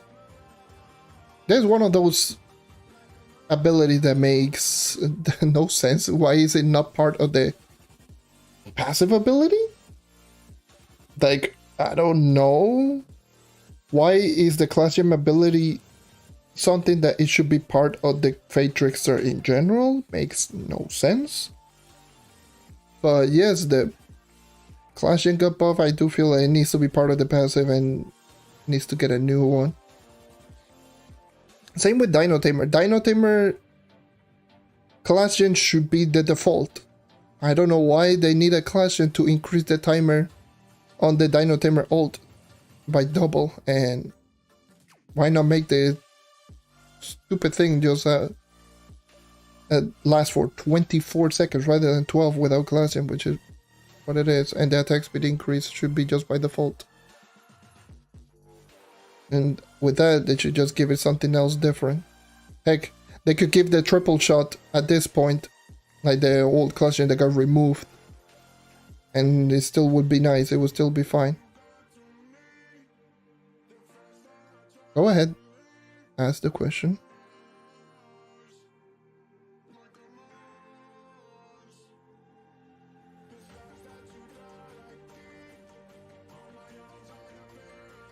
Yeah, the thing is with Dino Tamer actually originally had another class gen, where instead of shooting once, you shot 3 times, with or without ult. Bring that as a part of the thing. I don't know. Vanguardian, I don't know why the class gen makes no sense.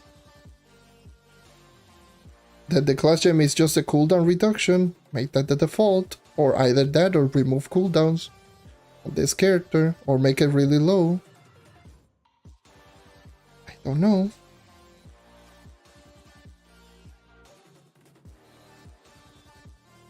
I've seen lately people use a purple thing that they kill when they kill something. What is the purple? Probably if you're watching someone from PC, that means that they are using Pyrodisc, the Empower Gem ability. But on PC, if you're watching people on PC, which is this one by the way, on PC you can actually just mod the color of your Pyrodisc to make it look different. And some people just have it to looking purple. And yeah, that's pretty much it. It's Pyrodisc. It does pretty much the same thing as this ability. Yeah. Just it looks different because of mods.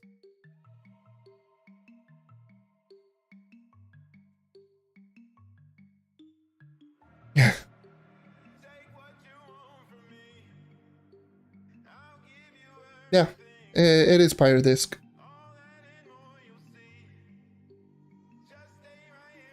Yeah, that is this Empower Gem ability. That's Pyrodisc. You can see it right here. Killing an enemy has a chance to generate a flaming disc that damages nearby enemies. By far the best Empower Gem ability out of the fire, water, and air. In my own personal opinion. Gives you damage, movement speed boost. Super easy to proc. Just works and helps in every single portion of the game.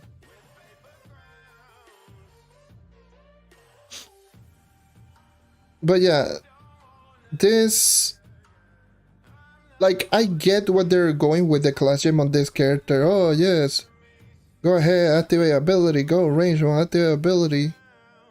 Just go full on basic attack so you can just regenerate. Go back, boom. Just keep going back and forth. I get it, that's the point of the class gem. But just doesn't work. Nowadays it really doesn't work.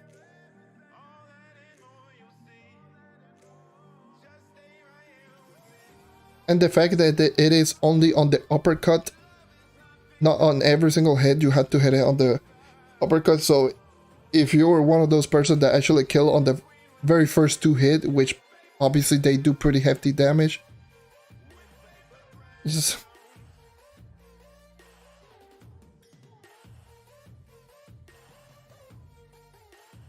And the problem is, like, Vanguardian also got at the short end of the stick with with abilities as well.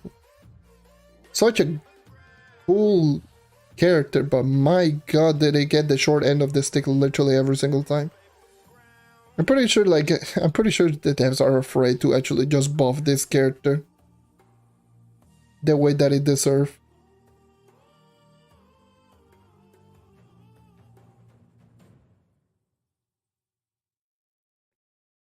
The Vanguardian, I feel it needs the same treatment that the Candy Barbarian received with the basic attack.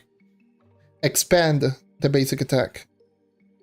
Because the fact that you cannot hit enemies like right here, like you can only hit it with one basic. So you have to just keep going back and forth like this one. But then you take into account that there's a basic attack like this one that you end up hitting enemies behind you. And quite easily from the side. And basic attack like this one that you can just start hitting enemies from this distance. Not to mention like from over here. Look at this range. This range makes no sense.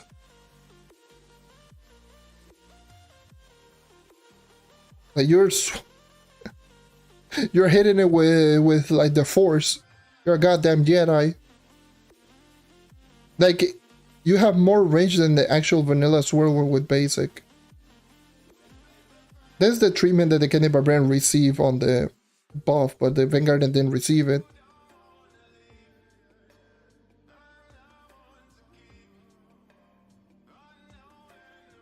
So combined with range like this, with not the best crowd control out there.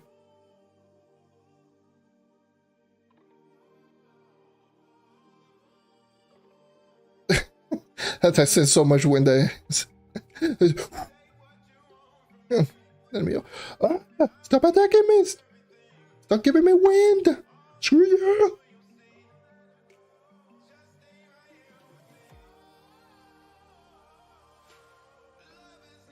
Classian should make the RB, you mean Force Flash, to do damage. I mean, it already does damage. Like, Force Flash already does damage. And Laser already is strong enough. But in my eyes, the cooldown, please, get rid of it.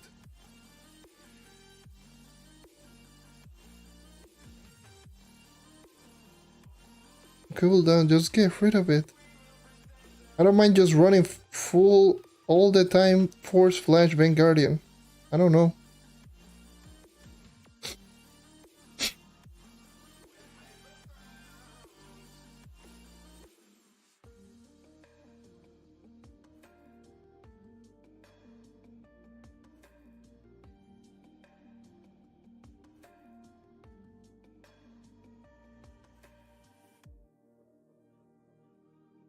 Wait a minute.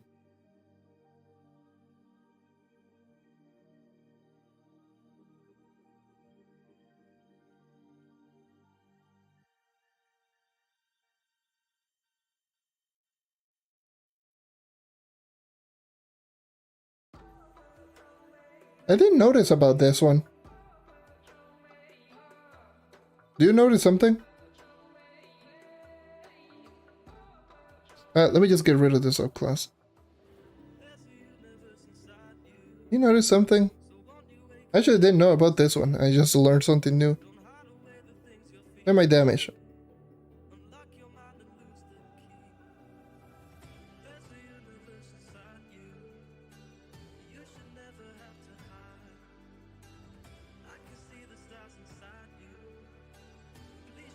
After the first combo, pretty much every single basic attack starts doing the same damage as the uppercut.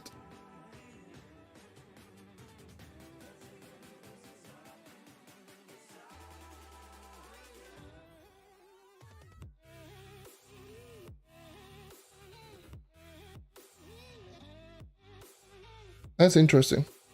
Very interesting. I never knew about that one. Probably I noticed this a while back, but never noticed about that one. Probably was... Which character actually had this one? Don't remember. Maybe it was this character and I just forgot about it. But yeah, it does the first two hit does the damage, and then everything else is just going to be post buff. So essentially doing 4.5 on each basic after the first uppercut. So wait, can you just do this? Yeah, you can. You can just do a combo and then just run into the enemy. So yeah. Yeah, once you do release, it will just do the regular damage. You can just run into the enemies just by doing uppercuts. That's interesting. So it doesn't make it really good, but hey, I mean, at least it's more damage.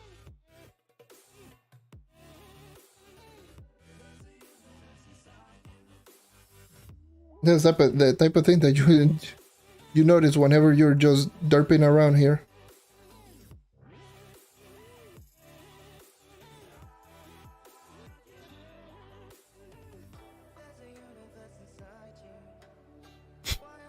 But yeah, I feel that the playstyle... Let me just see, on range is the same thing. No, it's just melee. Range is normal. The thing is, like, range mode... I don't know, man. Range modes just feel so out of place. Like, the character, like, I get it, it's supposed to be a hybrid. You can just use it for range mode, and then can just go back into melee mode. Yes, 2 characters in one, innovation. Even though we already had the boomeranger, but you don't have to equip two different types of weapon. You can do it both with one new weapon, the fist. Oh my god, 2 characters in one, innovation. Where's my money? But then you realize that melee mode is consistent, range mode is inconsistent, and extremely susceptible to lag. Because it is projectile, and slower projectile at that one.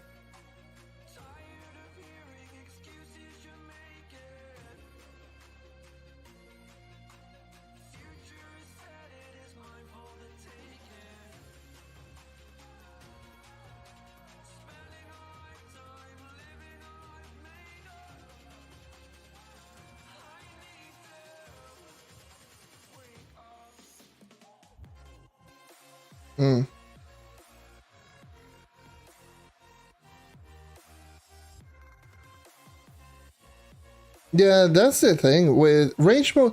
Like, I don't know why the range mode basic attack does less damage than melee. Like, isn't melee doing like 3.8? Why is range mode doing 2.8? I get it. Basic attack is faster on range mode. It's 2 attacks per second. Rather than 1.5, making it 6 rather than 4.5. I get it. It does have a bonus 50% physical damage by default. I get it. It does have an attack speed buff being fired up. But why? It's the same issue that I have with the boomeranger. Why is the range doing less damage than the melee? Considering that the range is equally as fast and is much less consistent. Thank God blast bow is a thing.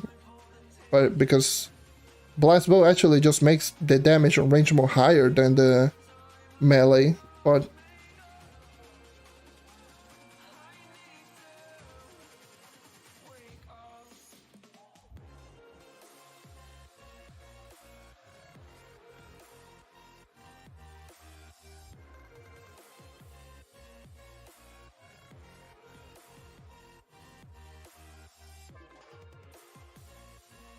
I believe it has 1.5 because of the uppercut. Because the uppercut actually just, you know... I believe like the first 2 hits is super fast. Like, look at the speed. If the Vanguardian just kept doing this over and over and over again, then probably the attacks per second would easily be like close to 2. But that uppercut actually is the reason why it's slower.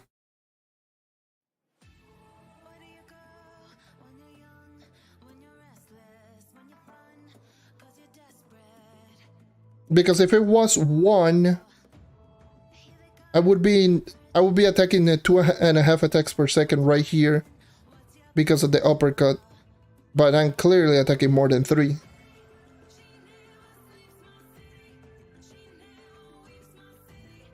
Just like, it's like 1, 2, 3, 4. You can actually just tell I'm attacking more than 3 times per second. Sometimes I sneak in 1 extra punch and every couple of seconds. Like 1, 2, 3, 4, 5. See, yeah, more faster than 1. Like when you compare that to Fire Captain, same attack speed, but yeah, you can tell this is clearly slower. This is a 1. This is the slowest basic in the game. 1, 2, 3, 4, 5. You can see that I never choose more than 3 times. So this is the slowest basic in the game at 1. Solarian is also down there,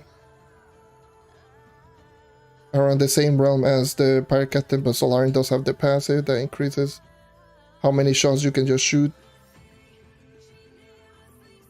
But the animation itself is much slower.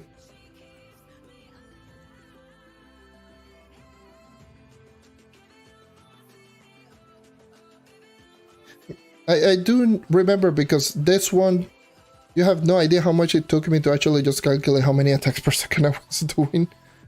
Because I remember I wanted to do a video on every single basic attack in the game. Well, I did, but that video is already old. This was like before Bard, before... Heck, before Tomb Raider rework. And Tomb Raider rework was Dells. So it's old. So yeah, I was actually just trying to calculate how much attacks I was doing. So I had to go into I believe it was a new account, or my second account, or my PC account. I don't remember which of the two. And I had to calculate how much. So like, oh yeah. Oh cool, I'm attacking 3 basic attack, essentially. Every 2 seconds. Pretty much. Doing the whole combo every 2 seconds. There you go. 1.5. Ooh. Same thing with the Bard. Had to just check animation, and it turned out also almost around the same area at 1.5. You can tell it's pretty much equally in speed as the Vanguardian, even though this one is slightly higher.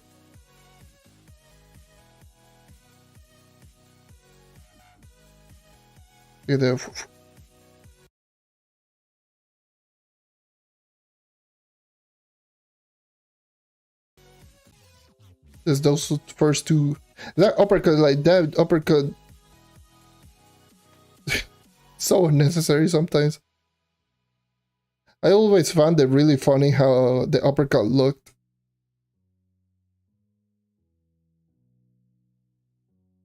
I think it would have been nice if instead of an uppercut, it would have been like another straight punch, but this one would have been like with more force behind it.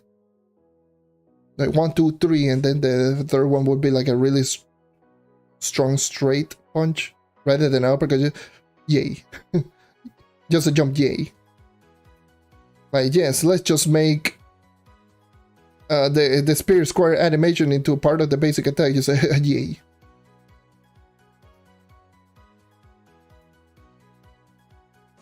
It would have looked cooler, and it would have honestly just felt better. Or instead of 2 punches into an uppercut, would be 2 punches into a punch into the ground, and the punch into the ground will cause shockwave.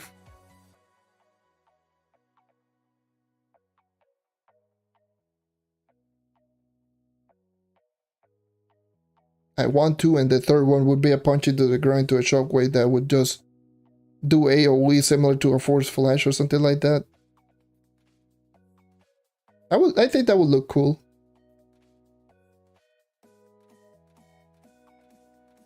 I don't know.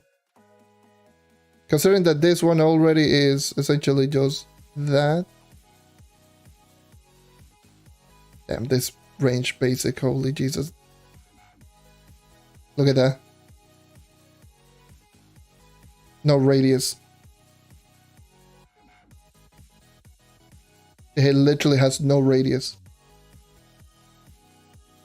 Like with this one, you can even hit enemy, like you can see the radius.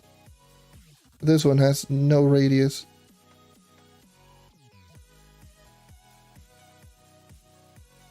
That is just, that's rough. That's really rough. I thought that this one actually had more AoE, but yes, I was wrong, because it's not even hitting enemies like this distance. It's literally one block higher. I thought it was much better in terms of crowd control, but nope. Look at this. I'm hitting literally on the block below it. At this one, I'm already hitting with every single one. That's rough. That's rough.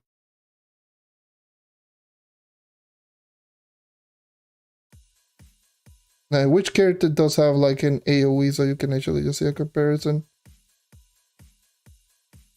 It's the same realm as the Gunslinger or something like that. Like this, you know, it starts hitting around the same range.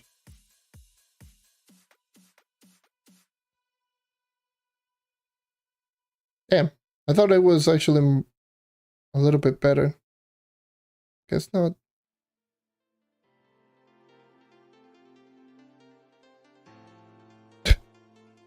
that auto targeting.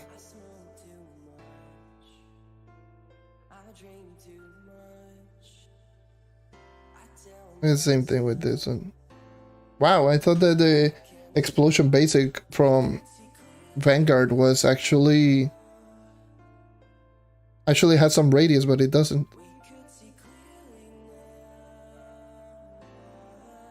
Doing 6.5. Oh yeah, did this actually get buffed? It's actually really interesting. Look at this. You can tell that my coefficient is like almost dead on 10 mil. Like look at my coefficient. I didn't even knew, like I just saw it like, damn. 10 mil coefficient exactly. Because I noticed that my basic attack was doing 65 mil, and obviously it does 6.5. I know that this one was 67.5, obviously it does 6.75. I was like, wait a minute. But did this get buffed? Yes, 3.5. This is one of the secret buffs that they didn't mention in the patch notes.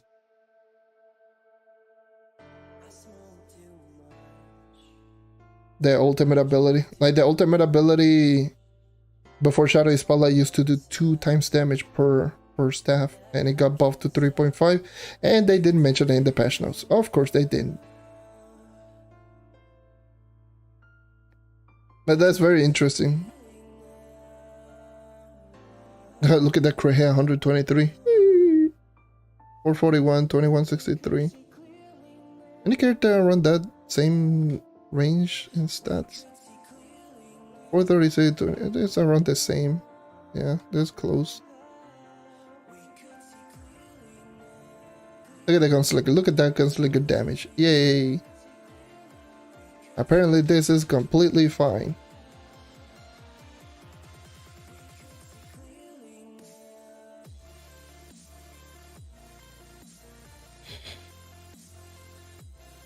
And this is the strongest that the character can dish out. Because you cannot use Evil Eye or something. Like for example, with the knight, you can, if you really want the highest potential DPS, you can just use this too.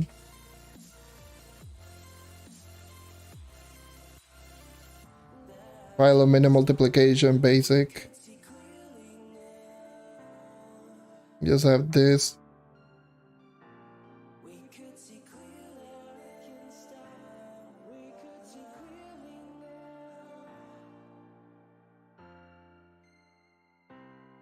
Double beamer is ridiculously good. And people don't give it credit how good these two can actually dish out. Like you can just use them and you can just see it has an instant 12 times damage marshal. Like this will boost your DPS quite a lot.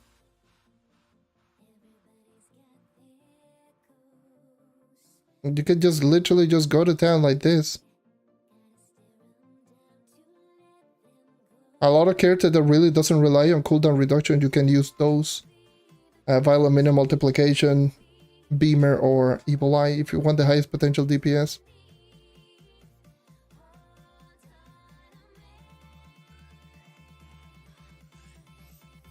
The characters that don't rely on those cooldowns can benefit from those. Can really do.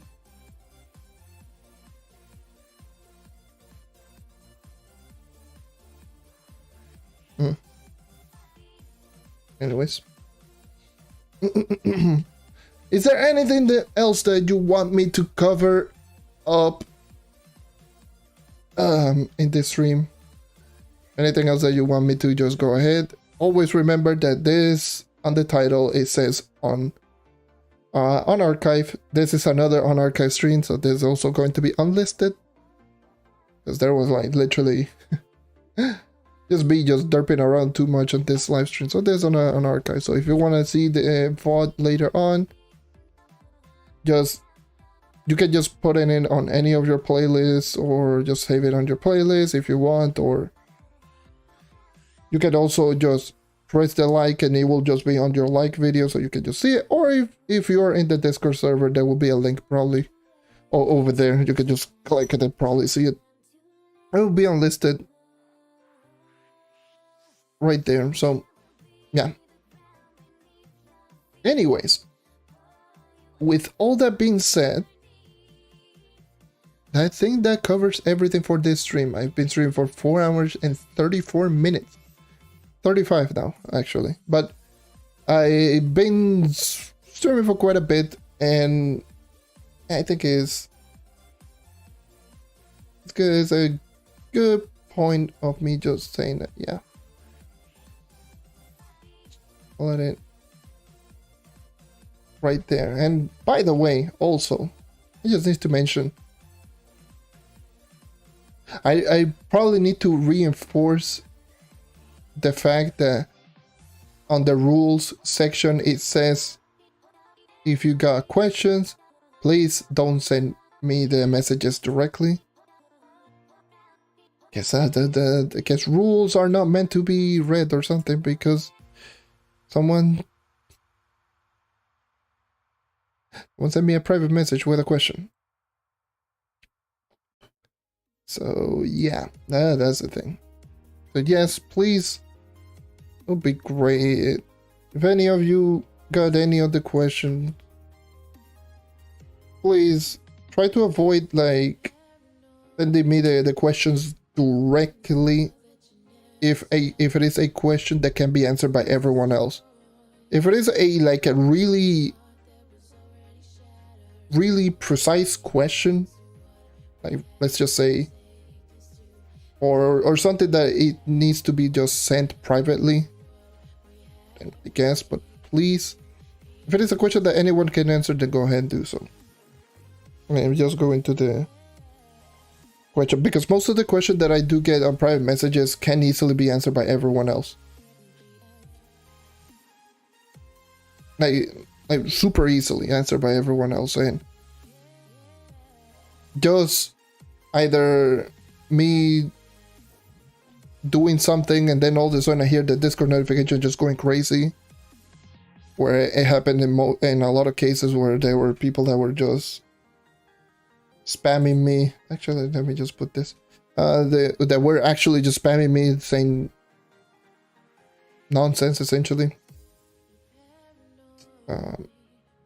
Yeah, just to avoid that, because it gets annoying, especially like, imagine trying to play the game and then just having people inviting you to the game on Xbox, inviting you to Xbox party, and then Discord notifications going off from both servers and privately is quite annoying. There has been several cases where those things actually ruin recordings, where I'm just trying to either read out a part of the video and then all of a sudden there's like noises going everywhere. I'm like, yeah. That is essentially the reasoning why I remove my notifications on Xbox. So if you send me messages on my Xbox, probably I wouldn't be able to see it until like very later, even though I just saw that one. Somebody just asked me, it's been a while. So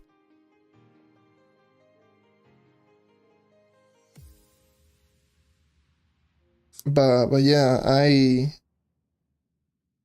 it will be much appreciated to just avoid, if you can, unless it's something like extremely like private, that like something that's going on with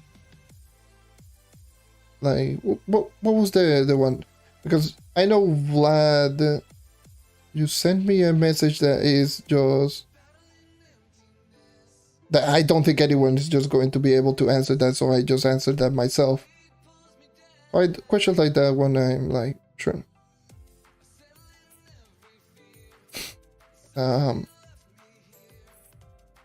Like for example, like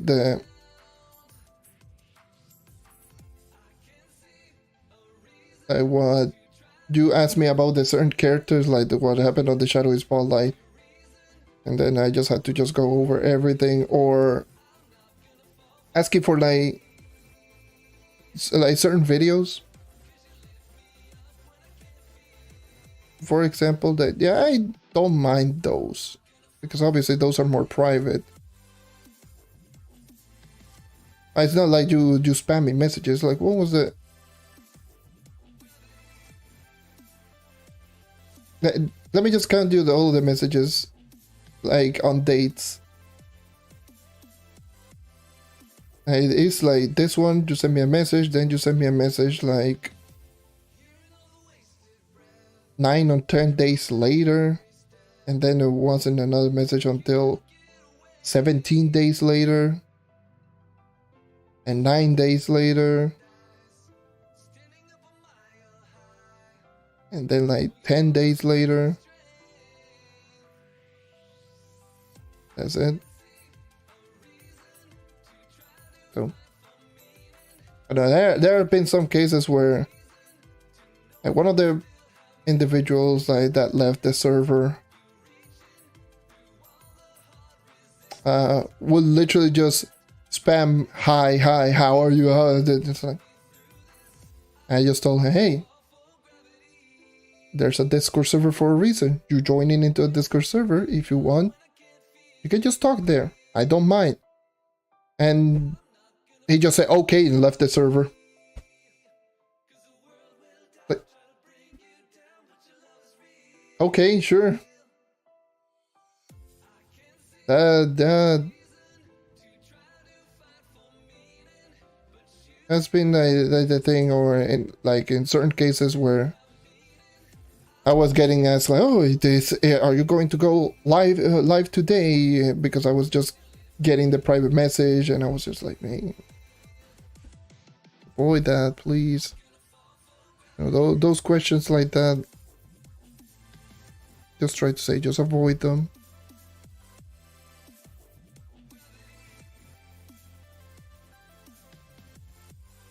Because it's annoying. It really is sometimes just because annoying. It really is.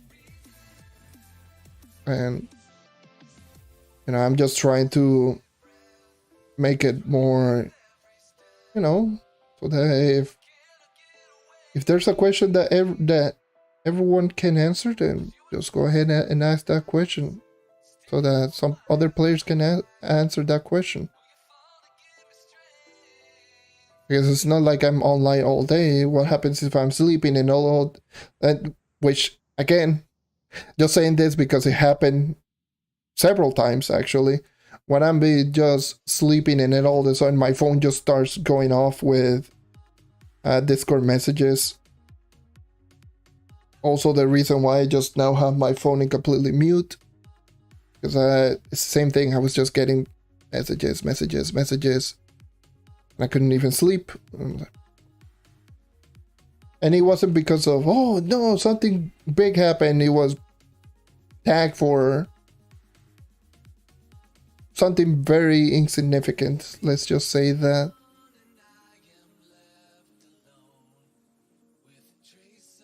So yeah, usually if I don't answer immediately, it's just obviously like either I'm doing other stuff, I'm busy like either recording, doing video, maybe just talking to other people, maybe I'm just grinding and I just don't want to pay attention to it, or in some cases I'm just streaming and there's plenty of cases where I'm just streaming, there's plenty of people just sending me messages. I'm like, streaming. And when it comes to streaming, I want to just dedicate my focus into streaming rather than just focusing on other messages. Unless it is like a very important message, like for example, patch notes. And I'm just like, oh, is there a patch note in the live stream? And I just say, hey, notify me on the Discord. Then sure. But just getting notified on Discord while streaming is not fun. Same with same with Xbox notifications. Is not fun. Anyways, I didn't mean to go into a rant right there, but I just wanted to let you all know in regards to that, because there is something that does happen quite too often, and it did happen today actually. So just as a little PSA or something, where thank God, like I got the message when I was asleep. Thank God that my phone, I have it on mute, because otherwise that would have woken me up and I would be pissed off. Let me just tell you that much. So anyways, I didn't mean to just ramble. I just wanted to talk in regards to that. So yeah, I'm just going to let you know how I feel. Obviously, if I don't like something, I always will say, I always will let you know. If I don't like something, I'll let you know immediately. Stop it, it's not cool, whatever. And yeah, anyways, thank you everyone for watching. Thank you for sticking as always. As once again, this will be unarchived, so the only way that you will be able to see this VOD is only if you do have it on any of your playlists via a like, or just save it on any playlist or watch later, whatever. Or if you're in the Discord, if you actually just check into the stream and you want to check it out later. Those are the only ways that you can see this stream, because it's not going to be on the channel as part of the uploaded videos. But besides that, I will be working on the 40k PR video on the Shadow Hunter, which will be the second episode. I will work that throughout the week. Obviously, I will be just trying to grind out Phoenix mode as well throughout the week, so that might just take a little while before, I want to get the dragons first and foremost. So yeah, throughout the week, I will be working on that video as well. So stay tuned for that one. With all that being said, thank you everyone for watching. Leave a like, sub for more content like this. We're close to 4.1k, which is crazy. Like, the support has just been bonkers. Especially like the 40k PR video did so ridiculously well. I was like, damn. This video blew up. It's crazy. So thank you. I greatly appreciate it. With all that being said, I'll see you guys next time. Take care and keep on hunting.